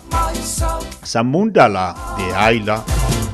De ai ma se me whapea ngale aku wale a onga whapea mai lia. Ia o se o vaso fau ave sa whaanga whakawhau ia pia. Pe ave sa whaanga whakawhau o ile se whatkani mahalo. E ai ma se ngā mea. Kusa umai le lua vai aso makua fula ka ko uala le lampopo.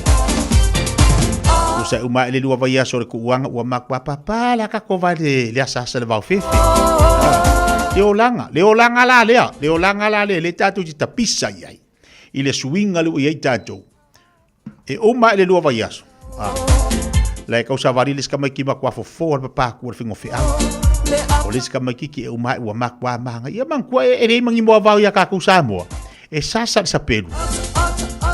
Ale fia ku ua le haonga, kala lo makua, mai sa whaanga ue mako kinkanga ngai o le aria kai mati ele. E amingi maa e amea kangkang e au ka whakako whare. O male leile lua vai aso, ngā rengo whonga whare whare, whapuku ngā popo. Kako ua ia o makua fula mea le ua ia e, makua le la vaha mea kako ua. Ia ai angi vai kai me oho. Le wafe marikar ko inga se whaanga ui whakawhau, se ki whanga whakawhau. I aru aku malo makua ki whanga koe marikoi inga. Swing o leo langa, ia wau te rofu, i le to tele liso tatou, leo tape natu e ave nei tamai te whatawhau. Ia paule tu alalo le pokala me mo tatou, mo leiva ia so langa o leva, vai atua tele timunga malolo wale tau. Tau tua nā ma tatou, wa i le leino fuanga te tau, ona ave i heina tamai te whatawhau le iai. Ia au re foi se me ma kwa ki e ki vi. Mala umangi la ko McDonald ingari fare fanga de yenga ka mai. Ia, mangi la ko McDonald ma avi o lele. O a foi sing wa fare inga ka ka. Avi ngai ka mai. Wa nga le sa nga kupele o le oki la ko. Ia ba ko le lima se la. Ia o se furuka la foi se fanga ko inga ka mai ki pe a e oki.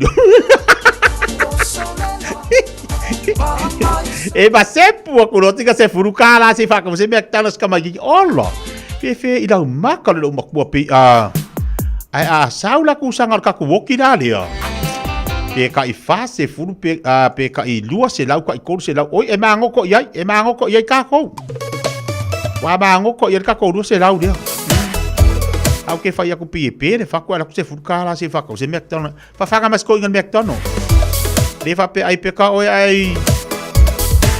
ai vai morrer Dale tu la se fonu tani wal bakala beta joke cha una tu tale vai fonu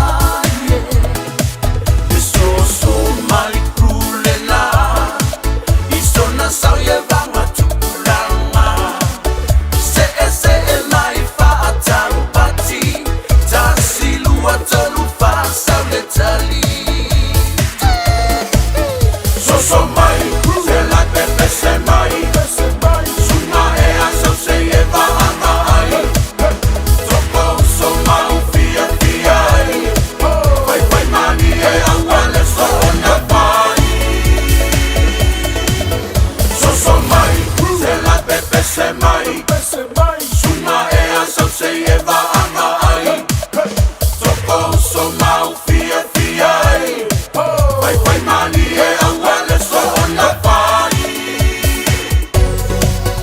Namasiki tonga wei mai Whakatau pasi pea ke vilo takai Lue lue ki loto te ki whai mahosino Whakatonu ki o whasi manako Tahahine tonga tau o lunga mai Whakateki peke hao tai Kola haka peke mali mali mai Wasi tu wasi ki ho wasi manako So mai, se la tete se mai Suma ea sau se e vaanga ai Toko so mau fia fia ai Vai vai mani e awale so ona pai So mai, se la tete se mai Suma ea sau se e vaanga ai Toko so mau fia fia ai Vai vai mani e awale so ona pai So mai, se la pepe se mai Sunga ea sa se e va ava ai Koko uso mau fia fia ai Vai vai mali e awale so ona pai So mai, se la tete se mai Suma ea sau se e vaanga ai Toko so mau fia fia ai Vai vai mani e awale so ona pai Me girl there. I say girl position. Tell me say the position. Girl say you the position. Yeah, yeah. Look back it up, girl. Position, position, girl. Back it up, girl. Alright. I'm on as a bedroom bully. Bedroom bully for the girl pick it. I'm on as a bedroom bully. Bedroom bully for the girl pick it. Big top girl is man a bedroom bully. Bedroom bully for the girl pick it. I'm on as a bedroom bully. Every girl is hey, tell the girl. Toi te pai leolanga o Samoa ia sola Fale lau pola vai Pola sisali ai le la le se Paua le ai ni paipa Le ai ni alata Feo a i le kavaha E sulu i tintanga E sale ai ni toile paipa Ai o mama ni ala Lau sulu i o lau fao Ma lau o fuafua Moli fango, moli apa Moli fango faonga E tasi le fale o ai fano fanau le lau tua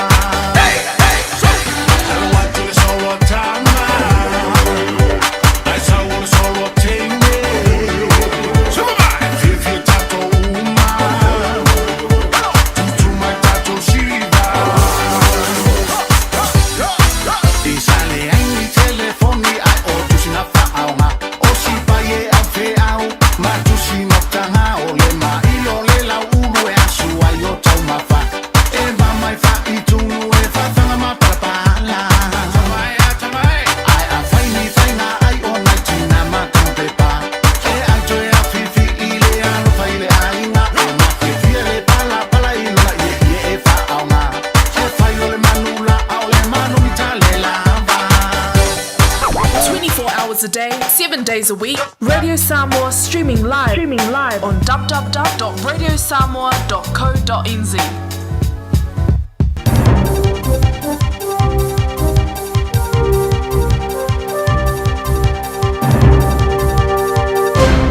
Maria fa fonga yo talani mai out here on Sila.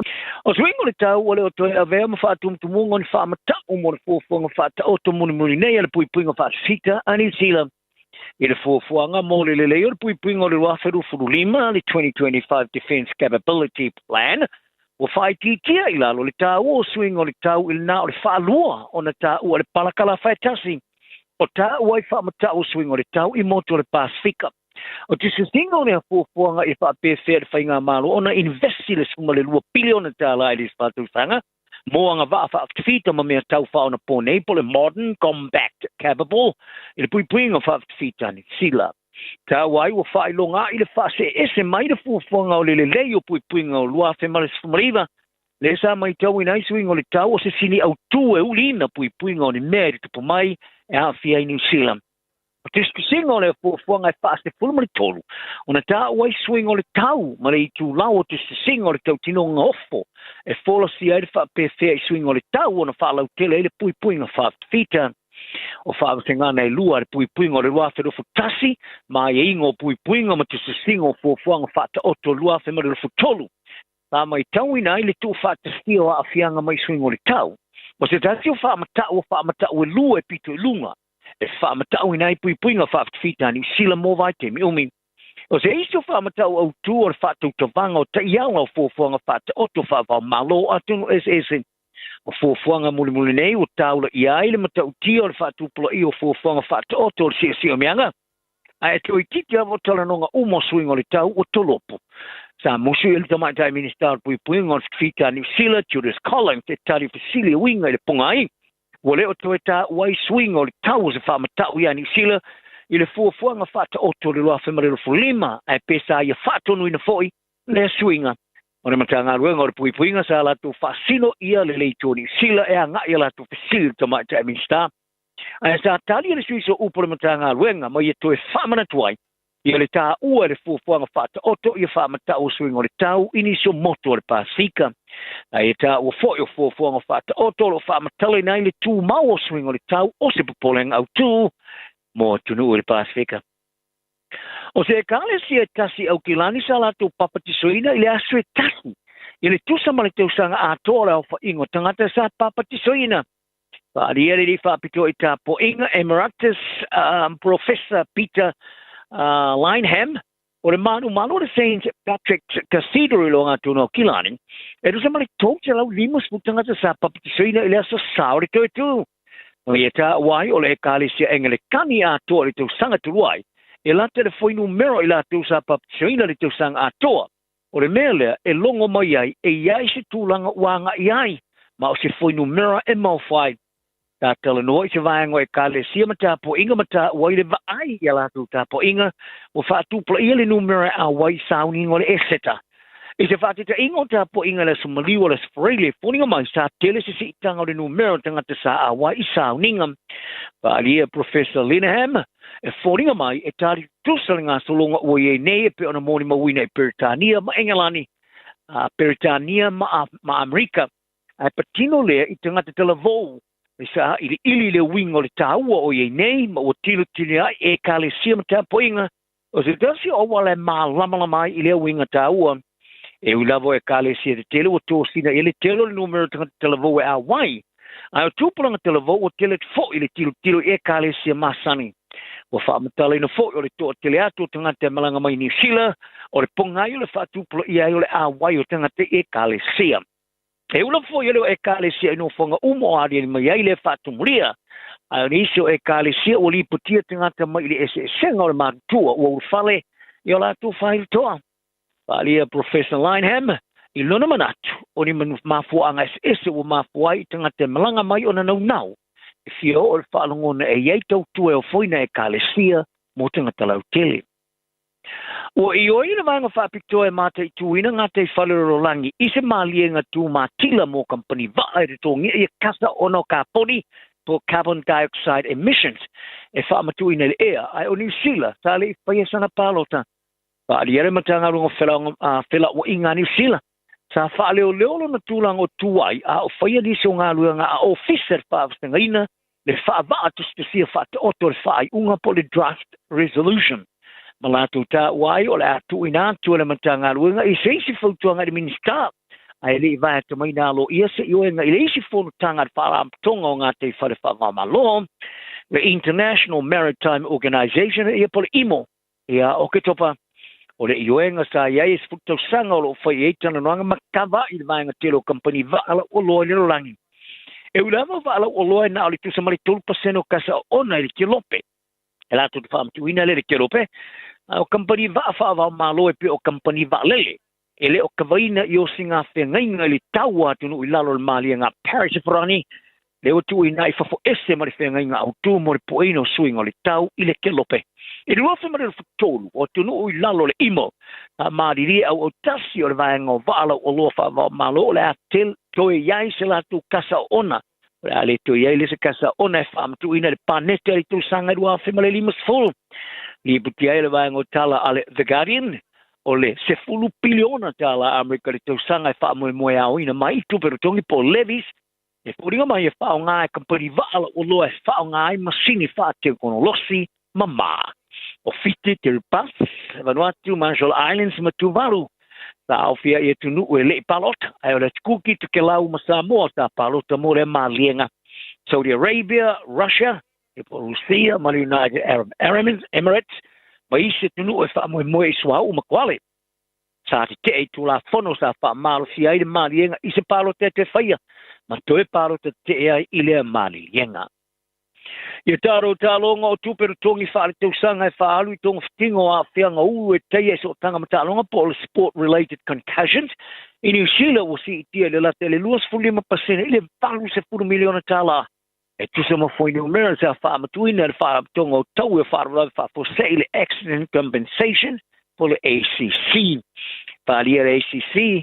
O le si tanga I nao whaingo le numero tau e tapa ina mo whai ai a fia ma le tai olu. O whaio ai, o ana ta ia lao au mo ulu e teia, mo ta alonga a waitanga ta lau tele sa whaamatuina le tau sanga mo pae, o si iti ai le whaatula ngana o le malamalama o tanga ta lau. I le luafe ma le rufawha, le tau sanga o ta alonga o le tau malulu, e se furu luafe ma le fast furu lima I tau sanga o tau I sa ta paina sa tau nu I le ACC, mo ulu e teia I so tanga ma ta alonga, I le 40 miliona ta la sa whaalu e sosoani I tangata, e tue manuia mai I ne marua. E se furu wafe fitila sumale lua e tau sanga mo tau I le vai temi whapea sa ia I le wafe mare tolu le ono sumale 5 miliona tala sa whaaluain. O le si tangana numero tau sanga mo tau I o whailo e le whaia e tangato ngā yo inga sao I le taria I ulu e teia. E pia ona whaari ai le paanga mo le vahui o manua a le whaalapatonga le ACC ia net Hardeka. Ai whaari ai o le tō tero tanga tō la tūlo ina ne e ia whianga ulu ma wa ai fō mai whaapitoa mō sosoani. Mai e tā wai e mō mea tanga tō na suia winga masani. Mo whaawaina se si o mea ngai mai tauina ma lipo ti ai se a whianga le ulu o se mea ata mai e whia. Whaari ai Hardeka o le au tū o nei te iala e tūina I whia onga tanga te tā alo sui o ainga lau whalima fō mai. Ia whaamatala ngai la te mō mea mai tauina I ulu e teia ma langarongo ai e toi te liu I tālonga. O le tālonga le mālaura ka pia le Hurricanes ma le Western Force I tāmarastanga le tupala ka pia Pasifika sa le mawhana tu eseina I le la ni ai I lunga o le lau papau. Ai le lato tilo I ai I le urua I tālonga o tutusani ai le tāmarastanga le tupala ka pia Pasifika. Sa ra tau lama no whaawau le tālonga se ilonga e ilo ai se awe manu malo. O whaia onga makapiteni mai awe lua sa ua le malai a le HBF Park I Perth, Australia. E unoma se whaamari e ina le tau whairutu so ai le taisi fulfitu le whai unga le vaso. Ma whai lava sina whenua mia I sa ia ili tūla whono. O se isi se fulmi nute whao popo le tālonga sa whai e sa ile se awe manu malo ina ua mai ale teimo le tālonga o tusai ai le vaus fulmi nute. Abitat. Ele se au sa mo se ava no e mawaini ai le temi whao popo o ilo ai o le Golden Point, mo le isi se furu minute. Mawava no mo numero se furu au e lua tolo pole le pau, ai sali ale pou, ai sali I manuia uma. O se te mo le o tutusaini ai telu mai o na wha malo sia le Golden Point, I le lua whema le lufuru lua. O le tutusa sa tau whai maua ai e lua, ua ta I lua ai nei tongi o vai lua iain. Ai o kapiteni ma whaia ongo au e lua sa au tasi I le mana naola vai whau au le tālonga se ilongo o mo se au e mana malo. Ta mua I ele manatu o le soa kapiteni al Hurricanes Brad Shield o le whaia se tau ngā kiki le pou ina ua mai ale sa teimi whao popo o tu salava ai. Ai te I le whai unga le foli o whaia ua mai ale tālonga. O le kapiteni ale Force Jeremy Williams sa tu e sau nuni mori se furu minute e tu e whao popo le tālonga ilo na manatu e ona iai ai le whaia le whai unga le foli. Mai e tā wai, e le I tā alo se tā longa mua sa le tusani, ai whaapea ma toi whaapopo le teimi. Ma sa fia la vai whaawau se longa, ua maua se au e manu ma. Bo, tala no ni yanso, I ai tangata I le nganga whamaoni, so I foia.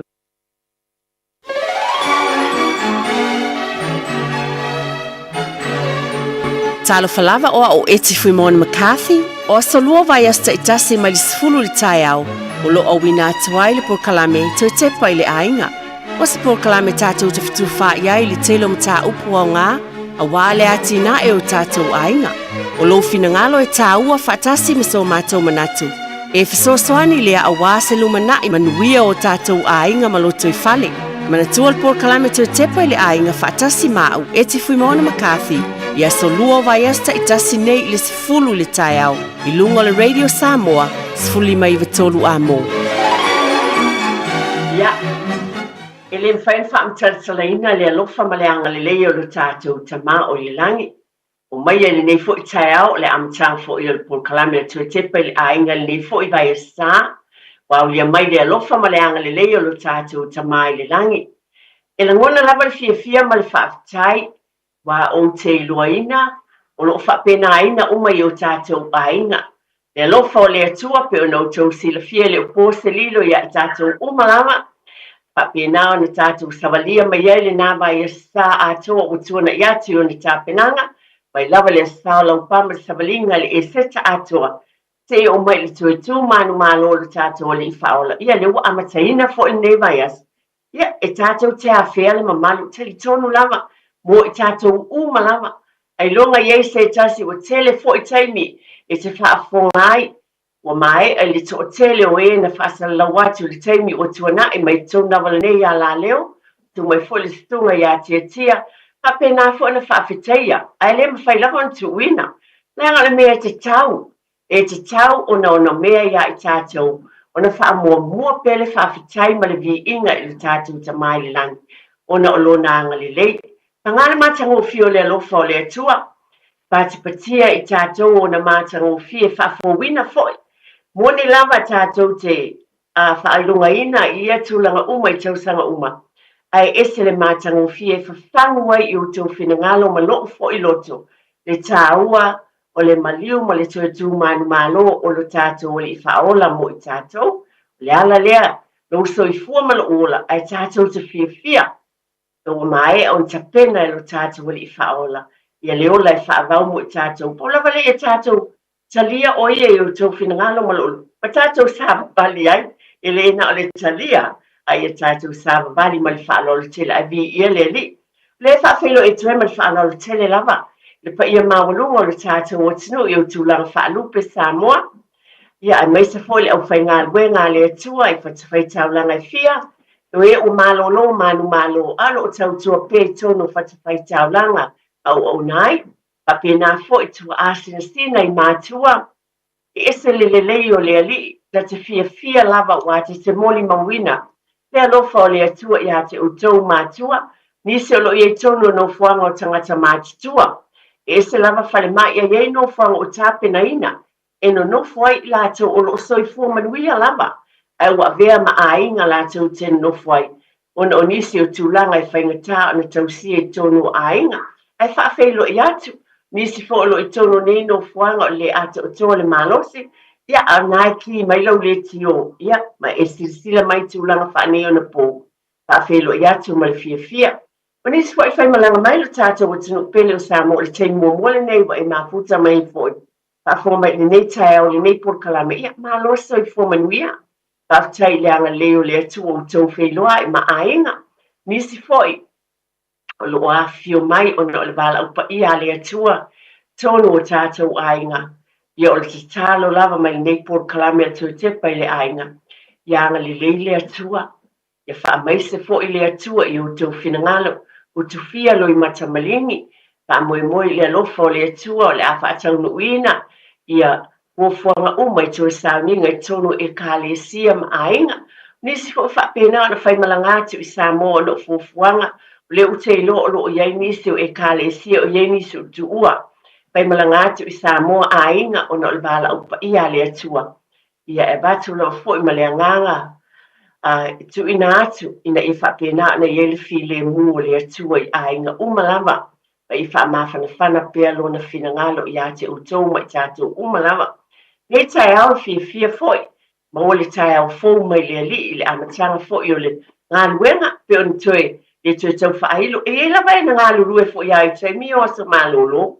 leo te loia i la fo'i nisi o ngā luenga le mawhai ona tuina a wale le va'aia ma le saonga le mu pe o ia malo le malo tine i mu sa vale le whale mai tono le whale mai i ngā lulua i ngā luenga wha malo lava ia te utou tai lava i ngā luenga le uma i tātou to a matai le nei as ia whaafitai o mau fo'i se whaasili ngā malosi ia te utou i lo fo'i ainga ma lo fo'i ainga sa tau whai tai au e vili atu le sunga le awao ia male tunga fo'i le tina nei tātou Portland o se whaamanuianga musi o grandson lea ia ole paleali whaapaleali a mai e le atua ia o se au tama lea na whanau le aso le nei i le whale mai le Waitakere aso ia o lo ia le whale mai lea i Waitakere Hospital mo tina ia o luasu tasi o tausanga ia paleali lea o Herman Theodore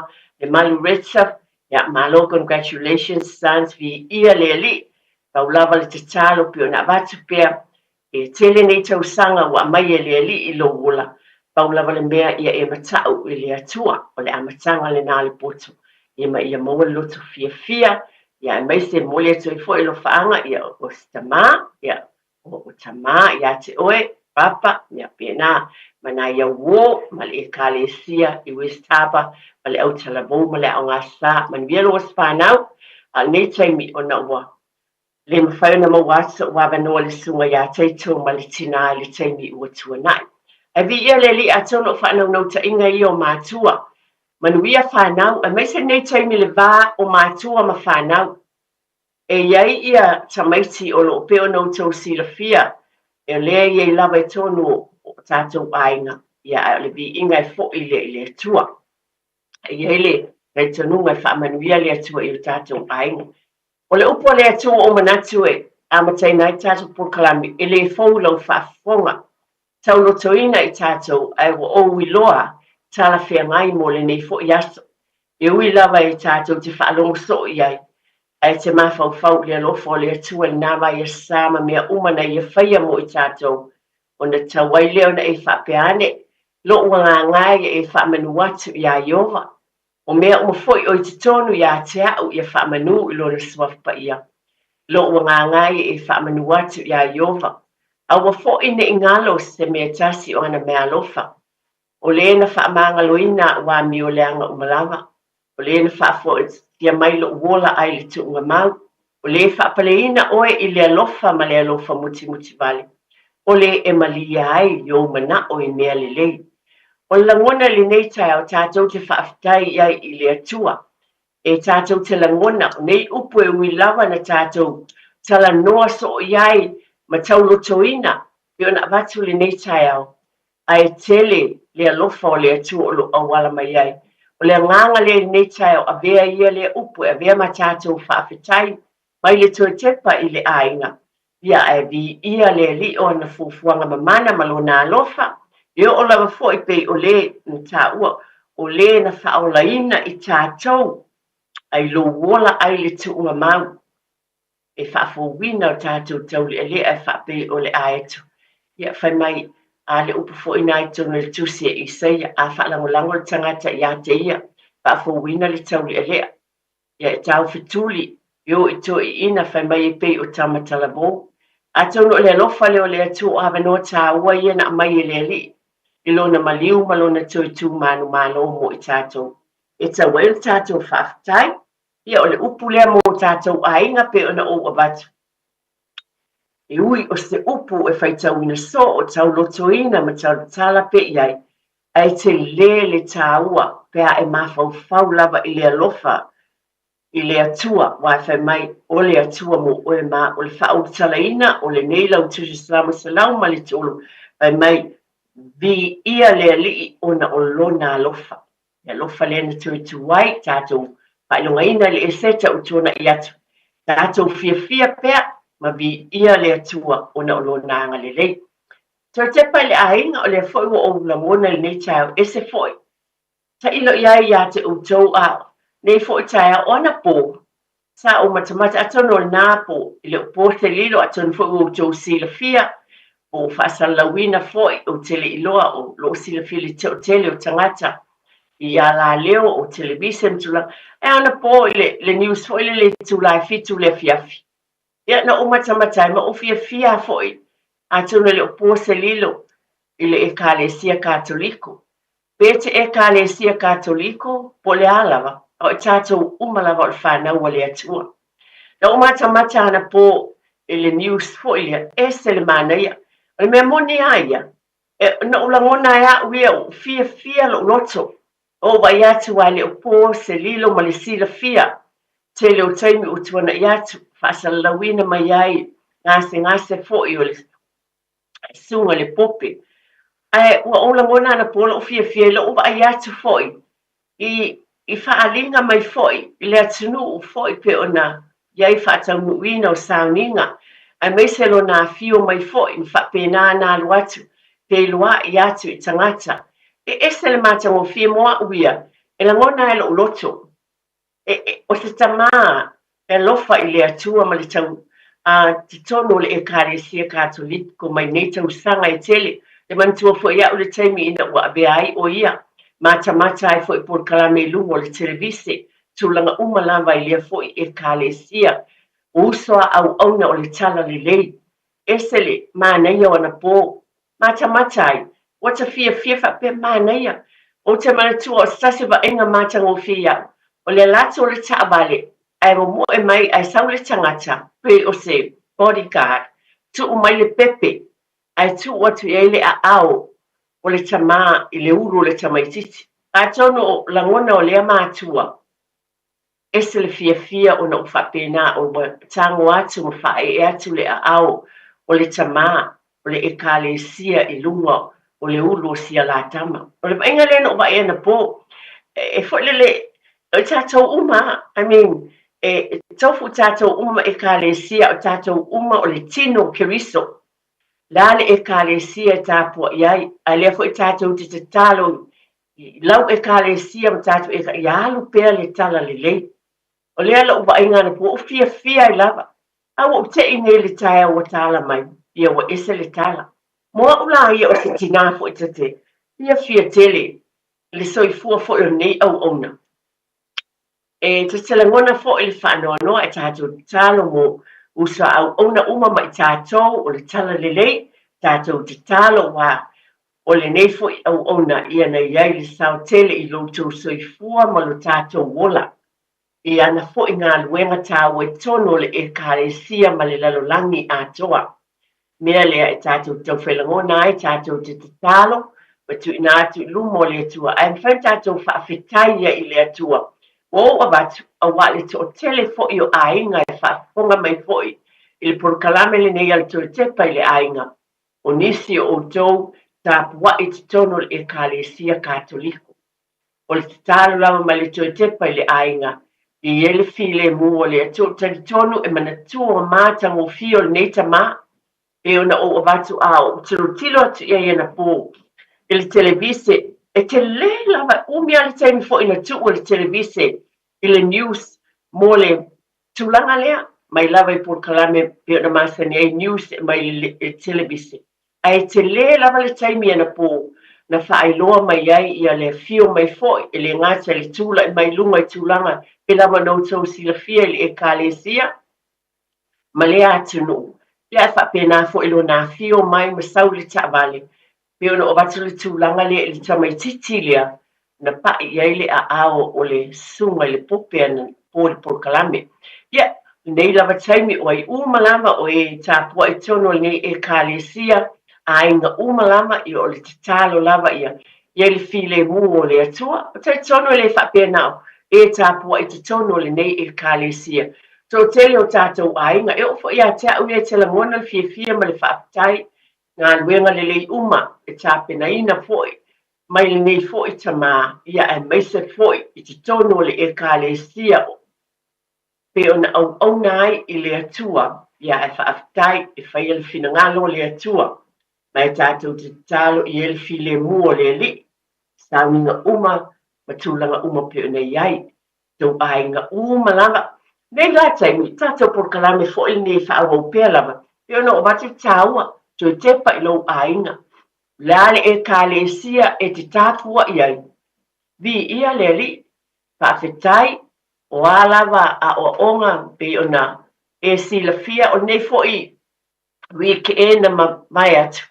E le ngata i le whaelongaina o le e se ta ale to o tele io e kalesia o lo iai mātua ta mama tina ta itai o e kalesia o na le li.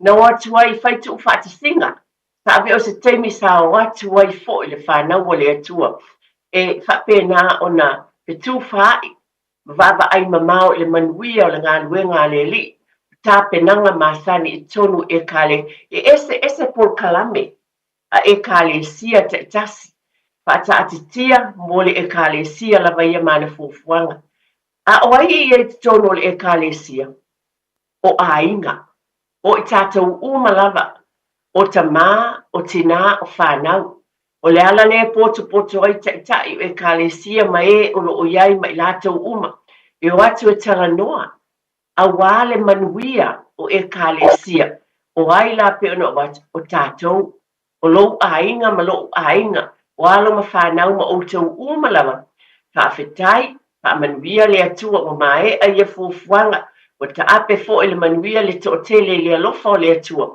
le la fo ia te tono le e kalesia o le tātou te iai o oe nā ta mamale tina e whaatau nuu i nā i fufuanga le le umalawa a wale manuia o tātou ainga vi ia le li ia fufuanga pe o na iai. Le wa mai e atu foi le aso maliu, ma le vai sao le e seta matulanga o le te au ma le fasili mo i tātou i o tātou ainga. O le asa tāua na e maua e lo lava ainga. A tono ese lava talia i tātou. Ai o tali tono i te le se fe au momoli o se whaamanatu. Pe ona o avatu e whaamanatu pea. Whawhetai le alofo le atua. Tailo iai ale mānei e fo sia mātou e kālesia. Ia, ole pe ona o avatu por kalameta luai.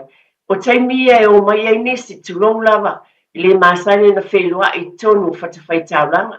Ai whawhetai le atua ia nai tina mātitua o sia mātou fo ingaru. A tonu, taimi fo ia o to tele lau fo i o tua asina sina. Pe a tonu li ato o toa le malosi. Lea sa ma lea sa. Ai pe o sa ia. Pe masauninga ia. E wha malolosi atua i lava nai tua asina sina o mātua. Mai se o le aso le tui tū. Wha manatua. Ia e ese le manaia. Wheloa iai manai tina mātitua. Pa pe nāna wheloa iai. Manisi o whanau. Ele i sao ese atu ma ainga. Ia o whapena, ia o whai tulola, o whai o lātou te to lua.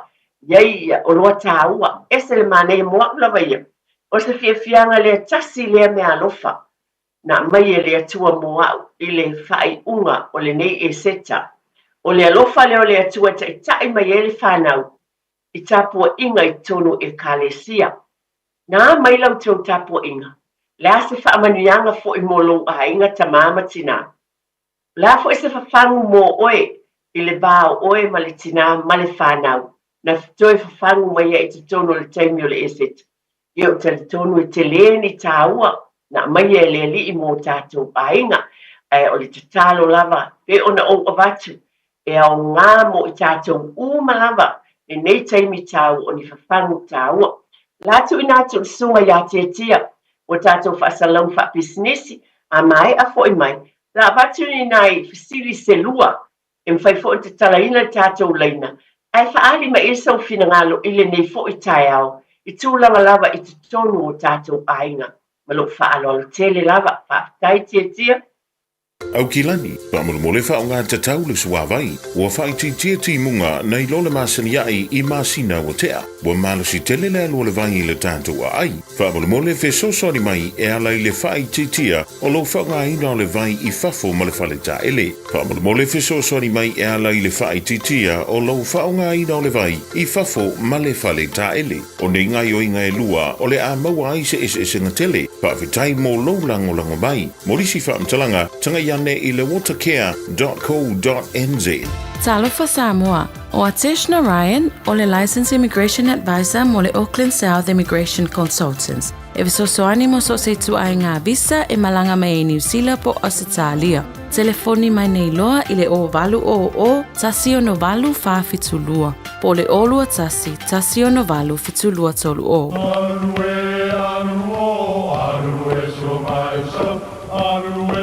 O Samoa o le atunu ua mai au na tofi.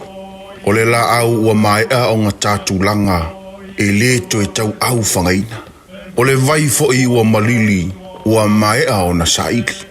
A o lau polo kalame o le vau filifili. Ua na o se toi wha manatu. Ua na o se toi whangu ia ua nganuu Samoa. Mau upu ta oto, mau upu tu. E ala lea e ala ngā upu ma muanga ngana ma le vau ngana. A wane i emisia le tātou polo kalame.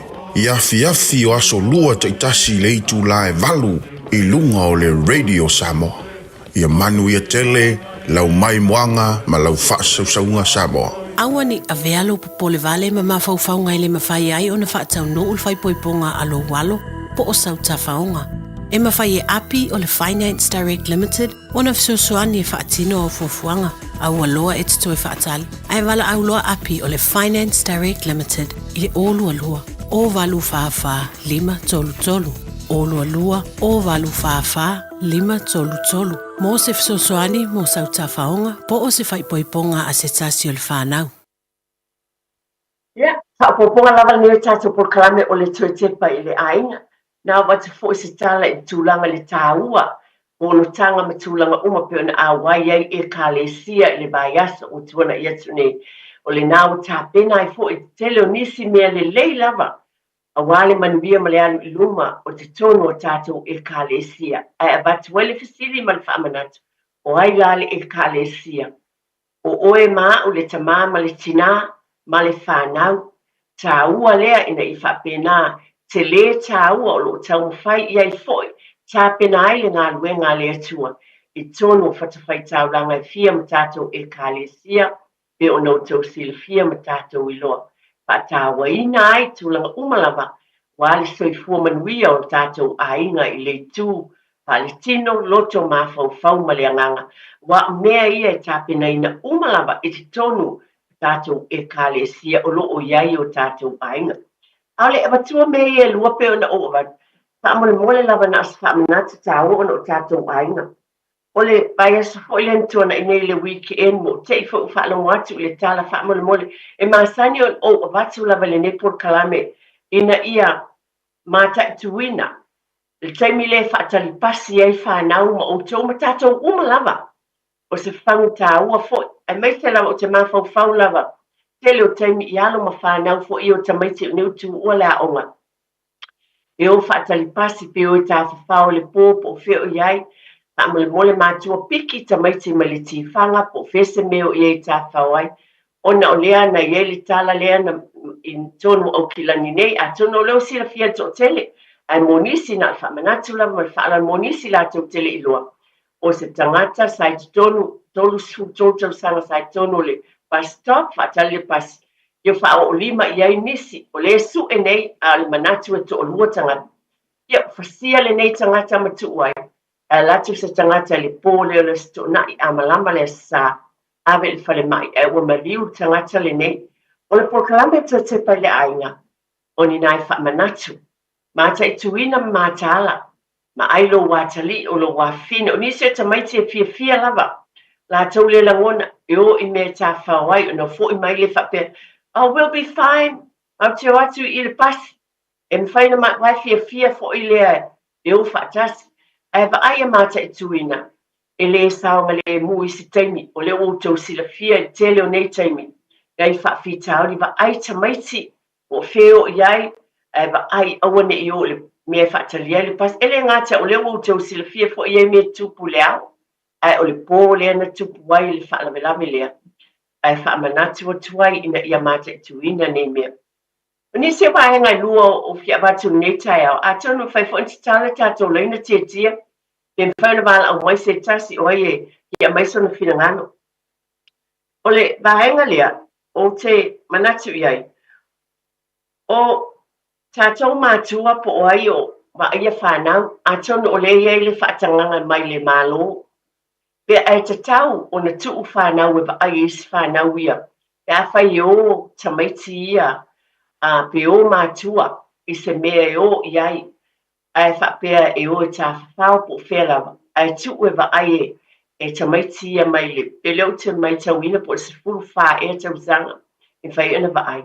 Ia te oe lava ia, a tonu, o langona, o le fitu wha inga, e le ai se tasi e se umala fina ngana, ai le lei fo i mo se wha manatu mo i tātou. O lava le sila fia e le tamaititi le ai se furu wha tau zanga, pio ni wha tanga ina mai e le malo, e wa ia le wha nang la iti ai, e wa ia au e se mai le wha. Vinga leo le tala le nei tai au, ma whaina mai e sau fina ngana, tātou te fitu wha iai, mana tua leo ia te tātou se atoanga. Ai au ngā le whaasua mai, e mwhai e on tātou waba ai e ia tūlanga. Vai tau fu na ele whautau tai le lei, tā pena le lei ia tūlanga uma, vai lawa o e sila fia e oe, pero winga leo le tala. O le vaenga lo na lua de vatipe ia e mwhaina mai e sau fina ngalo.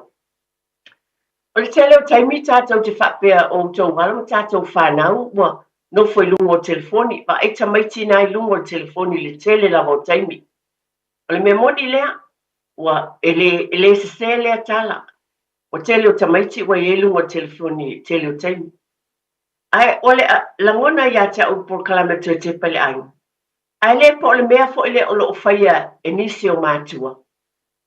Tele o taimi uma na o le whanau la iti, e me sa tamaiti ia la iti fo.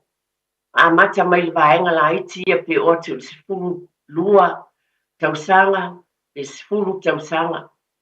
Sfulu anga e sfulu o tau. Ie le taimi uma na o mia e le tamaititi lon tamama lon tina. A la lava i lungo le telefoni, la scroll lava le tina, po le tama.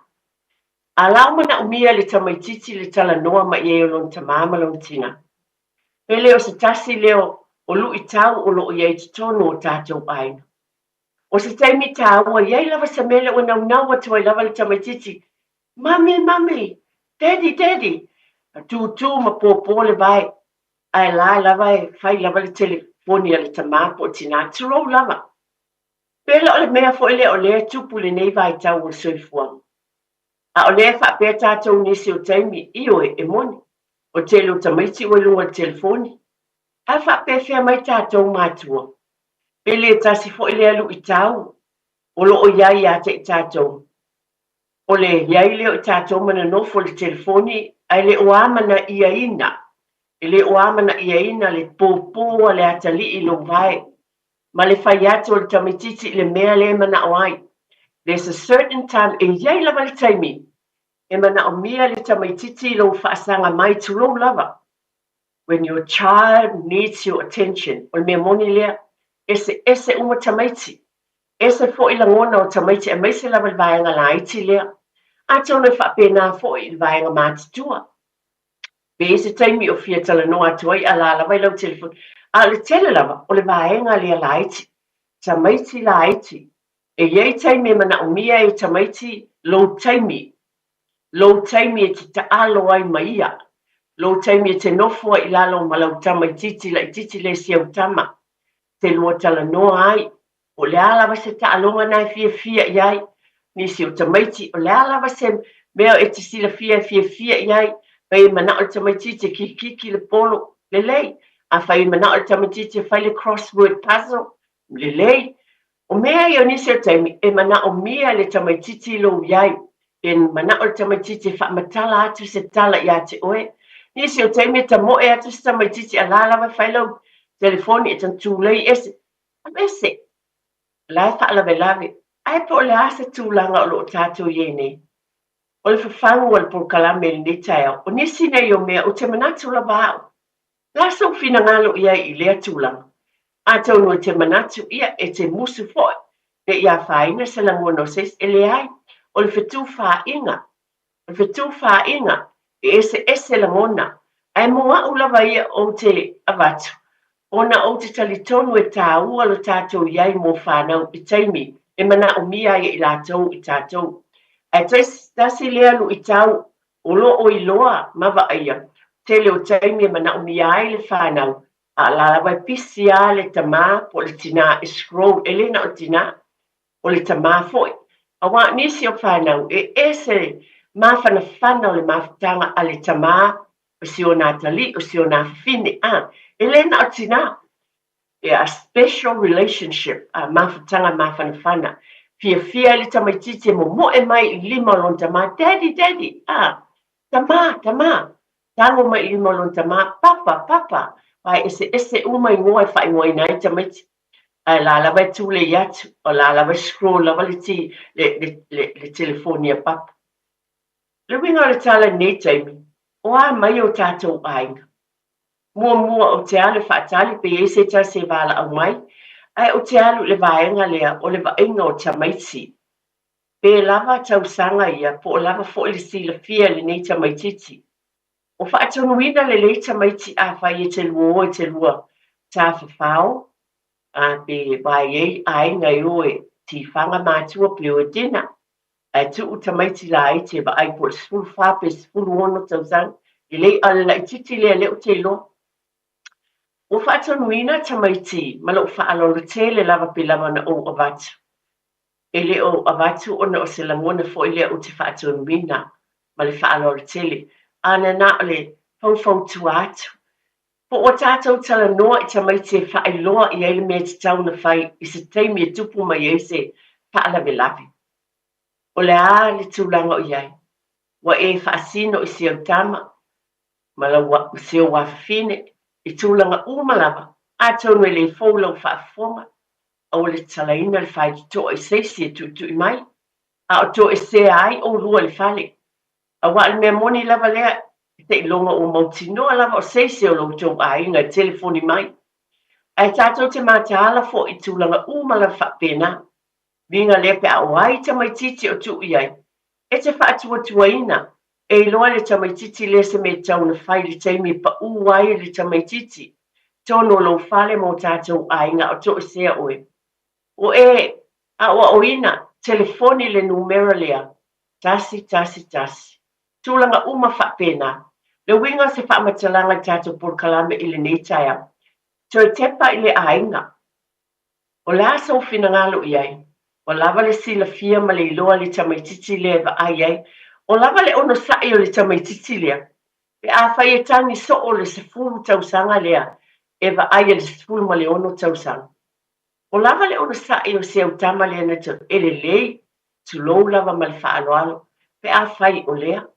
Ai a whai e te le o mautinua. O le a la se le ngona ia te oe. Mana tua foi. O I tātou lava e tau lava o na wha mua whanau o le saonga le mu. The safety of your family. Pai mai lava le upu e nai o tau a mo tātou lima e le na whapela. Tasi nei mea te tau o na sila te toa ma mana tunati ai. La sau fina ngalo iai. Wa o ina, pe o na o avatu, Iese whaalawe e tupu mai. Pa pe whea pe a te ua Iese, pe te ua Iese mea o mua e whapose. La lava tātou te le loa, po pa use, se candle, se mea tupu mai Iese mu te tono le whale. Wa o te maiti o le ale mea te tau o na whai mua ia tūlang. O whea o iai, e tā mo e whapo le ale tūlanga iai. Tūlanga umalawa o nei mea o avatu. Tue tepa I le ainga, ma le whaaloalo tele lava. O nei mea, ia whapena na tui matai I lo tau sila fia. E o fo I lo ainga. O le mea moni lava lea. E te tau fo I lo ainga o na vava ai I mea uma nei. Ia le tūlanga le wa vatu ai le tātou polkalame I le nei fo I tai au ina I whapena o na vava ai te toa iai I te mi umalang. E tātou o mai fo I la I le vaenga le pe o na ua vatu. O le tala noa o I tātou. O le mana o mia le tamaititi o oe. A o lea lava e te tala noa le telefoni. Pe le manatu mamafa ia inisi o taimi. Ai te sila fia oe. E leno po le taimi tonu ale nā.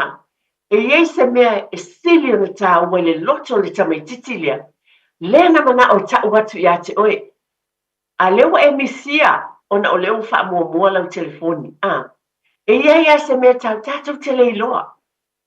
God works in mysterious way. E ese a wala lea tu. Le lopo le taimi lava lea. E ta mo e tuai se o wata li I po se o wafine ia te oe. A lea se mea tā ua. Wa tuu e lea tua ilo na loto le taimi na. O lea fie ta watu ia te oe. A lea te tango tu ese. O mena o te talitono lava e lea se mea I titi.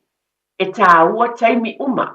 O le e watu e tono tātou polokalame, o lo whaatali ape e se wala au mai.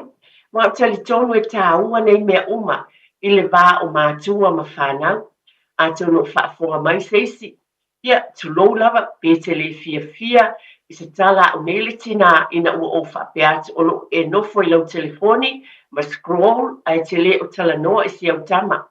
Le taimi e mana o miai oe, ia e malielo fina ngalo. Le ai ona o le polokalame, a wā o te loa o lo o iei taimi whapena i te tonu ainga. Taimi le o manatu ma mawhai le tama, tamaititi ma le tene titi lea manao ia te oe. Ai le o whaatawaina ia te oe lea taimi. Amo mo e mai loa le tama le tene po le alawa le mea nai te iai. Le alawa le mea fife, tu ulau telefoni, tu lau lava ma lo whaaloalo. Pa mua lo watalii ma lo wafine. Pe ona o abatu e te le loa po le a le mea tāua le a mai le tamaititi. Ia po le saunga le mufo e le tamaititi. Po le a se mea tāua o na fia tau mai ia te oe lea lava taimi. A lewa e misia le taimi tāua, quality time. Mana tua fo i masani lava ona. Tala no atu nei polokalame le fōu.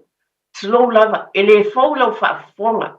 Ai 4 generations.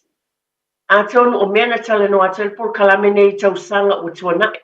O sui tūpulanga. Le fo i lai ai mātua tala vōu.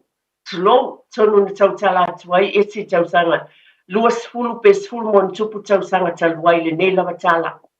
Ai o lea fo i wasui mai mātua le nei taimi pe ona o abatu. Wa iei fo i mātua fau le soifuanga wha li tamama le tina. E ui lava la o ni mea ni tala noa atuai tausanga ua mawai. Ai au ngā fo i mō tamama tina le nei vai tau o leo langa. Leo wa iei nei tausanga nei. O lea wha amole mole langa. O le asa tūlanga ia te oe. A mo e mai lo watali i po lo wafine ia te oe. Tu ulau telefoni nai fai. Tala noa i sio watali i ma sio wafine. Pe ona o avatu o le taimi tāua. Ai e te le loa fo i po le ase me sili o na le lei. Na e sau maia e fia ailo fina ngalo mo tātou loto. I le tufa mai o whanau. O le talo lato te paile ainga i le nei vai sa tātou polokalame. Ia whaatawaina le taimi e saua le tamaititi. Tu ese lau telefoni nisi o taimi, tu lau lama ma le whaaloalo. Ai maise lava le whaapitoa lava le tala. I le taimi lea e tamo e mai e le tamaititi. Pe wala au mai e le tamaititi ia te oe. Whaamole mole mātua tali atu iai. Pela alvaenga la iti lea o te whai atua le tele o taimi o la tau.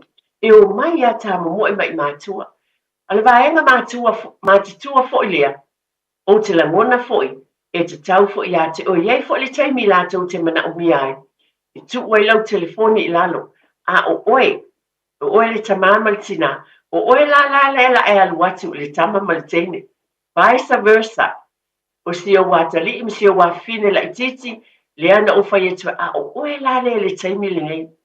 Taimi tau o le nei tu ua onga le tele o ainga. Ese le māneia o taimi whapene. A tonu o mawai fo le hawa no taua. Pe ona o watu nisi tātou polokalame. E whaanatinati le tele o taimi le tae o le mawai taimi whai ele breakfast. A le taimi nei, ia a tonu o mawai taimi e whai ele breakfast a ainga. A tonu le o tele ni ainga. A o mawa. Mantua le wanofo mai ia le tamama le teine mai le aonga le kolisi o le universite po fea. Ta maa fo i matina po waile le fale o le whai ngā luenga. Waiai. Ta mole tu so taimi, make time. Pai o iai pele fia tala noa mai ia te oe i tele o nisi taimi po la tūle o ngā umutu lau lava. Ai tala noa atu iai, make conversations. Tau te lofo i tasi lea mea tā ua whamai o le tala noa. So o oe ta mama tina ma le whaalolo tele lava. O tātou e tau na amata mea Tasi le vaenga tawa pea i le ni mea whapena tali tonu mai. You have to be the first o oe. O e te amata me i teimi tāua nei, me i ta o qualities e se a maua, wale o maua. Pai le teimi tau te breakfast sai, tu lou lava, pai e no mainu tau puna, le kofea po le mailo po lea, a lai fai le conversation, Sala noa ia nei taimi o tu ua mai le haonga. Ese le manaia, ina ia whapena ona fia o lato loto, o le ia nei awa noa tāua e mafuta ai, ma tamā ma tina, a o iele tu wanga onga. E taimi le lei fo i o te loa, misi o mātua o le o te loa, e o malato whanau, e mese a ese lo fia me ili ngata il vaenga la iti lea, e o le tifanga i tala fia ngai, mo tamaiti, a iei fo i mātua, o fo i malato whanau mātua, mese a misi o taimi whapea ia, I'm hanging out with the boys, o isi taimi o tamai whapena, māteo matama, e mātutua, pe ona o watu, o te loa ea o iei tam mātutua, o te lua sutau sanga sfulmon, e o malato tamā, i tifanga, quality time, o taimi tāua, e o fo i tina, haile taimi mo si au tamatene, e te luai, pe te lua whaatau, o mamame, haile tina, initiate oe, amata mea oe, o la tau ta whaatau, e te loa taimi nā, e mwhai ona e tala noa ai, e mwhai ona e tala noa i se au tamatene, e nisi mea o isi taimi, i le mawhai ona tala noa i luma o isi tangata. Ai langona i se au tamatene le mawhanawhana, e te avatu i ai, i lou lava langona o oe o le tina i se au tamatene. Tala noa i ai e iei mea o ngā, e meise le vaenga lea, o mātu tu o tu teenage years, o atu i kolisi, o atu i le universite. O sui leo langa, e tā ua ia. Taimi le nei a te oe tina, tala noa ai i lona soifua manuia, pa tama i tai. Iai i le saunga le mua lona o langa o fersi o si o mangana iai. Tala noa ai i e o ana wō, ma e māsani la tau te o. E te loa oe, aton pe te atai la utala lea, ai o te whai atu, o lo fia i o au. I taimi ma sia whanau, ia la ula whanau, ma lia lo whinangai. E o mai a e taimi nei, wa mātu tua le au te mai ta i o whai la ta i te o lumpa.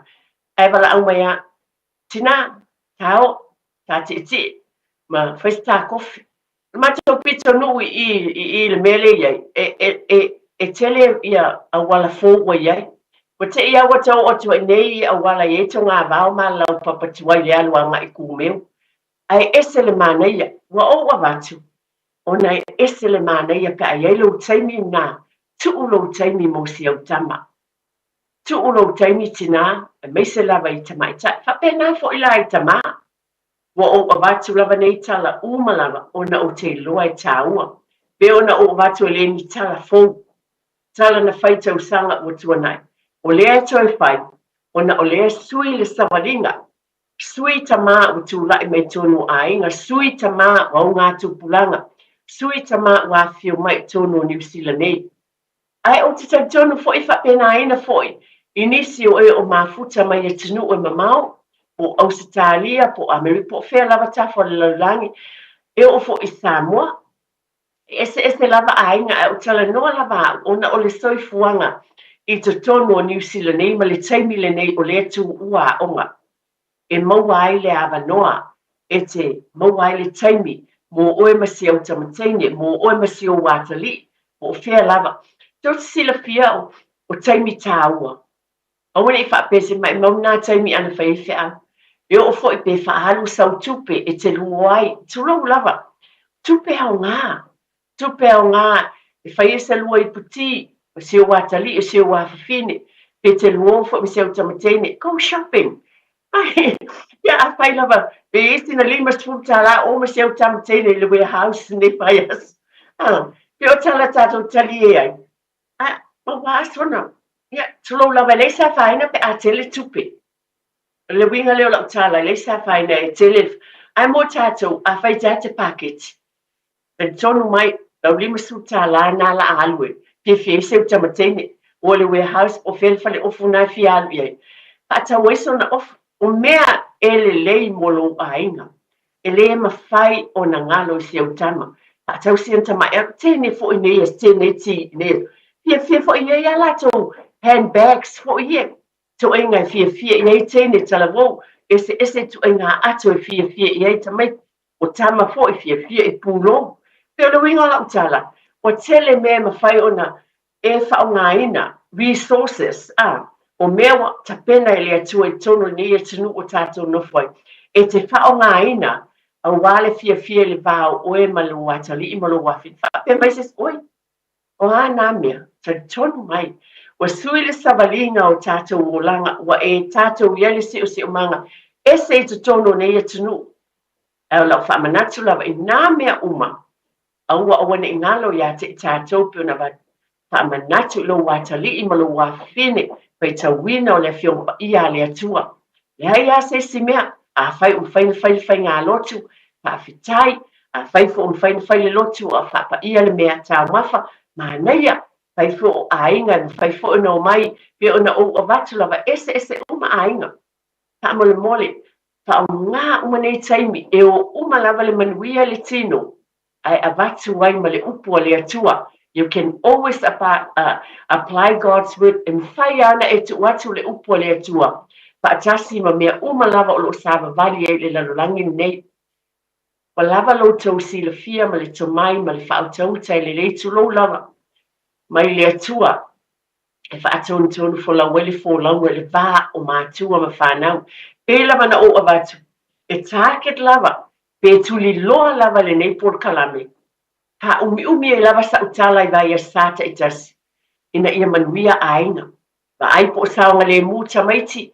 Pe alua o te lua ta whao. Pa atonu ta maiti I mea tauna la tau loa. O le mea e mua tauna whaipa I esi whaalavelave. Le numera e wala au I ai.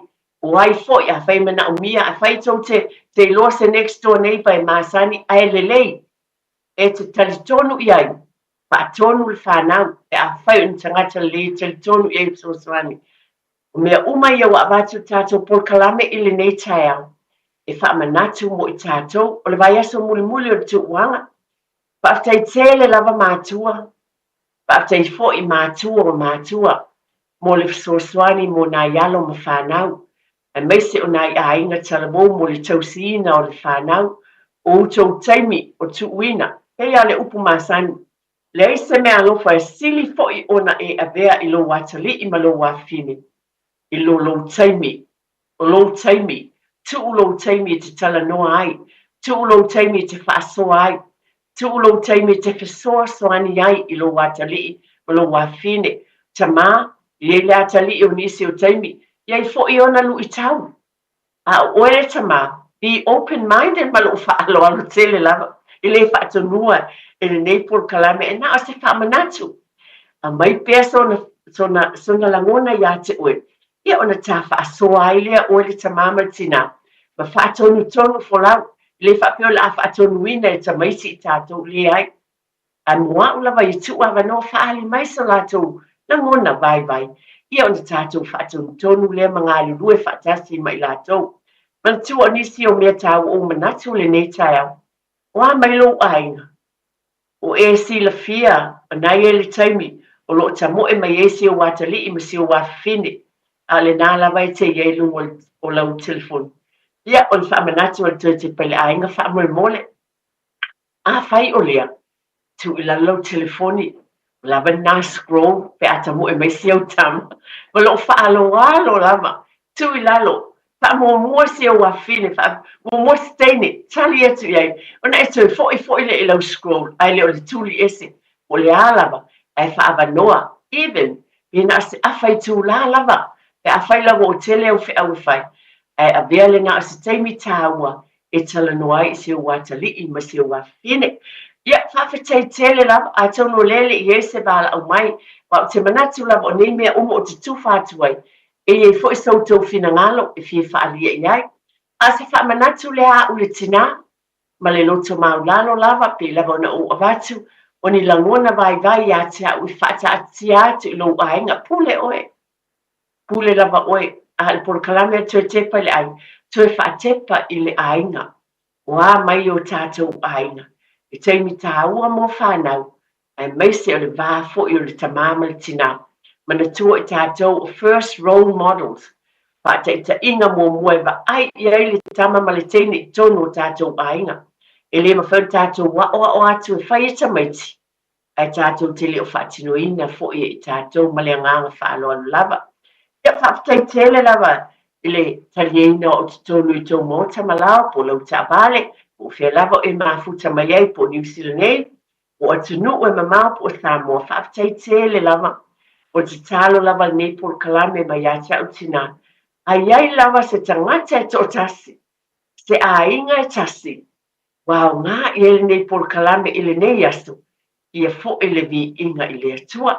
Hata tele lava lau sunga tia mo le tautuino tātou o tunu u nei aso, a moe e mo peso finangalo, a wala tātou o tunu, a me se fo ile au whaingal venga umalava o, toi fo I tono le tātou wala leo, ka manvia le atua I ate o tau umalava ma o tau ainga, talo lava I ele file mua le li, pe on tātou tufa atu mai o tātou ainga, malo fo I ainga, I whapena na I ele file mua o le li. Ia le nei temi whaafitai tele lava ma ia manatua, o le atua, o le tamā ia, o ainga umalawa. Ia soifua ia ma ia manuia, whaafitai. Radio Samoa. Taslima iwa tolu. Ama.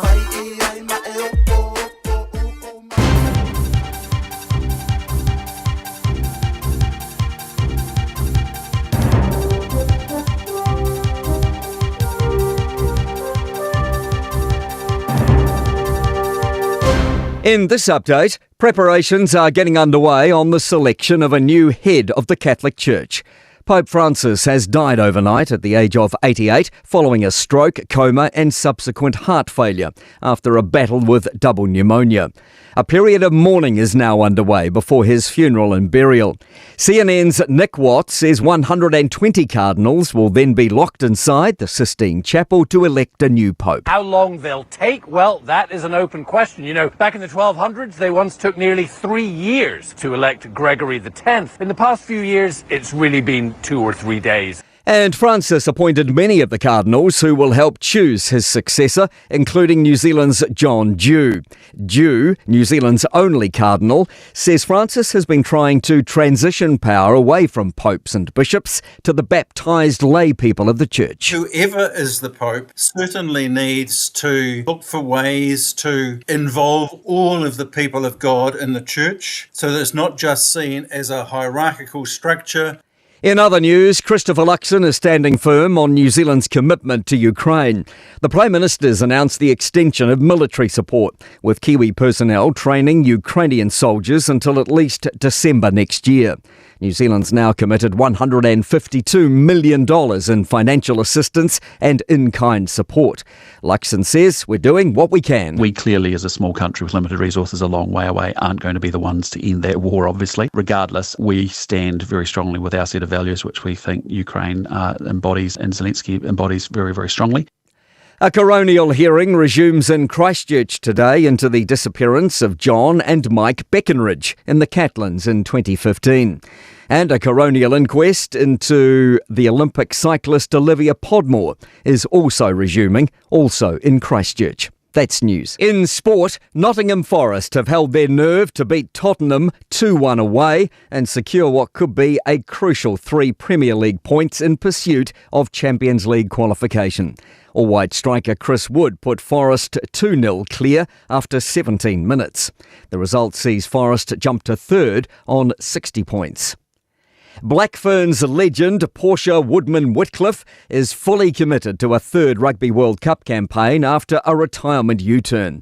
Woodman-Whitcliffe, who has 2 15s World Cups to her name, as well as 2 7s World Cups and 2 Olympic gold medals, has signed an 8-month contract with NZR. She says there was no eureka moment that led to the retirement backflip. She just appreciated she could give the cause 100%. That's sport. I'm Malcolm Jordan. All I hear is Radio Samoa, Radio Samoa, Radio Samoa. Tasilima iwa tolu amo. Radio Samoa, Tasilima iwa tolu amo. E fia le mona rentals e whailo antula na whaabitoa mo le masina atoa o Aperila. E lusi pasene ua pa uma wala loa i le tongi pe asili atu ma le tolu aso i te whaonga i nai so se tu ai ngā taavale. E mawhaiona piki le taavale mai le malewa lele i whale olo po whangali. Whaapelo tātou ofisa au tui ala fua. Pema moli atu i le whalitali malo o loo e whaamautu ai. Ai ngā whaabitoa. O loo ia tātou insurance cover e te fili mai ai. Ina dei tupu se whaalawelawe ai o loo iai le whaamama avenga. E iai le tātou account i New Zealand. Be la fosao le moana rentals e whaonga i le Pacific Easy pe whaonga foi low credit card. Monisi whaamtalanga walau le Pacific Easy i le o walu se lau o tasionono le Facebook al Moana Rentals po le moanarentals.com. Moana Rentals o laupaanga e taitoloina oe i au malanga siasi i Samoa. Au kilani, pamulumole whaonga tatau le suawai, ua whaititia munga nei lole masaniai i masina o tea. Ua malusi tele le alu le vai le tātou a ai. Pamulumole fesosoni mai e alai le whaititia o lo whaonga ina le vai i fafo ma le whale ta ele. Pamulumole fesosoni mai e alai le whaititia o lo whaonga ina le vai i fafo ma le whale ta ele. O nei ngai o inga e lua o le a maua ai se senga tele. Pawhitai mo lo lango mai. Morisi whaamtalanga tanga yane i le watercare.co.nz. Talofa Samoa, o Ateshna Ryan, o le Licensed Immigration Advisor mo le Auckland South Immigration Consultants. E visosoani mo so se tu ai ngā visa e malanga mai e New Zealand po Australia. Telefoni mai nei loa i le o valu o tasio no valu whawhitulua. Po le olua tasio no valu whitulua tolu o. Oceania Career Academy, Sauni! Kako hoi, kaule kaua! He whai ama whai! Wāste no mga i maguia! A whaia sa ili se la asanga whau moe, a waloe te no whai. O le OCA e au tauina ai o e imtata e sese. Maua se nga whau fale, vali fale, palasa, ma le soifua maloloina. O le nei awanoa e anga wa ai tangata no whamau masiti seni New Zealand o loo halala i au kilani. Le sitala nei loa i le OCA i le go.oca.nz/apply po le vili mai i le o varselau ono lua valo fitutasi. O varselau ono lua valo fitutasi. 24 hours a day, 7 days a week. Radio Samoa streaming live on www.radiosamoa.co.nz.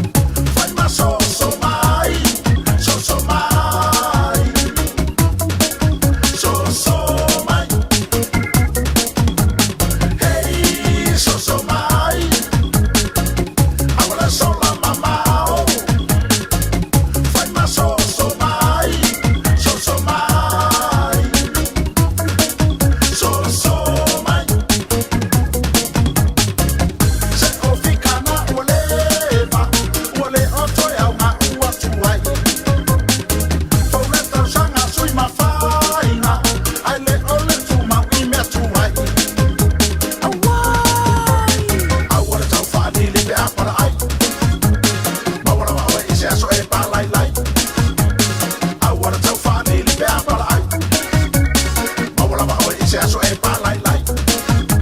Ua uma no fai atu e awa awa te tau talai titi mai. Awa le tau whaani le pe apara ai. Mawara mawa i se aso e pa lai lai.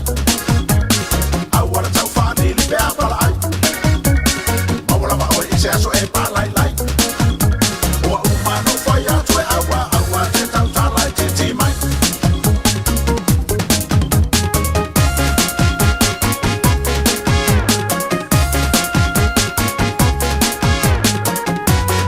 Ele tali mo tatu po kala beli table jao le se mali mali table wati se film tolu minuto channel tu la sumal chansi baba ya tu tatu po kala ma tongo fiel fa so fo le tina por falto ya eti fui mon makafi ile taua mal fa so le manuio tatu ainga pe ona ile nei vayaso i ia le li fa tai le tua po kala me taua to ya fi mai ile lo fo le li to au mai ai mal fa marianga le tu tono lo ainga mo tatu ainga ai mai se ia e lau tua mea uma le upo le tua peo nai whaafonga iai mo whaalongolongo ia le nita au mana ia malia so mātango fie.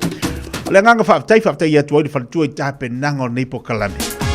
Pei au na iai le nei tau sanga ma le tātu tilu le matanga le tau sanga tau la i alau wa ai tu tono lo ainga. Tau la i alau wa ai tu tono lo ainga. O le ale manuia le atua ai mai se fo i tāpenanga mo tono lo ainga to i tilu lo to i fale to e wawa ai le whanau ma to e wawa ai nei tamaiti. Ai, o le tāua la pokalame e ese le manuia lo to li pokalame nei. Fa aso atu pe mo tātou. Le anga o i tono te tau na avi ele tātou wha mo to tono tātou ainga. Tono tātou ainga. So se mea lai wha asoa a tonu fo te talaina o tātou telefoni ma tātou leina i tele o tātou pokalame wha penei. Ia e tau ai se motu ngā awhai au mai o le tina e au mai o le tama. Lea se whamanianga lea tua i tono lo wai. E au mai fo i lef so sani ei. E manu ie fo i le loto risi a inga. E se le mani o nei pokalame. Tā hua i o mo tātou i vai aso uma. Ale fua fo i la i ai i le aso lua. O ina tātou te tilo tue mati ma tue wawa i ai i le aso ma le aso i nei whamanianga. O au mai e lea tua mo tātou. E le whapeanga ngi me te tele, le alu winga la utala, le whapea na ni whamari anga te tele, o i loa tupu i to tono lo ainga, na i tango la ia le whailoa, mai whamatala, mai tango e whapea, se whamangi anga ngā makaukia. Ai e whamari anga te ilo i to tono lo ainga pe o le maa, na i manuia lo ainga, le alu winga le tala, le tau momboli atu, na i manuia lau whanau, e te ala le tai au, na i mo le malosi ma le ola, na i o whamari anga mea nā. Te ala le tai au na e feo i le lei, usu le tai au le ngā ruenga mo le malo si fau mai le li, maua manatu mo le lei mai le atua i tāpena i le aso mo le aso, e le whapea nao ni whamarianga te tele, e tau whaasoa ma tau amai. E hanga ke sisu e akualau ka poki, ngā e kuku mai kokongo le pepa masi, e a ngā fu ki kango aku i le apalaisa, a ngā fu i le apalaisa, i le suka, i kango aku le si piko le pusa aisa, a ngā ka vale mai le paka. Susu e aku resi piko le kāpoki, i o ngā fu i ku mai ai i re te, mo whamarianga mea nā. Whamarianga nā le tala i pokalame, to tono o tātou ainga. Ia mai se le whaasoa le pokalame, to e tepa le ainga. A tātou wawa ai le to i le ingo le pokalame, to e tepa i le ainga. I kango kwa lai lau kāpoki, le aku mai chips, o mai ka mai ki, mami chips. Whamarianga. I kango aku i kongal pusa aisa, i alaku mai fasi mamoe, fa mangianga. I kango aku i lau ako leile lima kala, fa mangianga. I kango aku i lisi kaimi lau kat koe dua kala, leiku kongo lau akant, fa mangianga. I le fa pela so nga fufula, i ala uako ngisi kaimi, o yele ai. I ai fo i le kaimi e kau fa pa e ako lako. I ala sanga fa fufula, i alpe nga ako. Mamalo fa pteni baftu mani tatu watu nei chayao. Bela bala te mafuta ba yai mai mau malito tua mala uranga radio sabol nei te maleso. Fa balo ati atu tiu te bangal wenga. Ya fa balo atu la nga se bala kuka. La dolo fenga blanga singo tau mafutanga todo so se fale ainga. E mau mai yai le tua radio Samoa. La dolo fenga blanga singa foi tau mafutanga todo mau te malawa. La dolo fenga mal fatu ainga tausi. Tau mafutanga to ina malo matua. Ngā te tau le taimi e nai so i fua mani tamamli tina ioi le ala i le pula le tautua tamamli tina o amai o tau le nei tai au a tai le tu la auto tapo inga lo fa ye le aso ma le aso ta to u malava e ke fa fe kai o ia oi ngalo pungo e fa fe kai kele la ia kai kai lo ka ko anga ki fa ngalu e ya e ngofo wa valu lo uru va ia kwa ia wa ese au ngole va ia so la ko e fa fe kai ia ko ngi fa fe kai di sa ka kupi anga mo foi la kasere ngi fa pingi fu wa vidi mai ava ko se kupe le fie e ma fie e wa ki do e fu de olanga le tatu che ai Football de tele tu la se football tasi se vai nei fa fie fianga mo tanto ni foloa au lo fa toi nei avta vale ma lava lo ma futo vai lunga le tele vai fai mali o tu sa ma tongo fie winga le tau de tau nei ole na wa vevesi lo ma fa vau toi o tai au mo la so tofi e toi malolo atu ya Friday e ka yele nga fu ila e moe al polonga atala bato so ya la bepe Deu so ya pese tama la unanga male tau tua le ma futa ma ina le tatu digital e fea i mangele fa balo te foi so sia te ki tiona ya ai mai se foi ia so sia tole pai mala ua foi ofisa ya le na foi e fetangi si ina i mangele fa balo atu le suka li pula le tatu islands that barbecue le sunga tanga bal fatu ya Julie na nei fo il tatu fala inga na i lalo le countdown i mangele i Mount Wellington night market na yai o ring ali atu te asia sta uma tanga le tatu steak ele tatu ku ka ese la mfa na mbo ile fonga ta mafa ile afia na nei lalo le countdown ina wa se football iva minuto te nei li tu la se football tasi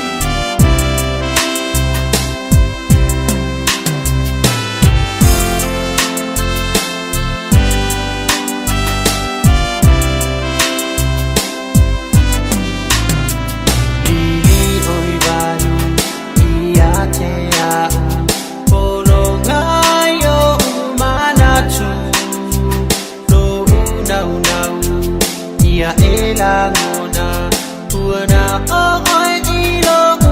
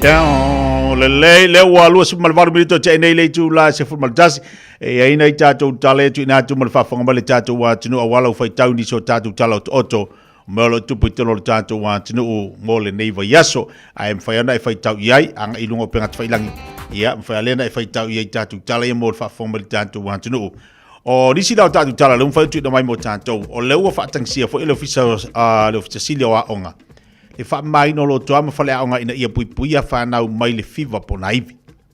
Ma le tua fo le tatu tala leo le ana a fia ini so whanau a onga. Ale mana yo, le wa abel tu alalo fo ilea le ofisa silio a onga. Ina ia mawhai, ona wha maina au tafa, wha maina fale a onga. Le anga o le tasi leo no whanga le to te le tamaiti. Le au mai tamaiti ma minko wha tasi ei pia o te mio mai a onga. O loro winga la, e ta ua la le tu alalo. Ta ua le fe au mamoli o le tamo fa iai ia le ofisili o aonga. Mo fa ia onga ma matua ma ilato uma o lea o onga la tu whanau ia onga te itasi ei tu malo. Po unu ufoi. Fa mamale le. Fa mamale le. E ile vaenga no uva ia tuai. Na ave fo le tualalo. Momo la au foi e a. Momo la au ia tutoi au tafa. O fale. Ia tasina vaenga o le tele aina. Ma la ui au tafo fale anga le tele na mo iniseti mo manu fa mo mangu fo eta tu telo tu fu ina yo o singa vaenga uni tatu fa tamalai ya fa pe fo ila mo tatu tau ona tatu tilo ye vaenga fa male le tatu si manga fa male le tatu si manga o meo le tatu teno ya woni ya fi le fo ila ato de nga fo tatu tala le mo tatu mo tatu ne New Zealand wanga le la sa tau marulu e a fia fo tatu pe ha una fa le tonu le fa alo le fale o le wolo le fale tatu pe o tau marulu o sina vai nga e ma fu fo tatu ma mai tatu fulu e a ngala le tatu tala le amo Samoa ile fa ma mai na o fale ha onga a wa ia a woni a fia nei fana a nga fu ile mo tatu ne New Zealand ia mai sia tunu o laulangi le te mau mo tatu pokalame le taiao Liso tatu tala whalanga ina le awala kolosi fu ile langa atu momo fo. I ta whenga, le asonga fua le set.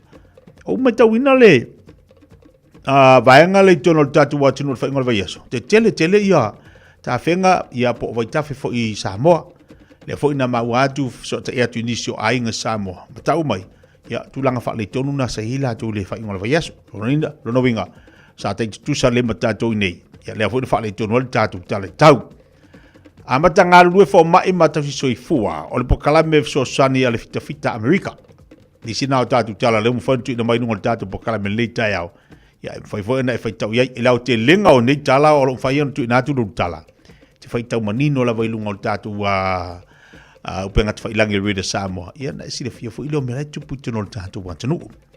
Amata tau sanga la kapia sa ili alisa mpina kolisi mawalunga i Samoa.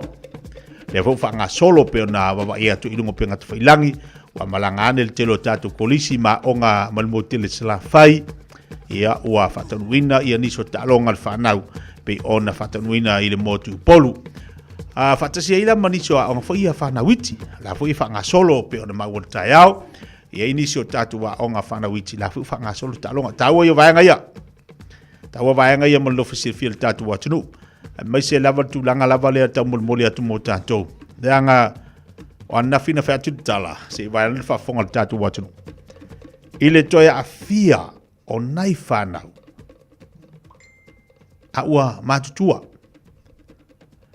a toe mai maude so ifu sta mai titi o so walo i mai o tinu au matutua lo no inga fata mala tele tato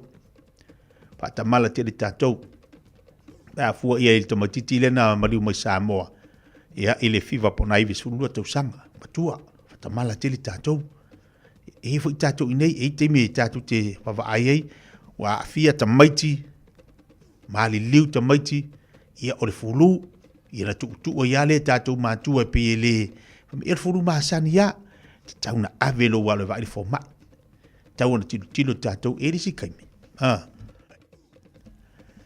ke ver kama ki ia fe mo ia kamo yo aulao ngasa ai ele tal tonu ngole sima tu fai mai e olonga le ai lau kama be vela ai a ona moe va ia tu ele pipi i le ona lau mata na ilo lea e mau le ngau a angu tatununga na lesi matua e ngau a angu ai tanga o lolai kamalanga ki le alu ai fo ma ya na fo isi le fia tatu matua fo le le na wa ia ta leni ma me alo fa ile mai le tua ia te oe tu yo au e fo ai lo walo na ki fa me ka ko abre kama pole al mele pi de ye ma ko e pe a moi le ai e ia le ngaruenga fo ile ia le e ia awala o ile mai e ia le ai mai te la tu ava tu fo mai e au ngai e ia fo le mai e manu ia yo au e manu yo tatuli fo le ia si o wakari awa alu e unga kai fo si o kari ia vange lo makua alu le lavalo matua pasia ku ko inga o le winga la utala fo ana te maiti na tatu te lo le fo ia na vai te mi Samoa ia e fo ko inga au mai si i vai lo makua e pese ale lo makua ma si isi anga kama i lungo nga vai ia ma fo ia ko e faka o ko ilalu wa vai do langa len ka ko le Samoa ale ka ko mai piu ka ko musu e fo ka ko fa ngau le ai fo si au kama fo si au kama le fa pe ama le ko inga fa mai le ko inga se fo ko lo ka pa ko aba da apa lo ma ko fa ngu fo pa ko inga a fe ka ngi si kama ke re apa ye lo ma ko la le fo ka mai fo ka mai ki ngai fa ya ai va de pa ko inga ko pe fa pe fai a ko kai fai ale boy no le follow ala le markinga o lokua yo la nga ka ko mai we fo swing we ma sangi dunga ya fa malu we ka vale dunga ya fa malu ya ale me sei Samoa ka ko le paku le follow le fale ai fai mai o le winga na le tala mo tatou le nei foi tai au ina i mafai le social tele mo tatou nei vai taimi maliso i fuanga lo tatou iai na wa yo au ia taleni mal mealo familia tua e fo si au tama ma va ai dile au te fa tama lai nei vai taimi lo langa lo tatou iai tau tua na nei fa nau le fo wa mato na hier suinga le tau la tau tua na nei tamaiti aua nei so ona fai nei tamaiti io e matau tua na nei tamaiti lunga le altele tate va ai ka ke pasi aku o ka mo e mele ka makiki vai ka makiki ki o ko la via ku ka makiki da uma la tuanga to lu as fulu no mi de chala tu la es fu malua tu ala lo nal po kala mel fifia mai ia umar ngi ma singa sa ka malu nga ki fia ka ko ole happy new year me do ka ko ngi vai ka ya sabia ya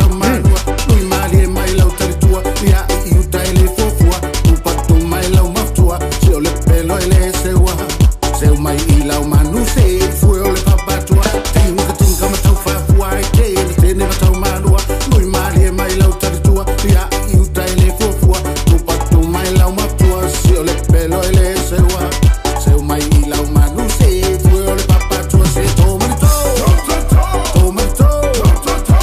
e to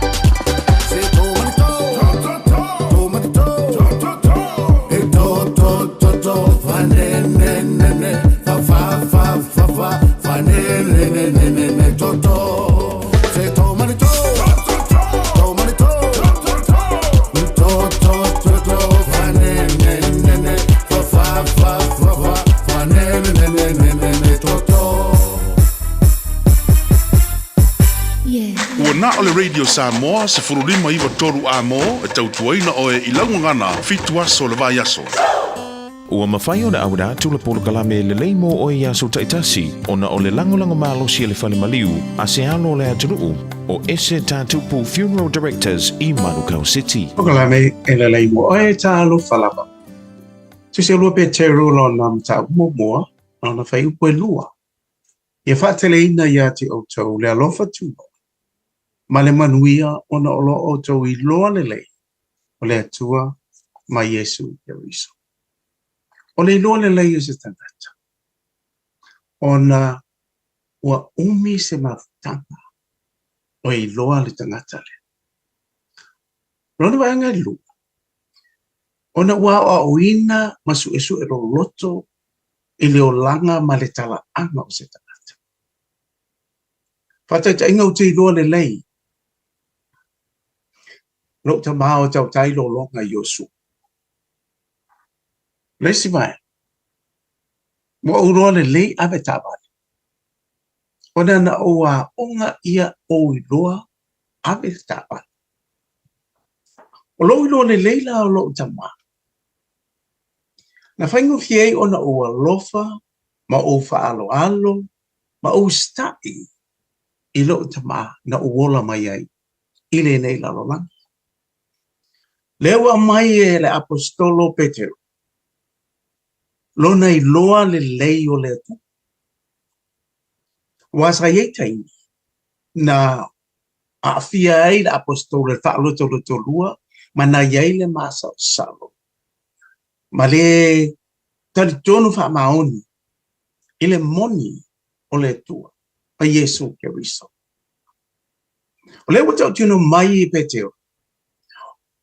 Le manuia o le iloa, le lei o le tua. O le tātou whaia onga, o iai nei, o le nganga pa ia, e a oa o ina i tātou. Ia tātou iloa le lei le tua, o le moni. O le tenero, o lo iloa le lei o se tangata. O le whaingo fia fo i lea, o na whai le whiriwhiringa sa o loto. Pe e te alofa wha maoni i le nātangata. Ele ai fo. Na te e atu tangata i utaia. Ia Yesu Keriso, a wasa lātou le fia i loa le lei, lo lātou mesia na balo ia.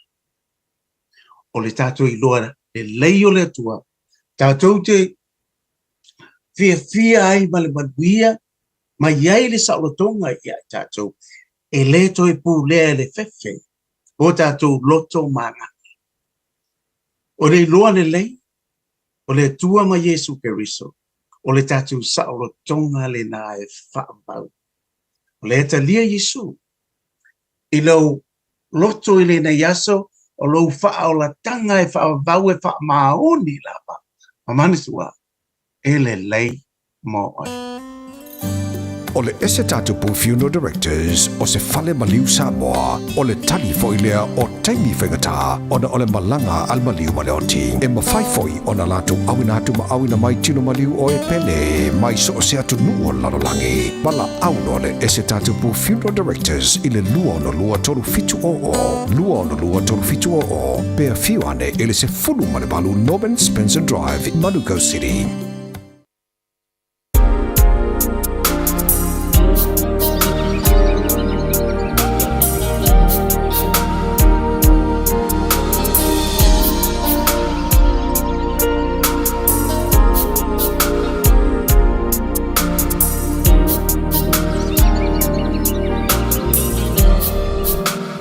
Yes,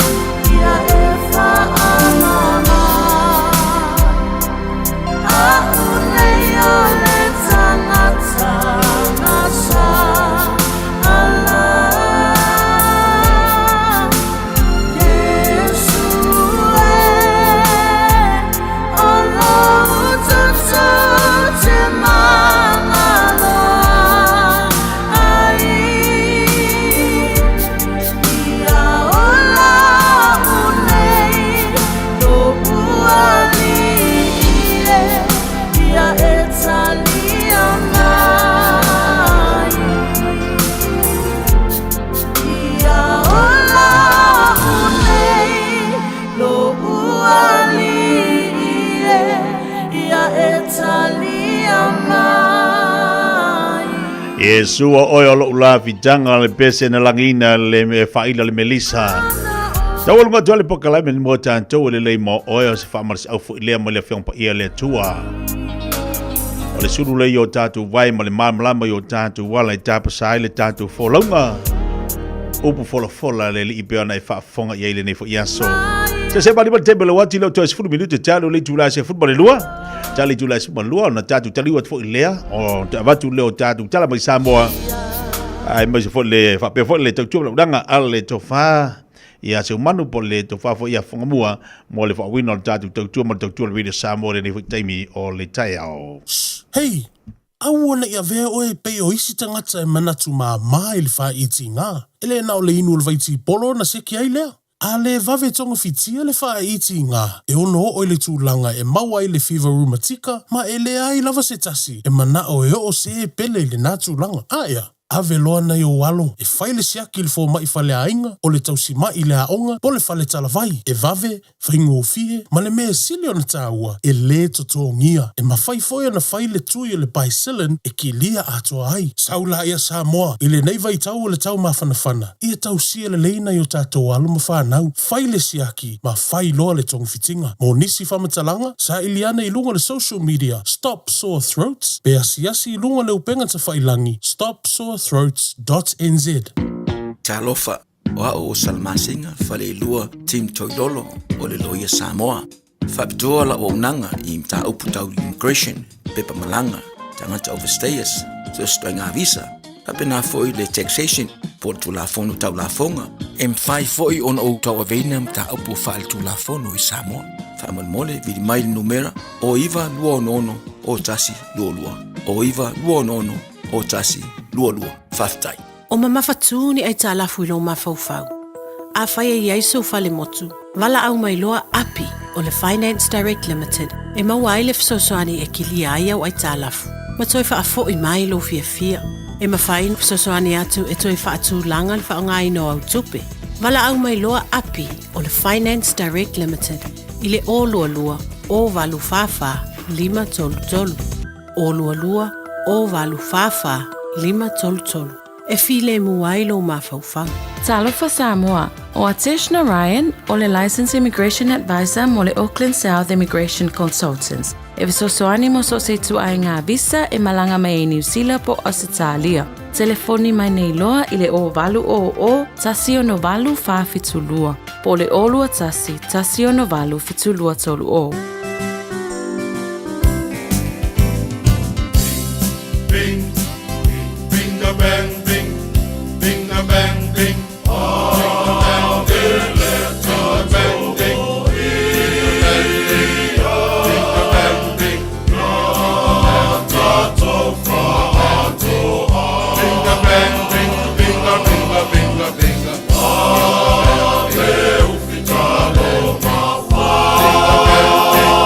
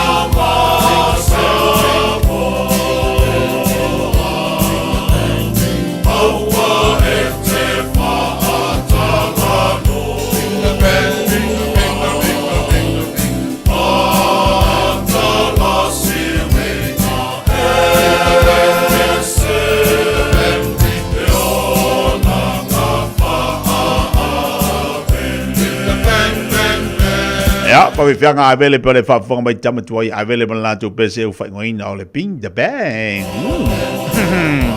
Te pala wati leo toi tonu minuta talo leitu lies from Lua manato tau lunga toi se tautua. Pole mbalo le tatu tinu ule nei fui tai au. La tatu toi whilo hai ma tatu ba futa lunga le poka lame. Ale fifia mai le aso an tai au. Tatu toi ma futa i fo ilea ma tatu toi vai vai tatu poka le masari. Ai mo moli atu langa fa aftai te le lava sa moli atu nupele. Nai ta ma naiti na ma tua ma futa mai mauta malawa. Fa talo fa atu mo toi fa malo atu la whainga luenga le tue sunga i fa whengainga. Ma loa loa le tatu atu nu. Ia, whai malu whai wao te toi le yaso. Ia lo whangia le tua. Tai to luina o tau ma tatu uma.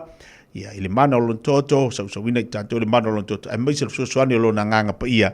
Tai to luina i tatu. A whengai i tute mga luenga o te toe ile neifo. Yaso, mai la tō lo mafuta mai tono whare mai. Tono whare pui pui. Alo whatu po kalame mo utou. Manu ia tele ne yaso. Tato mafuta le aso atai. Au, tapena mai ile tō whai a whangamua. Se umadu Francis Zone. A wale wha o wina o tato po kalame se pa ifu steimi o le a fiafi. Pa mangalo se leo vai vai. A te tia le ne yaso. Se ngana wale tau tamale i lau wha fonga. Malunga o le tato po kalame. Ia mangalo mea umale mano le toto le tato o le Yesu. Tato whilo le aso atai au. So i fua mai manu ia.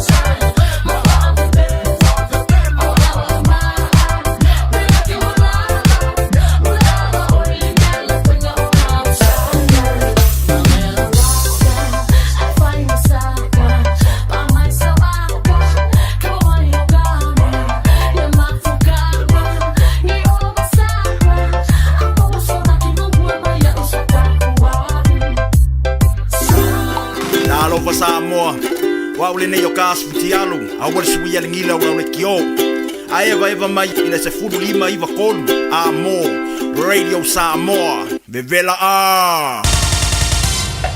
Usi mai alau whaafafonga. Telefon mai Samoa ya sa taitasi. Wa au mai mo oe ona o le langolango mai a le talofa voucher. So i fua manuia lo tātou o tino i au si mai alau whaafafonga. Tala tau longo mai lo tātou o tino mo le nei fo iaso. A o iai whanau lo tātou o tino i malo longa. Mo le vai tu uanga mua le tausanga. O le ua ave le whaatala ula le ofisa siri o le pulenga o le mtanga aluenga. O a onga manga nuu iuru a onga mawhai a onga umai le tunu. Wa whaatangisi ai le lango le soifua maloloina. I ngā luenga o le puipuinga o le wha mai o le fiva o pona iwi. Po le tanki fiva. E peo na toi pesi ai lo tātu patino. O le vai aso muri le nei o le tu uanga o le kuata mua. Wa talo sanga ina ai e le ofisa siri le fionga e au Chris Hazelman. Pulenga o a onga umai le ngata ia onga le malo. A o a onga e kale sia ma onga tu maoti. E wha o ngā e whai aini ngā luenga e wha ma mailo toa ma whale a onga. E ale le ave sea uma o so se o taota. Wha pea la pisi e to ai le vai ma ave ai ma no fuanga. E no nofo ma tu fuai in setio le namu. O lo fe ave ia le vai rusi o le fiva o pona iwi. E peon si le fia wa wha ilo le mtanga luenga le soifua maloloina. Le whano ai o le olo se tamaititi se fururua tau sanga le matua. Ma fua ia unga ma fianga o lea wha mai. E whai le manatu ale matanga e wenga. Te le o tātou wā onga i tonu ala atunu.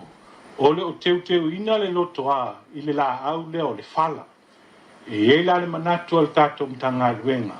Pa pena le whautuanga na a mai le matanga e wenga so i fua maloloina. Wha mole. Ia ki lia ese le la au lea. Ono se tasi nei o la au. O lo whapena na whanau mai ai. Namu o lo whapena na mafua mai ai. Le wha mai nei o le tenki fiva. Wha mole. O lo iei fai se manatu al tātou mtanga luenga. Ie whapenane tātou ngā lue so tau au. A wāre ni tātou tamawhai. Ia sao mauli a onga o alu mwhanau. E iei fai se langona al mtanga luenga. Whamon mole i tātou komite a onga uma. O le a watu le whaatangana a le tātou mtanga luenga. E whamatu atu le 5 se lau tā la ma le tātou One Government Grant po le OGG e ono soani i tūranga o le tātou tāmpepenanga i le nei vai aso a wā le a e mai o tātou whanau i le aso lua walu a perila i le aso mafua le vai aso fau. A mata foi a i le aso lea le aso lua walu a perila se i o le tātou le aso whareila i le vai aso mua o le a whapenana whaatino ai a se singa al pūlenga le tātou mtanga luenga i o atu i tua i a onga uma a wā nei lava whamoe o le anganga la tau ia nofo saunga le mu alo ma whanau o al tātou atunu o lo whapenana a uina tonu a onga uma al tātou atunu. Nisi fo ia o whapenana mau ai le whamai ia o le whamoe ia ma le tātou sanga o le tātou mtanga luenga. Whamoe ia tā ofi tātou whanau i maota malawa pe a whapea o maua le mai le tino. Le fionga e au Chris Hazelman o le ofisa sili o mtanga luenga o a onga mangano. O Tahiti, Fiji, Tonga ma Samoa, o atunu ui o le Pasifika o wha maunia le pepesia i le te minei o le fiva o pona iwi. O le mamafo timunga le asonga fua, le ana avea maso malo o loe wha mamaluai le e seta i lo tātu o tunu. O le mafuanga leo leo Sofia e tawhenga o vai tafe, o nisi o vaenga o ala te tere le taulanga e pe o le maanga tolu i pe senga. Aina o Sofia i fo inisi o wala e sopo i e vai tafe, e pe o le ala kolosi mo fou, le ana tapunia i le asonga fua, ai o le asolua le nei vai aso wa ngaduru e aise kon karate, e toe wha le leia le awala, ono o loo feso ta iai ainga o no fo ia le vaenga o le atunui uponu. Whaalia le pulenga o feo inga le lau ele po le Samoa Land Transport Authority. Ua mai a umasu e su enga le whaatino, ai mai se o tāpenanga mo le fausi ai o se awala kolosi mautu, po o se Bailey Bridge i mo fou. Ma ua mai o na whaasara lauta ua fonga mo se company na te whaia lea ngā luenga. O le masino o kuso le tausanga nei ua wha moe, e whaatino ai lea ngā luenga. Na mori mawina fo i le tātou motu i savai i le vai aso na te nei, le a fio nisi o wala te tele i ta whenga malolosi, o no ti munga mawhana a fia i foi, le vaenga o le tātou patano. E ieri te le tununga o le whae unga o le masina le nei o Aperila, e muta ai le tau o whama ti munga mawha i Samoa. O le solua le nei vai asa wa amatalo i aile fisoa soani a fo mai, whapea tausi soi fua o le fitafita le malo tele o Amerika. Leo le amaua i o tātou tangata le avano e va i aia fo mai, o mawai tonga fitinga e au noa ma se tutongi. O le mauta ngase ma to'otua, o wha moe moe ngāduru e nisi o fo mai e whaia to'otonga, wha pere vai o nifo po o loa. E le ngata le a mawai lea fiso swani le mauta ngase o tupua tamasese me ole, ai wha pe fo i whale mai whai tu malo i whale olo, o lufi ma le manu, i le motu au polu.